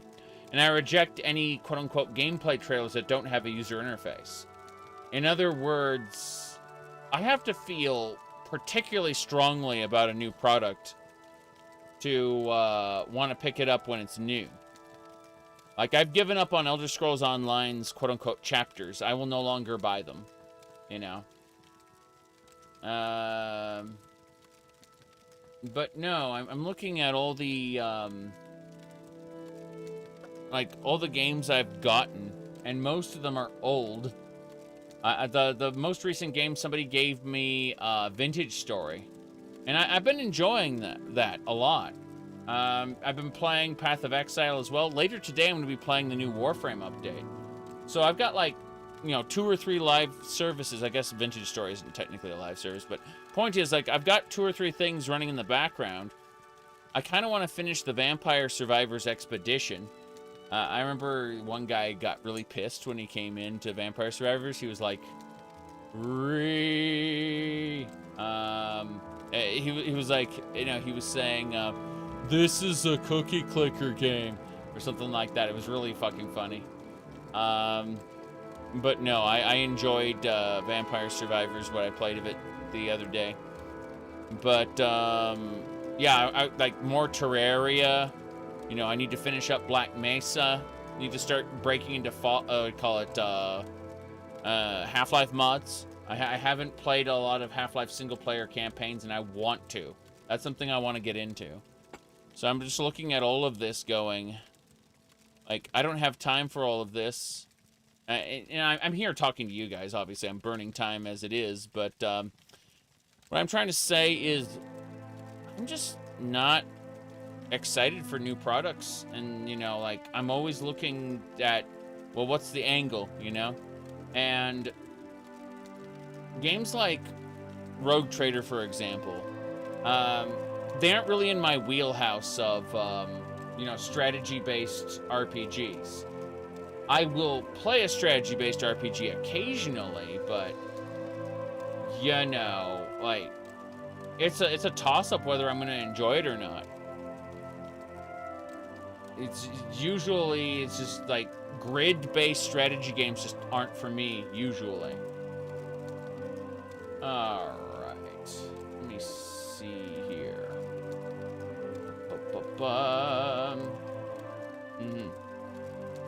The bucket is so full, it's not worth lifting. Yeah. So all I'm trying to say is that it's kind of a weird situation now where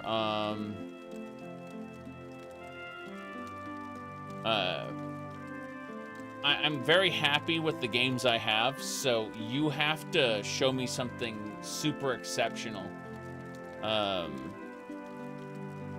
Let me see here. Yes. Dunmer character with boobies, yes. And Fargoth. If we were to tell Fargoth to wait here, stand guard here. It'll never work. Thanks again for returning my family ring. See? Absolutely. Come with me. And then, what do you call it? Companion info.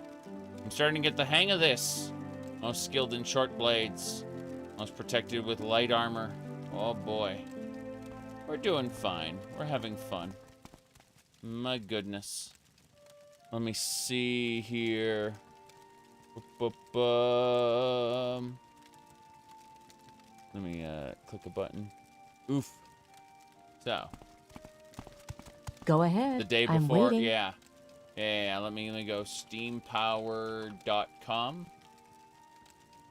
All right, Steam. Show me the wish list. Where is it? I'm looking for it right now. Wish list, there it is. So, let me see here. Regarding like games that I am excited for. Let me see here. I'm pulling up a bunch right now. Hold on.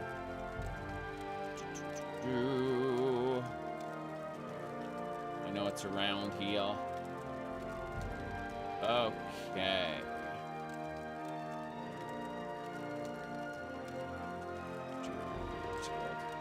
Not done yet. Hold on.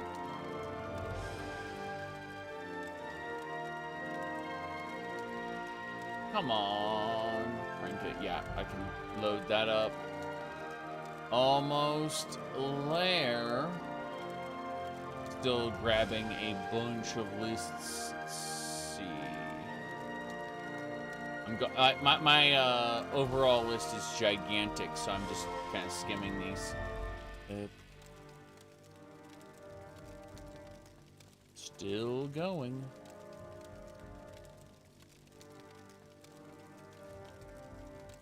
Okay. I've got like 5 of these up so far. Almost done. I'll kind of run with what we got in just a second. But continuing to scan. Okay,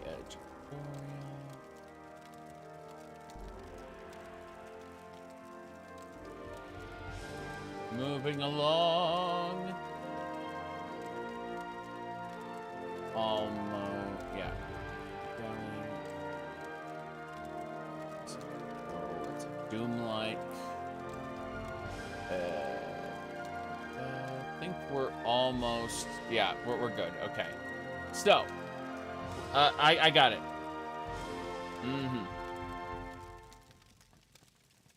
So, having opened all these up, let's talk about. First is Ardenfall. Ardenfall is a Bethesda-like, inspired by Morrowind and Fallout New Vegas. It is, you know, it uses cel-shaded graphics, so it's very simple. You don't need, like, really expensive textures. At least the developers don't. You know, it's, point is that I'm excited for this because of, you know, basically, the world is inspired by Morrowind. The, what do you call it? The actual factioning systems are inspired by New Vegas. There is a playable demo, so if you are interested in it, you can play what they had when they put up the demo right now for free. Okay? That is a big part of getting me excited by something, is letting me play it. Now, I find the art style acceptable, but the gameplay is the actual combat is inspired by Skyrim combat, and the what do you call it? Yeah, the world is inspired by Morrowind, the combat's inspired by Skyrim, and the, what do you call it, the factioning systems are inspired by New Vegas, so, very happy about that. Let me see here. How do you remove numbers that are on your screen under the status bars in Morrowind? Don't know what you're talking about. But, yeah, so this is the only, like, there are basically no games that are trying to be like Morrowind. That's what I'm trying to say. Yes. Like, that are like, you know, classic Bethesda games. But no one tries to do Bethesda, and that's why I'm excited for it. Right? Let's see. Now, by TrainWiz, there's a space sim called Underspace, which is directly inspired by Freelancer. So, this is Freelancer, but with, like, eldritch terrors and supernatural shit. That's basically it. Anyway, I'm excited for Underspace. Once again, Underspace has a playable demo that you can get over at itch.io. Yeah. It's on their itch.io page. It's everything they have with the exception of... It's the entire video game with the exception of the main campaign and... what do you call it? The main campaign and multiplayer. Those are both going to be in the full game. But didn't we already have a game inspired by Freelancer? Not with eldritch terrors and supernatural horrors. You have to understand like what they're doing differently. And that's what gives these indie games value, is in how they're doing things differently. Yes.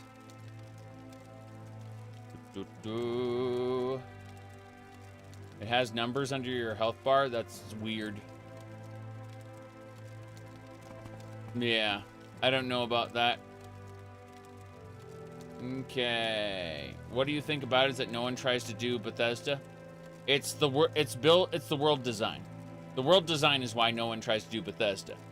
Because that's what, like, Bethesda doesn't do very good combat. Bethesda doesn't do very good stories now.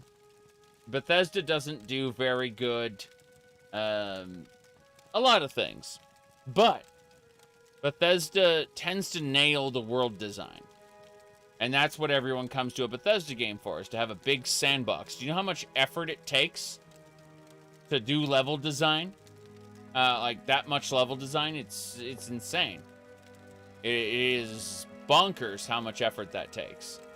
And so the fact that Bethesda has consistently done really fun sandbox level design, you know, with memorable factions and things like that. You may not like the factions. The factions may not be well written, but they're memorable. So, yeah, no. You really like Morrowind combat? Yeah. It definitely feels like tabletop, I agree. But that's the main reason no one tries to do Bethesda. Like, no one tries to compete with Bethesda is because the world design is just way too much effort for most people. Okay, so aside from Underspace, we got a Doom-like. This actually runs in GZ Doom, the Doom engine. But there's a lot of tech that they've open-sourced from their game engine that is, what do you call it? That is based on, that like other mods are going to use now because they've open-sourced a lot of this tech. But they've been coming up with great stuff here. Yeah. Alright. Yep. Let me see here. Your character's pretty rigid in Skyrim. It's true. Absolutely true. Well, oddly enough, Skyrim gives you a lot of options, but those options don't have any significant meaning considering they will ultimately all amount to the same thing. Yeah, so that first-person shooter I'm excited for. Let's see, there's a pirate game called Corsair's Legacy that it's in early access right now. You know, like there's a playable demo. It's an early access demo, right? But I'd like to see Corsair's Legacy fully released, please. Thanks, possibly. That would be nice. Yeah, it's a pirate game, so. I'm looking forward to this being released some year from now. Yeah, where you board enemy ships and fight them. You know, Cyrus the Red Guard style. Let me see here. Okay. There is a racing game that I have played the demo for, and I am actually excited to see. It's, here it is. It's called Victory Heat Rally. I actually streamed this. And, like, I really enjoyed this racing game. Victory Heat Rally. It's absurd in all the ways that I like it. So, yeah. As you can see. Yep. It's just an absurd little racer. Yep. It's bonkers. You see the way it just knocked that guy out and it went, ah, as they went flying? Yeah, you can get enough speed on another guy and knock them off the course. It's pretty good. Yeah. Now, let's see. Aside from that, we got... yes. This is a game that you can buy right now in early access. It is a hybrid of Morrowind and, what do you call it? What's that damn game called? A hybrid of Morrowind and, what's that? Kingsfield, yes. Kingsfield. It feels like Morrowind meets Kingsfield. Dread Delusion. Yes. And so, yep. It's really fun. Yep. But, yeah, well, Lunacid is just Kingsfield. Again, like, updated in some ways, easier to control. But yeah, that's something I've looked at. But here's the thing, like, Dread Delusion is technically out. You can buy it, but it's in early access, and that's the no-go for me. That's what I'm trying to say. Is, like, early access is overwhelmingly no-go for me. I absolutely have my eye on these indie games, and I'm excited for their eventual full release, but, you know, like, something like Ark Survival Evolved can go fuck off in a corner forever if it's going to be in early access forever, you know? That's what I'm trying to say. Let's see here. What else? Oh, yes. So, what was that game called? Legend of Zelda Link's Awakening, but you're a pirate ship. Yes. Legend of Zelda Link's Awakening, but you are a pirate ship. I kind of want this. Yes. It's, yeah, Legend of Zelda pirate ship, exactly. You got it. It's that stupid. I don't know why I want this game, but I want this game. Alright, let's see. And of course, the best Link's Awakening game goes to Mina the Hollower by the creators of Shovel Knight.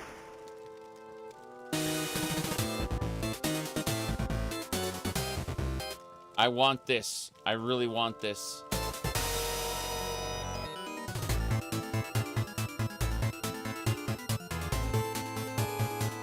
Mina the Hollower digs. That's her main skill.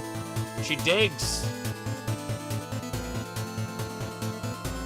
Yeah.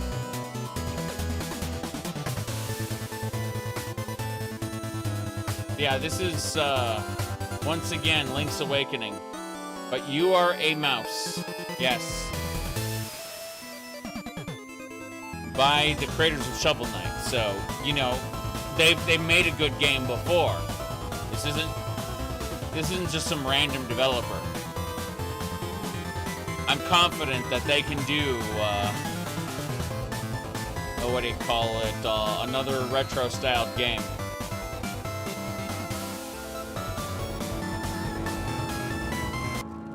Yeah, so that's Mina the Hollower. Oh yeah, and of course, everyone wants F-Zero. I played this demo on stream as well.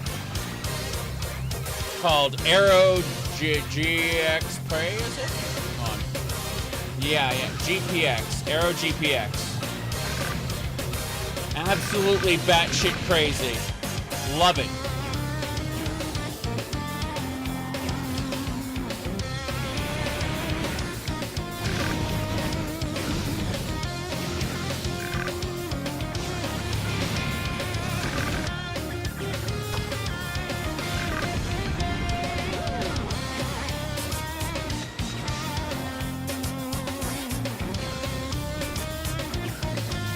Speed is right.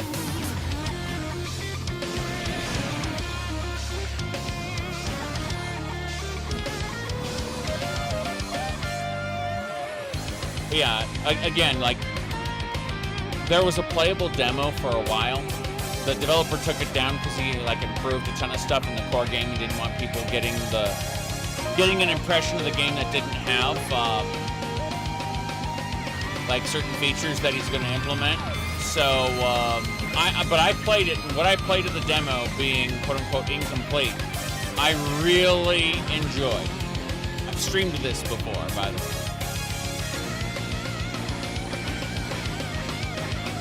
Car. Yes, car. Glorious. Yep. So, that's Aero GPX. Now, Zelda 2, The Adventure of Link, except as a sheep person. Sheep lad, yes. Perhaps the worst Zelda game ever. I've seen actual, what do you call it?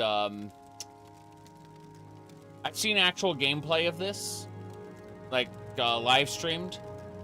It's really good, and you can parry attacks with your sword. Yes, so, the gameplay I saw, was just really great. Recommended, yes. But is it out yet? Nope. It's still being worked on. What a shame. Sheep Lad, yes. And then, what is this? Oh no. Damn, that is a lot of noise being made. Alright. So, there's a playable demo of another game called Edge of Agoria. Right? And so this is, again, another Link's Awakening type. Yes. But, and you see, look at that. It's Link's Awakening meets Pocket Monsters. Pokemons! I love it. I love it to death. I don't know why, but, like, there's a playable demo for it, so you can try it yourself. Yeah, it's Link's Awakening meets Pocket Monsters. Except you are the one beating up the monsters. Anyway. Point is that, like, those... I just picked a few games off the list. But there's a ton of games. Let me see here. Have I seen the Link's Awakening DX fan port? Yes, I've downloaded it already. And I can tell you something about the, what do you call it? About the, Link's Awakening DX. And that is, like, it compromises a huge amount on the game's vision, being able to see so much of the game at once. I think that as a PC port, it's actually really cool. But I also think that there are some issues with the way it's designed. I actually have it in my Classic Remakes channel, so I can pull it up real quick. And I can tell you what's, yeah, so here's the Link's Awakening thing. But here's the issue with this. Like, I love what I've seen, but at the same time, it compromises so much of the original game because of this one simple change. And you'll see in a second what I mean. So, this is a PC port of Link's Awakening. But wait for it. You'll see how it's different. Okay? Right? That's the joke. It's open world. Everything is happening simultaneously across the entire Paholent Island. All of it at once. There are no screens.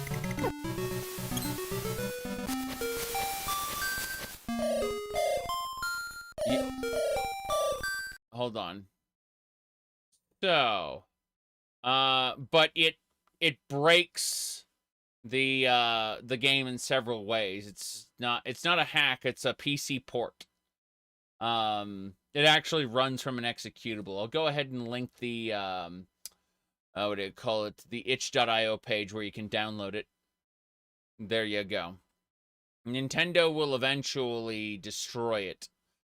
So you should download it while you have the opportunity. Provided, of course, you own the original game, trollolol. No, do not pirate. Please, thanks. Alright. What was I saying, though? Oh, yeah, I'm gonna pull it up really quick. So,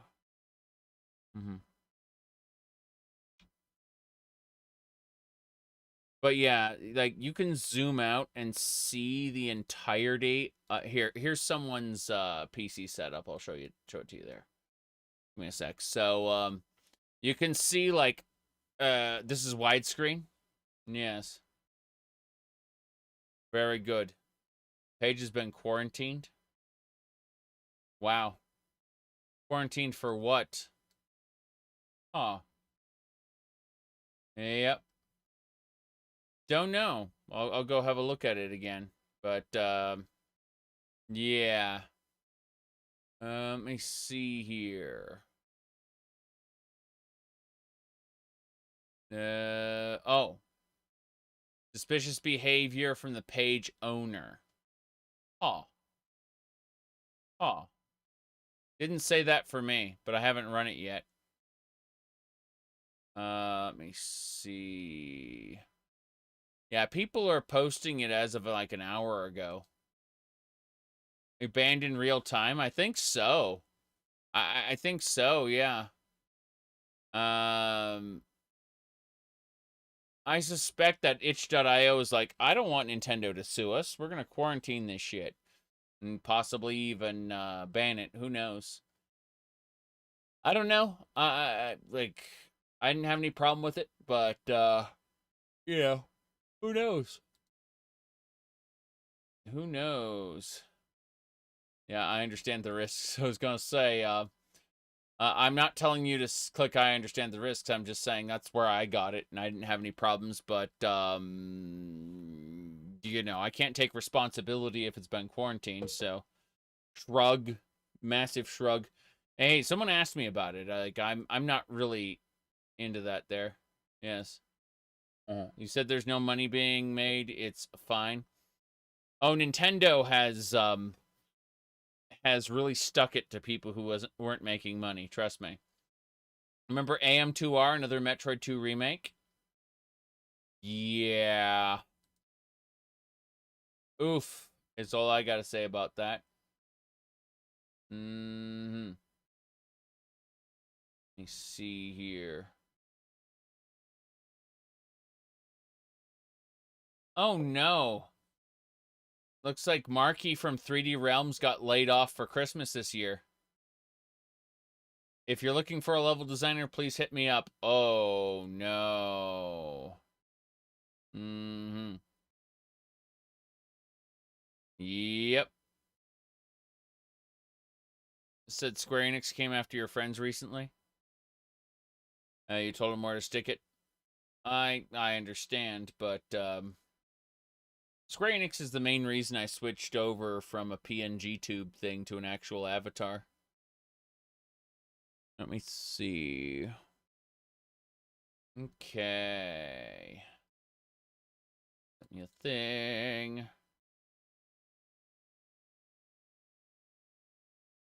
Is there a level designer even a thing? Yes. People hire, like, a good chunk of Bethesda's employees are level designers and quest designers. But, like, Bethesda specifically employs several. As in, like, at least 10 that I know of. Probably more. How do you pronounce the race name of Makote? Makote. Yes. I only know that because I heard it once.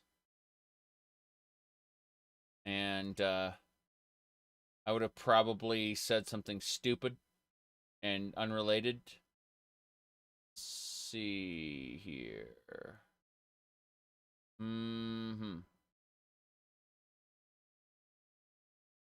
Mick Coat. That sounds cute, actually. Mick Coat sounds cute. Yeah. Yeah. All right. So yeah, it is confirmed that Twitch is banning people who are drawing the adult content, and they're cycling in and out. Apparently, that's hilarious. All right, Makote is Makota's Russian slang for cat. Interesting. Mikot, yes. Hey, Mac Pixel was a great game. Never played the sequel. Sequels, plural.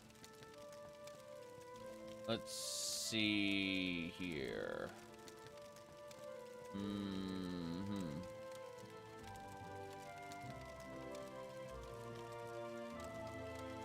Anyone else?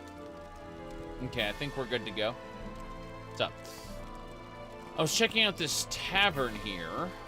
Hello. Summoned by another. questions again. What brings you to Old Ebonheart? Important trade hub and haven for Imperial citizens and settlers. I see. Ho ho. Hello. I'm a busy guy, so if you could hurry this up. Yeah, I was wondering if there was anything going on, but apparently not. Let's go down here. Checking the basements.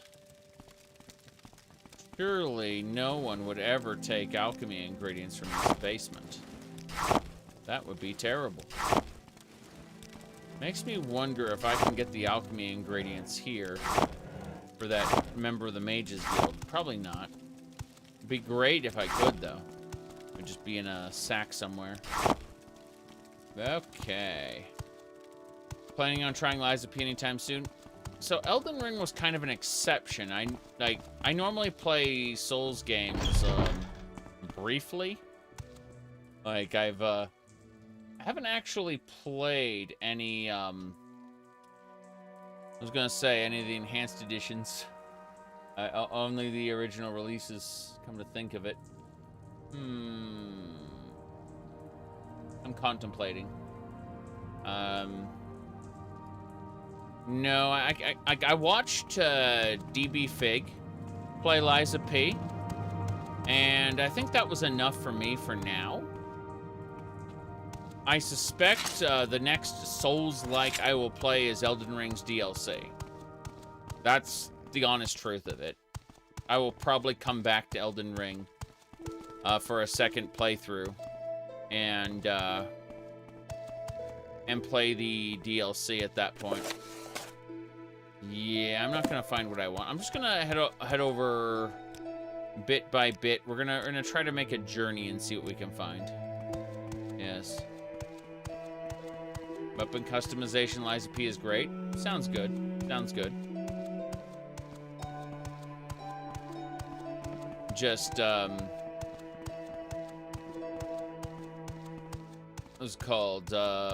I played Demon Souls, Dark Souls 1 through 3, but I've played none of the DLCs for the Dark Souls, nor have I played the Demon Souls remaster either. Yeah.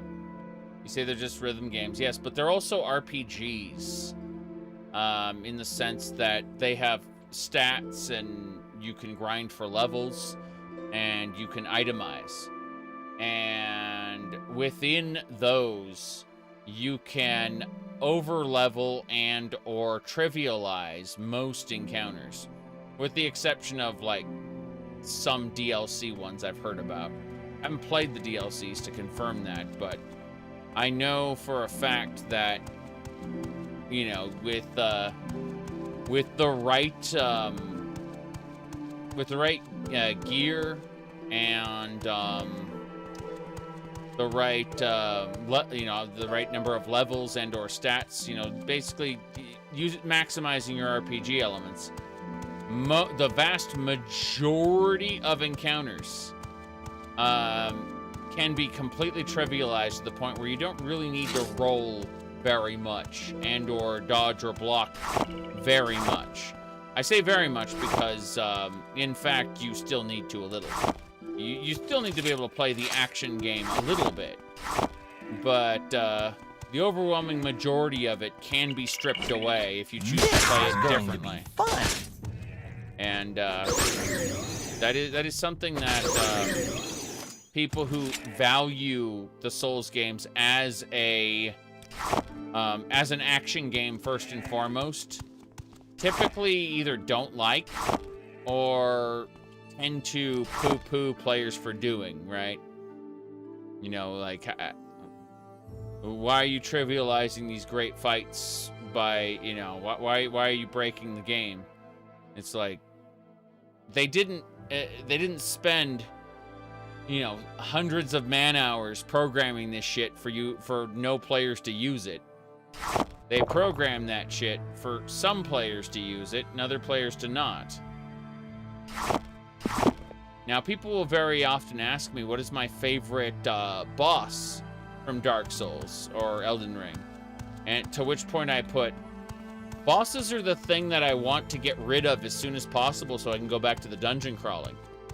And the people don't like to hear that very much. They're like, why would you come to a Souls-like if you don't like the boss battles? I'm like, I like them well enough when I, you know, end them quickly and then go back to doing what I enjoy, which is the dungeon crawling. Yeah, fans of Souls-likes don't like to hear that at all. Like, you mean you don't like the best part of the game? I mean, they're okay, provided I can, you know, pass them. It's a time for a Gwar fight.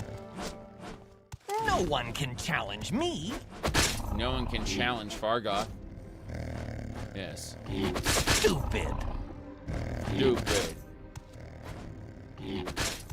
Fargoth is getting stronger by the moment. As Gwar meets. Mm-hmm. Yes. Alright. The boss fights are what keep you away from Souls-likes. There's a mod called Elden Ring Reforged, where you can make the game harder or easier. It actually allows you to dynamically change the difficulty settings at a bonfire. And it doesn't just change stat bars, it also changes aggressiveness and things like that. And so a friend of mine has some issues and was able to enjoy Elden Ring with that mod.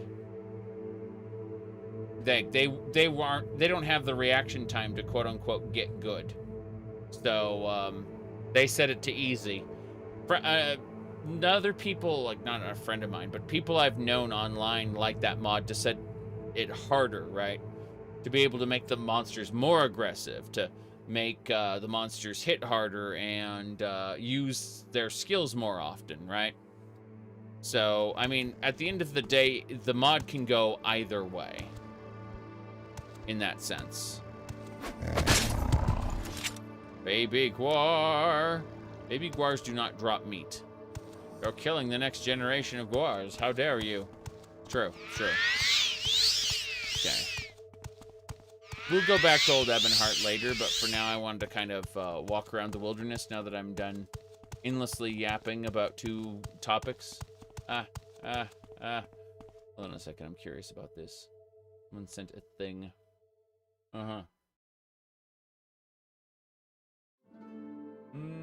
Okay.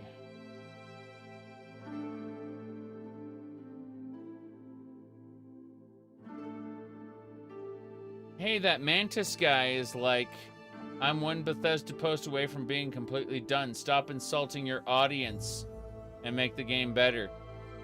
I remember that Mantis guy. He tried to get voice acting in Fallout the Frontier, and they said his voice acting was shit, and yeah, that was interesting.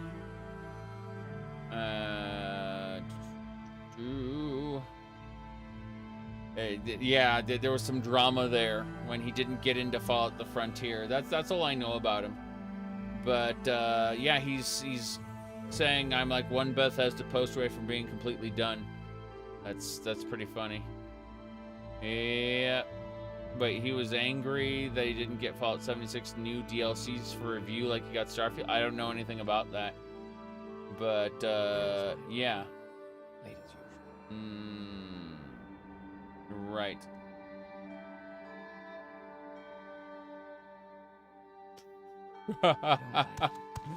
Oh, jeez. This is pretty funny, though. We got an Ashlander little area here. Hold on. Stay out of trouble, Outlander. Indoril guard. Oh, these are Indoril guards. What kind of outfit is that? That is some pretty interesting setup there. Wealth beyond measure, Outlander. I can fix up your gear if you need a smith's services. Got it. I mean, you sell all kinds of things, so. Imperial broadswords, other things, spiked pauldrons. That's pretty cool. Why is he calling you Outlander if you are not a dark elf?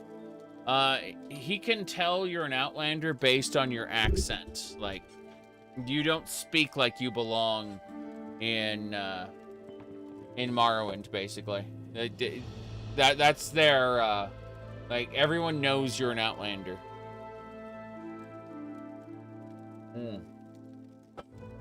Just existing near them, you put off an aura of Outlanderness. Yes. You may speak.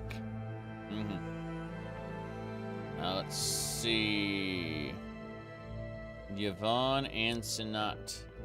There's a couple Ashlanders camped out east of here, near the Sundered Scar. That's your pair.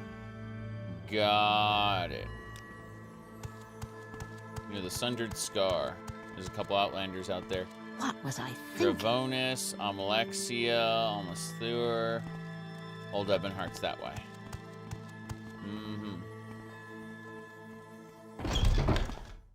Wealth beyond measure, Outlander. Let's see. If you hear about Lord Indral Ivis's bounties, just say so. Bounties. The Chapel Estate Roa Deer often issues bounties for escaped slaves or known thieves and highwaymen. Hetmans such as myself make available the bounties to the general public. Anyone can pursue and collect a bounty. I'll tell them about the available bounties. Yes. I have a bounty for Nami Eleth. Okay. She's been robbing pilgrims on Velas Path, east of Almasthur. Let's see.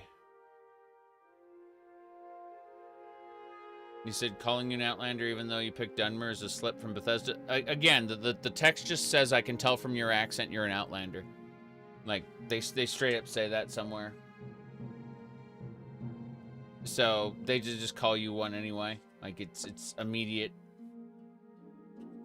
That's the justification they had. Let's see here.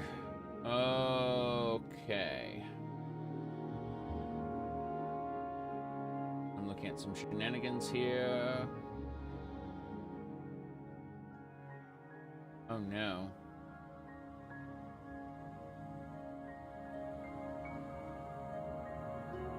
Alright. That's how you carry yourself, yep. Exactly. It's magic. You aren't cued into the invisible social norms of what do you call it? Vardenfell Dunmer. Alright. Let's see. Here we go. The chapel near Roa Deer. The outrage of Lord Indral Ilv. Let's see. Cannot have. Near me. Illith must die. Okay, so. Vornis Orthel, a commoner, saw the attacks. His home on Velas Path, east of Roa Deer. So where's Roa Deer? That is our Lord's Chapel. Got it. So, I guess that's it. Yep, robbing pilgrims. So that is a bounty we can partake. Have you seen a horse? Once, an Ashlander asked me if horses could swim. I told him, how in oblivion would I know? I've never seen one. Damn. Okay. Yes, there are no role-playing options for being a native Dunmer. That's true. These are not considered owned items. They're also terrible. Okay. But remember, in order to satisfy the prophecy, you have to be an Outlander. That is actually part of the prophecy, right? Who does he think he is, anyway? You know, whoop. Hold on. Okay. You may speak. I may speak indeed. Hello there. Outlander. Indeed. Leave me to pray, Outlander. Ask nothing of me. Yeah, but where's Roa Deer? Okay. The Pilgrim's Path is the way we need to go. Let's check this banner, see what it says. Drondil. Ah. Let me check the other way. Yes.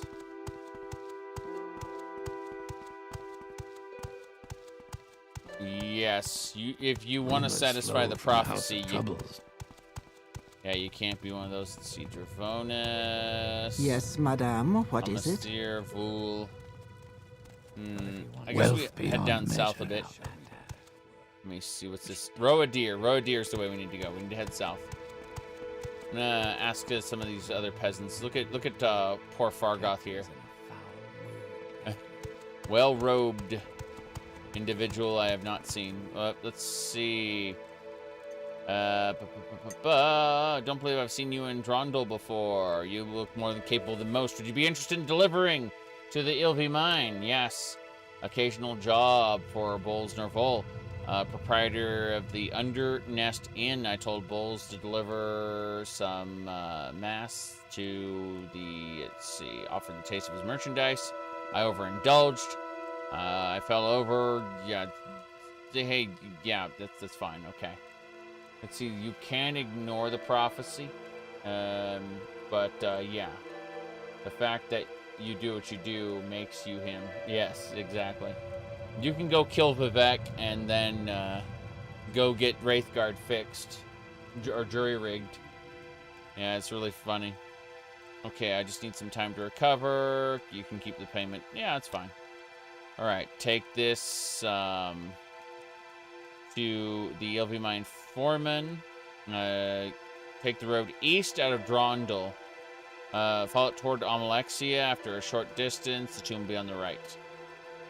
Got it. Keep following the road toward Amalexia. Next time the road forks will be to your right. I can spare a few moments. Let's go do that right now. Let's head on over to, let's go east. We need to go south later, but we got lots of areas to explore. That's for sure. Quests to do. We also got Velks to hunt. We're going to hunt a Velk over there. It's Velk hunting time. There's also a lot of mushrooms and other alchemy ingredients here, so it's not like we're wasting our time or anything. Yeah, lots to grab, lots to grab. Hell yeah. That's what I'm talking about. Good stuff. My goodness.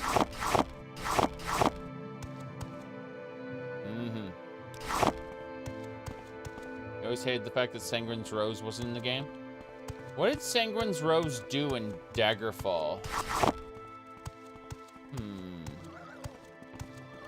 Here we go. The hunt a Velk. Got it.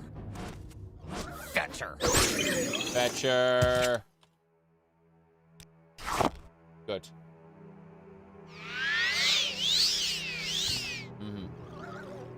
Summon a Daedra. Interesting.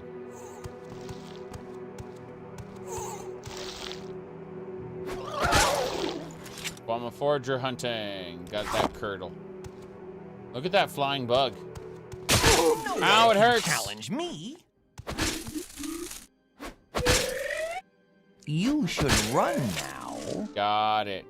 That was a Yeth grub. Oh, I remember those creatures. I haven't played Vanilla Morrowind in years. Probably won't. Gonna say that Morrowind is absolutely fucking terrible at guiding a new player. It does not convey information that the player needs to know on how to play its systems very well. At all. Morrowind is just absolutely atrocious at that. There's no fixing it in that sense. You missed the class restrictions, how sorcerers couldn't use regen magic. But late game they became godlike. Yeah. Ooh, all right. What do you mean? And the point is, someone asked, does vanilla hold up? And I'm telling them, like, for a new player, the game is typically miserable. And that is, like, the average player gets filtered by the early game because the game doesn't explain its mechanics very well. That's the point. So, in other words, you tell a new player, someone who's planning on going into it, that that is the case, and you can steal them against the expectations. Wait. Okay, you were a new player once. How long ago? And what games surrounded the space? What were your expectations at the time? Specifically, like, what other games had you played around that time? Think about it like this. When you say you were a new player, when were you the new player? And, what do you call it? The Xbox version, oh boy. Anyway. People who have a chip on their shoulder about how easy they got into Morrowind, or how they didn't have any problems getting into Morrowind, a lot of that is either nostalgia, so new modern players. That's what I'm talking about, yes. I am... When someone asks about Morrowind, you know, like, should I get it or whatever, you know, it doesn't hold up, blah, blah, blah.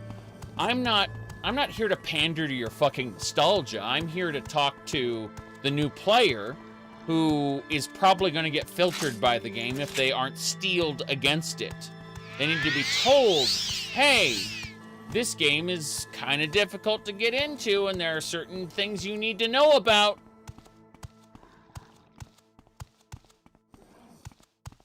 All right. Because, I guarantee you that the average Skyrim player is going to go up to an enemy, have an empty stamina bar, using a weapon not skilled for their class, and they're going to not hit anything and wonder why. And you, as a seasoned player, are going to probably berate them for not knowing what to do. You know, and speak matter-of-factly about its stamina system or its skill system and how you create your character. And as a result, that new player's going to get pissed at you, quit the game, and probably think you're an asshole.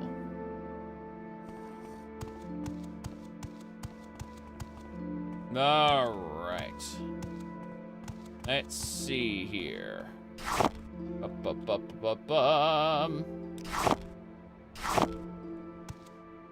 Let's go. Grabbing herbs and things. Heading on the road. You're a new Morrowind player now? Ah, well, stamina is your best friend.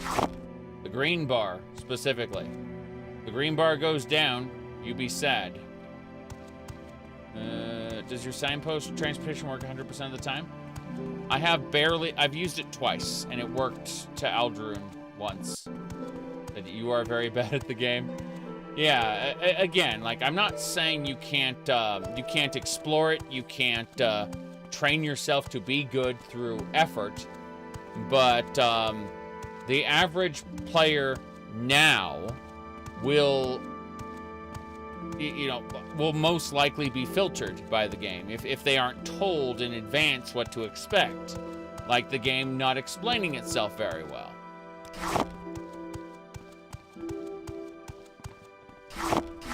Yep. Okay.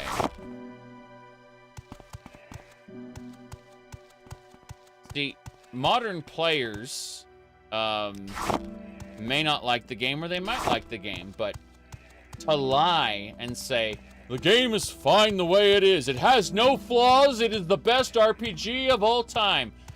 Fuck off.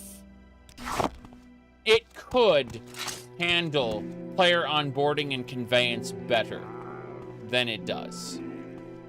There are some simple decisions, like chose the wrong the dagger in with. the census office. You don't deserve to live.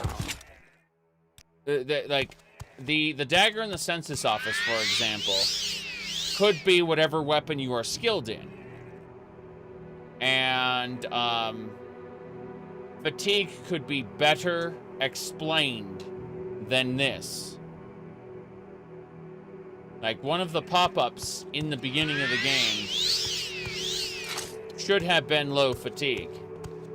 Of course, there's a good chance players will click through it, but, yeah, no. The game has pop-ups already in the tutorial area. It does. It's just, it kind of omits some of the most important mechanics to instead say, loot the barrel! Which is fucking dumb. You must loot Fargoth's ring. Yes. You cannot haggle while you're short of breath. Correct. John, I love the system. I like it, like, I agree with you. It's a good system. It's just explaining to new players how that works. It's not properly conveyed to them, especially if they played, like, Skyrim, you know? Yeah, or even Oblivion. Wouldn't make any sense to them. So when people make a video showing themselves repeatedly missing a rat, you know, and their bar is empty, they say, thankfully Oblivion has fixed the terrible dice roll system of Morrowind. You can see where they're coming from, because they were filtered. Yep.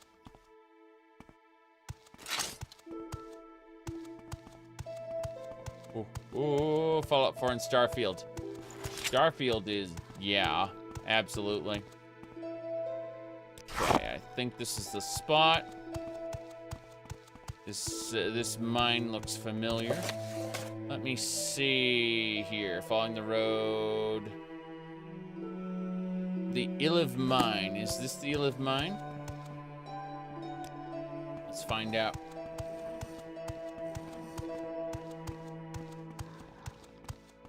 I'm not saying you shouldn't miss attacks. I'm saying that the game doesn't explain that at all. That's what I'm saying. Yeah, you can't expect most players to RP walk places. They think of, like, they think of this as walking and something faster than this being sprinting. Yep.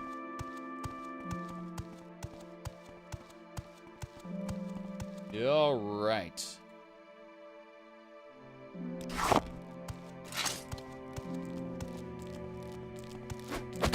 Bam.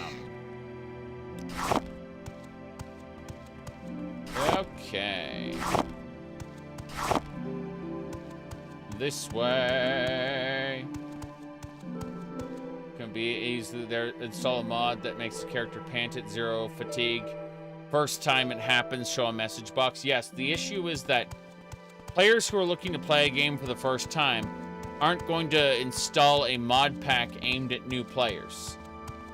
They are going to play the game vanilla as it was quote-unquote intended, and then get filtered. And to grab these. Alchemy ingredients aplenty.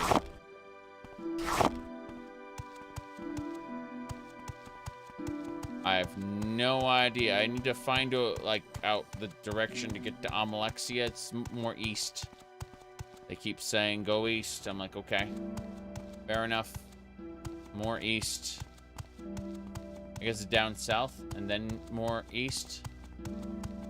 Yep. It's good you're not very bothered at being bad at a game.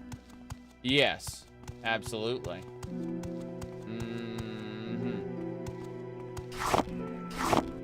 Making scrolls and stuff. Yeah, there's a lot of fun things you can do in Morrowind that aren't really obvious to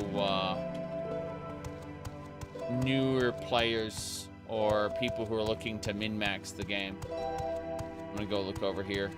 I think I missed something. There's also... Okay, these are the two Ashlanders out here. I need to meet them, see what's going on. Hello there. These are the two Ashlanders. Speak quickly, Outlander, or go away. What do you want? Raws. Oh, you mean the horse? You're a bit late. We've already butchered and started eating the creature. Didn't taste anything like Gwar, even less like Nick's Hound. Strange beast they have in the west.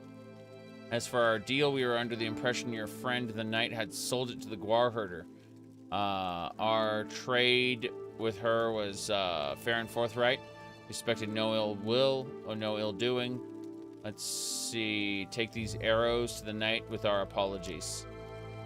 We would, however, appreciate if you did not tell him where we are. Outlanders tend to not be understanding or forgiving. This was, okay, this guy, this one knight was looking for a horse. Specifically his horse that he took to the Guar herder. And the Guar herder was supposed to hold on to the horse while he was in the city, because, you know, horses aren't allowed in the city. So, yeah, apparently they've eaten the creature. That's just crazy, yeah. Seen a horse? Yes, you could say I've seen a horse, and then yeah. Raw is the horse. How you doing? My time is precious, so make it quick. Raw is, yes. Alright. What a shame. That's unfortunate. The Ashlanders have eaten the horse, meaning if we go back, the Knight's Wrath. Yeah, they fear the Knight's Wrath. I was gonna say, the person who sold the horse, yeah, they've already butchered, and they're starting to eat the horse. It's crazy. You stopped playing Oblivion because the monster scale with your level on the highest difficulty. Not fun. Yeah. Lockpicking in Oblivion is actually very, very easy once you figure it out, but it's not intuitive. Just like, but yeah, I absolutely positively will probably never be playing Oblivion again with the default leveling system. It's just not fun for me. I use Oblivion XP, a mod that, you know, gives you experience points, and, like, specifically, you got points to invest. Yep. Switch it to easy and the scaling problems go away?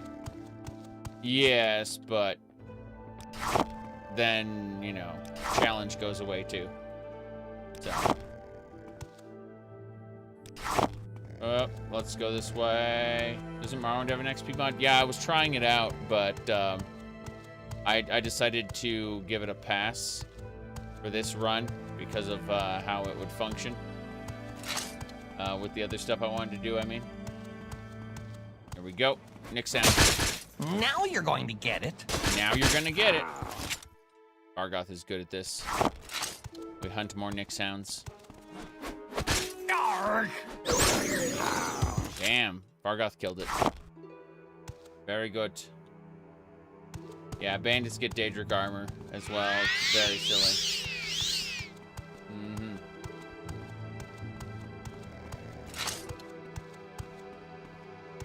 Okay. Yeah, exactly. So you'd want to mod the combat in to make the enemies do more damage in theory. Which you can do. Yep. Unleveler mod. Seen that before.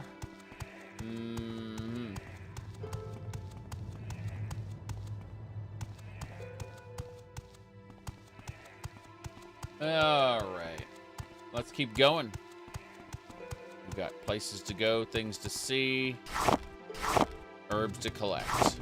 I'm pretty well with all the herb collecting, honestly.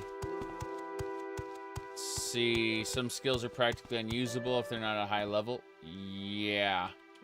With Morrowind, you mean? Yep.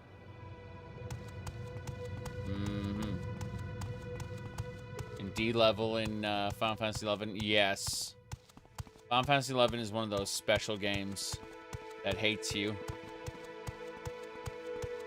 Did you know there's an NPC that if you, like, in dialogue, if you don't pay her when she asks you to pay her, she will kill you in a cutscene, and that will be an actual death with the XP penalty?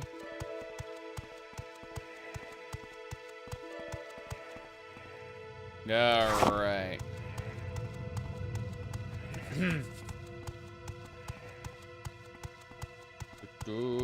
retail 11 is terrible, you say? Interesting. Got a person here. I figure out where the hell we are. We should be close. There's a person here in front of that mine, I believe. What kind of mine is it? I don't know. Hello there. Move along. An Induril guard. This is the EV mine.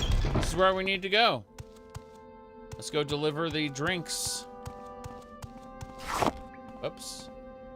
That stolen goods are now forfeit. It's too convoluted, you say? Way too many systems? Interesting. Let me see here. Hello. Wealth beyond measure, Outlander. You're not the person I need to talk to. Got it. Those mushrooms are owned by the mine's owner. That's funny. Looks like this is glass. Probably mine some of it. Yeah, this is raw glass. Highly illegal in the Empire. This all belongs to the Emperor. Yeah. I think most of these nodes have been mined out. Mathera. Mm-hmm. It's a damn shame, too. Bargoth! Bargoth is dead. We shall remember him. Okay. Bargoth fell in the pit. We shall never see him again. You may speak. Well, I didn't find anything I wanted, so I'm just gonna reload. Actually, back here, yeah. Ooh. Green glass, yes. Absolutely. All right. Oh. Today's the Witches' Festival. On this day, ghosts, demons, and evil spirits are mocked. Beggars take to the streets asking for alms while children eat festival treats. People are obliged to provide them. Today is also Mafala's Summoning Day. Cool.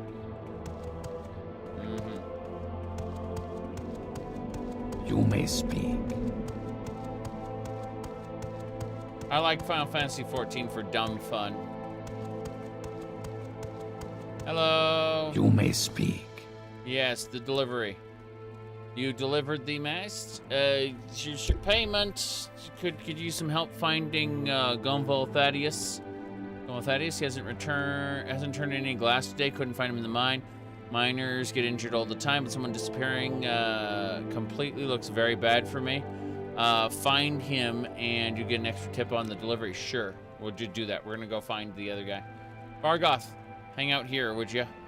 Yeah, adventuring. Stand guard this position. Yeah. Thanks again for returning my family ring. Yes, of course. Of course. This is his chest with a unique dagger and some chain. I can't loot all that. What a shame, what a shame. Christmas mod for Morrowind? I don't think so. I mean, the only thing we have Christmas going on in the stream is the Princess Zelda there. You know, that's it. What a shame. There's a mod that lets you ride the minecarts. That's really funny. Oh, there? Yeah. So I have to go find someone who disappeared in the mine. We don't know what happened to them, but we're gonna find out. No glass in any of these nodes, though. It's kind of sad. Yep.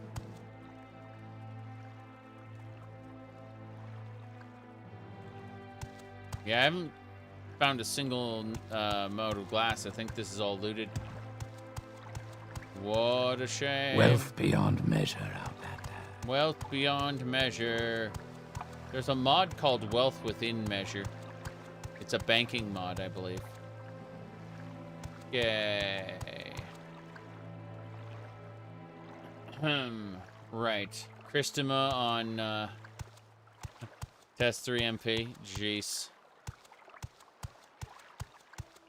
That's just gonna take me back to the beginning. I need to go in the water, I think. Do I know Mathera. Yep. Okay. Into the water we go. I assume the other guy will be somewhere else around here. Hello there. You may speak. Hello there. Oh, whatever you're doing down here, I could use your help. I was climbing up the cliff behind this waterfall when I saw something move. It startled me. I slipped on the rocks. I swallowed some of the water down here. Do you know any spells of healing? I could appreciate it. Okay, so this guy's hurt and needs a heal. I got a heal. Yep.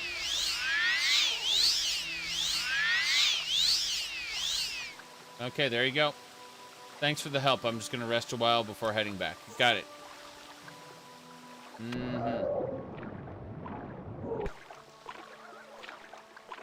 Said people found a loophole. No. They, Twitch has unfortunately, She's not hard. announced that, artistic nudity is now now allowed. And because they've decided that, people have been getting banned, pushing it beyond what they intended. Yes. I don't like it, but orders are orders. Anyway. Thanks again for returning my family ring. Yes, Vargoth. Hello there. Yeah, about that. Bam. You found him in the flooded tunnel and healed him? You've saved me quite a headache. It's not much, but take this gold as thanks. Cool, you're the foreman? Yeah, that's it. Thanks for finding him. Okay. You're a glass miner. Got it. That's neat. I don't like it, but orders are orders. Orders are orders. Let's go, Vargoth. Come with me. Yep.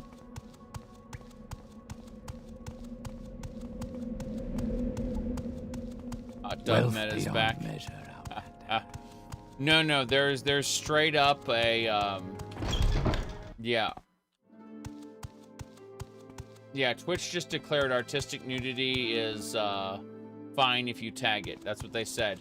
And people have been pushing it beyond just nudity, and you know, like they are very much getting banned left and right, which is funny to me. It's very amusing. Did the hot tub meta ever go away? Hot tubs and what do you call it? Hot tubs and beaches. Yes, that is now its own category, basically. It's pretty silly.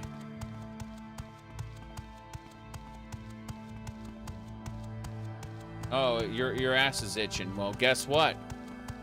Twerking is allowed, apparently, as a part of artistic whatever. Yep. They specifically said it.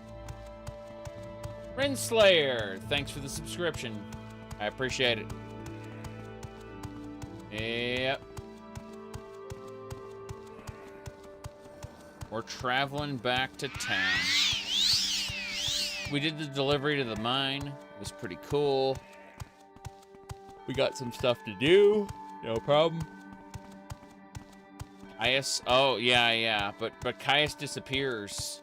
Spider-Man reaches for him, and then he poofs away, and Spider-Man screams, "No!" Alright.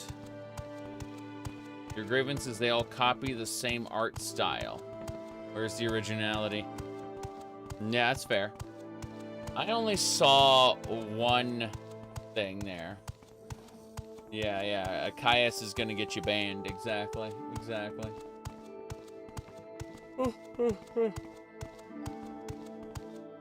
Okay.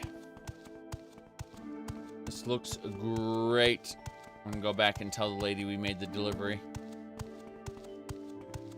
We only made like 50 golds, unfortunately.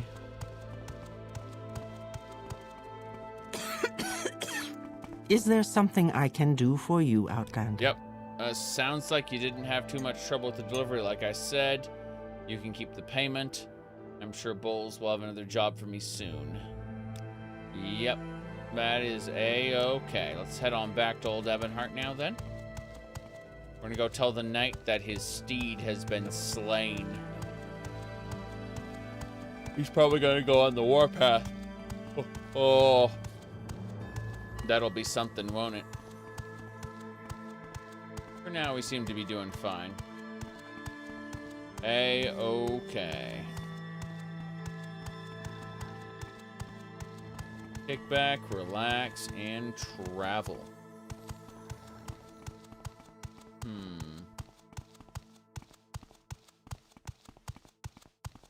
All right. Your problem with the new rules is that there was websites for this particular thing.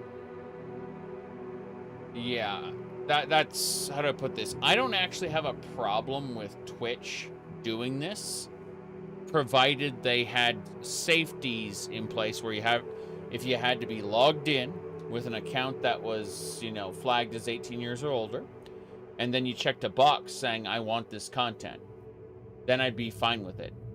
But right now, they're just trying to sell sex to people. That's what they're trying to do. They're trying to inflate their viewer numbers, and therefore their ad rates, by showing sex to people in the form of art. And I don't care if this exists. I just care that, you know, morally speaking, that children are being exposed to it, and people who aren't even logged in are being exposed to it, right? That's that's all. Now that is morally speaking, right? But let's set aside morals for a second, because you know I'm insane, and talk about it purely from my personal perspective, which is, this is going to be fucking funny to watch the social media circus as everyone's screeching at each other. People are going to blame each other. People are going to like throw tantrums. People are going to get banned. People are going to push boundaries, and it's going to be hilarious. The social media circus is going to be interesting. Yes. What's the desktop today? Is Princess Zelda. Yeah. Princess Zelda. It's nothing too risque. That's for sure. People are gonna make bank making videos about it? Yeah. It's literally just a very, very tame wallpaper. Yes. No nudity. I'm not following the new meta, sorry. Here we go! This is going to be fun!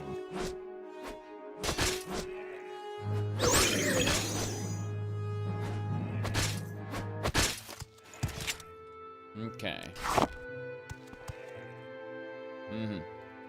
Thirst. Drink the water. Drop the pillows. I didn't need those pillows, but I need the water.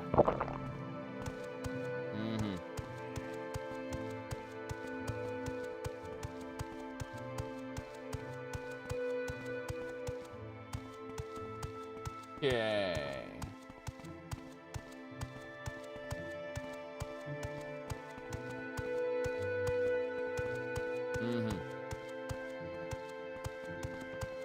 We do not sell sex to our viewers. Some people thought I was when I was doing the VTuber avatar, though. Trollololol. It was really funny. Of course, people also thought I was trans or something, which is equally funny. Of course, you know, with one hand, I will post the memery, and then and mock the memery, and then with the other, I will hold up an IKEA shark, and that confuses the crap out of people, which is good. People should be confused. That makes things more interesting. Okay. How many viewers did you turn to femboys? I purged like 800 subscribers so far. Kind of cool. I'll keep working at it. I am the worst content creator ever.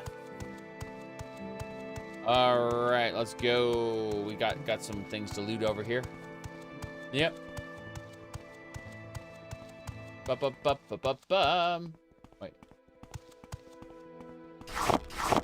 Wham. What else? Yeah, I don't suspect anyone had anyone had a quote-unquote awakening from a fucking Japanese cat cartoon with my voice. I don't think so. Would be funny though if people go and get uncomfortable because a cat cartoon was what do you call it, somehow caused them to feel things, and so they got angry with and disgusted with themselves. That'd be funny.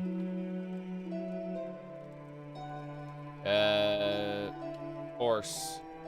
Yes. You said the boon of artistic nudity is stuff like mods for a game. I don't think so.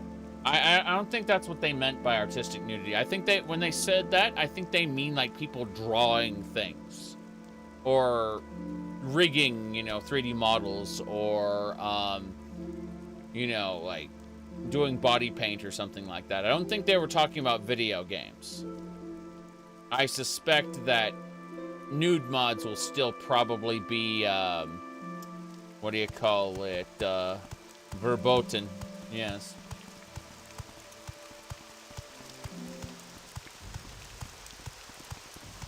All right.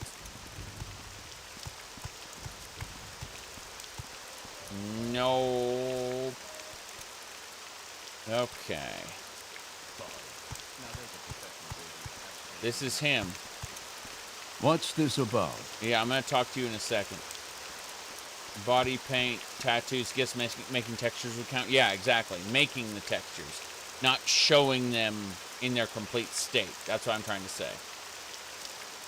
Yeah. All right.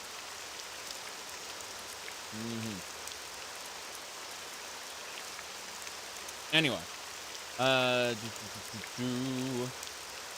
I remember my latest Skyrim run was where I was able to finally do skimpy male armors. It took like 7-8 years for them to finally come up with like a full replacer for male armors that were skimpy but not like pornographic, you know what I mean? Because like 99% of the people who wanted the skimpy male armors also wanted them to show off their bits, and it's kind of nuts.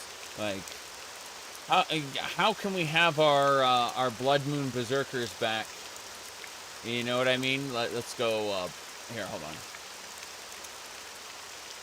Yeah, exactly. Finally, peak aesthetics. But been waiting for this ever since we got our Elder Scrolls 3, you know, like Nords, right? Our Nords from Elder Scrolls 3, you know, like this is canon. This is straight up canon, right? So it's been like you got the hat, we got the boots, top quality content there. So we want to make Skyrim a little closer to our, you know, peak Morrowind aesthetic Nords. You know what I mean? And that's what the skimpy male armors are for, to bring that back. Yes. He said ESO made the bikini plate canon. Is there new bikini plate? 'Cause I know Final Fantasy XIV specifically has, like, they've been working really hard to make male and female armors similar or the same. Let's see. Someone, you know, said Bloodmoon made you install body replacers. That's funny. That is pretty funny. Okay, we're gonna go over here first. We're actually reaching lunchtime here. It's 11, and I'd like to, like, my stomach is telling me you need to go eat, and my legs are telling me you need to get up and walk around. So what I'm actually going to do is I'm gonna go grab some water here. So we go over here, and then look at the ocean. Yeah, we're just gonna drink salt water. That's fine. Everyone loves salt water. Empty water flask. Fill it. Cool. Drink. Fill. Drink again. And then fill. Yeah. Daggerfall was the skimpiest? Yes. Daggerfall had the boobies. Absolutely. Alright, we're going now. Yep.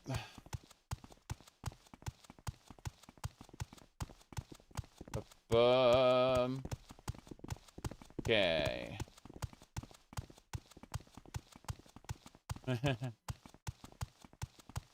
Now then, as I was saying, I'm gonna go to the guy we're gonna talk to next, the knight. And we're gonna be discussing things with him in a second. Yes? By a second, I mean next time. Lol is what I named the save file. So, what I'm gonna be doing today is I will be back very, very soon. Oh, Old Ebonheart is big, like, has 10 hours worth of quest content in it. Between the Thieves Guild, the Fighters Guild, the Mages Guild, and all of the individual quests. There's like, what do you call it? There's like 10 hours worth of quest content here, if you are interested. So, do recommend Tamriel Rebuilt's Old Ebonheart area. So for those who don't know, here's Vivec. South of Vivec is Old Ebonheart. And that's where, but it's a big, big city. It's also very laggy. There's like 200 hours worth of TR content, most likely. Especially if you don't fast travel a whole lot. Anyway, I'm taking off. I will see you all soon. I'm going to go have lunch. I'm going to go stretch my legs. And when I get back, I'm going to be playing the new Warframe update. There's a brand new Warframe update, which is going to be dealing with non-linear time again. So if you think the storyline is batshit crazy and doesn't make sense, non-linear time. Get ready for that fun. We're going to the Void. Bye, everybody.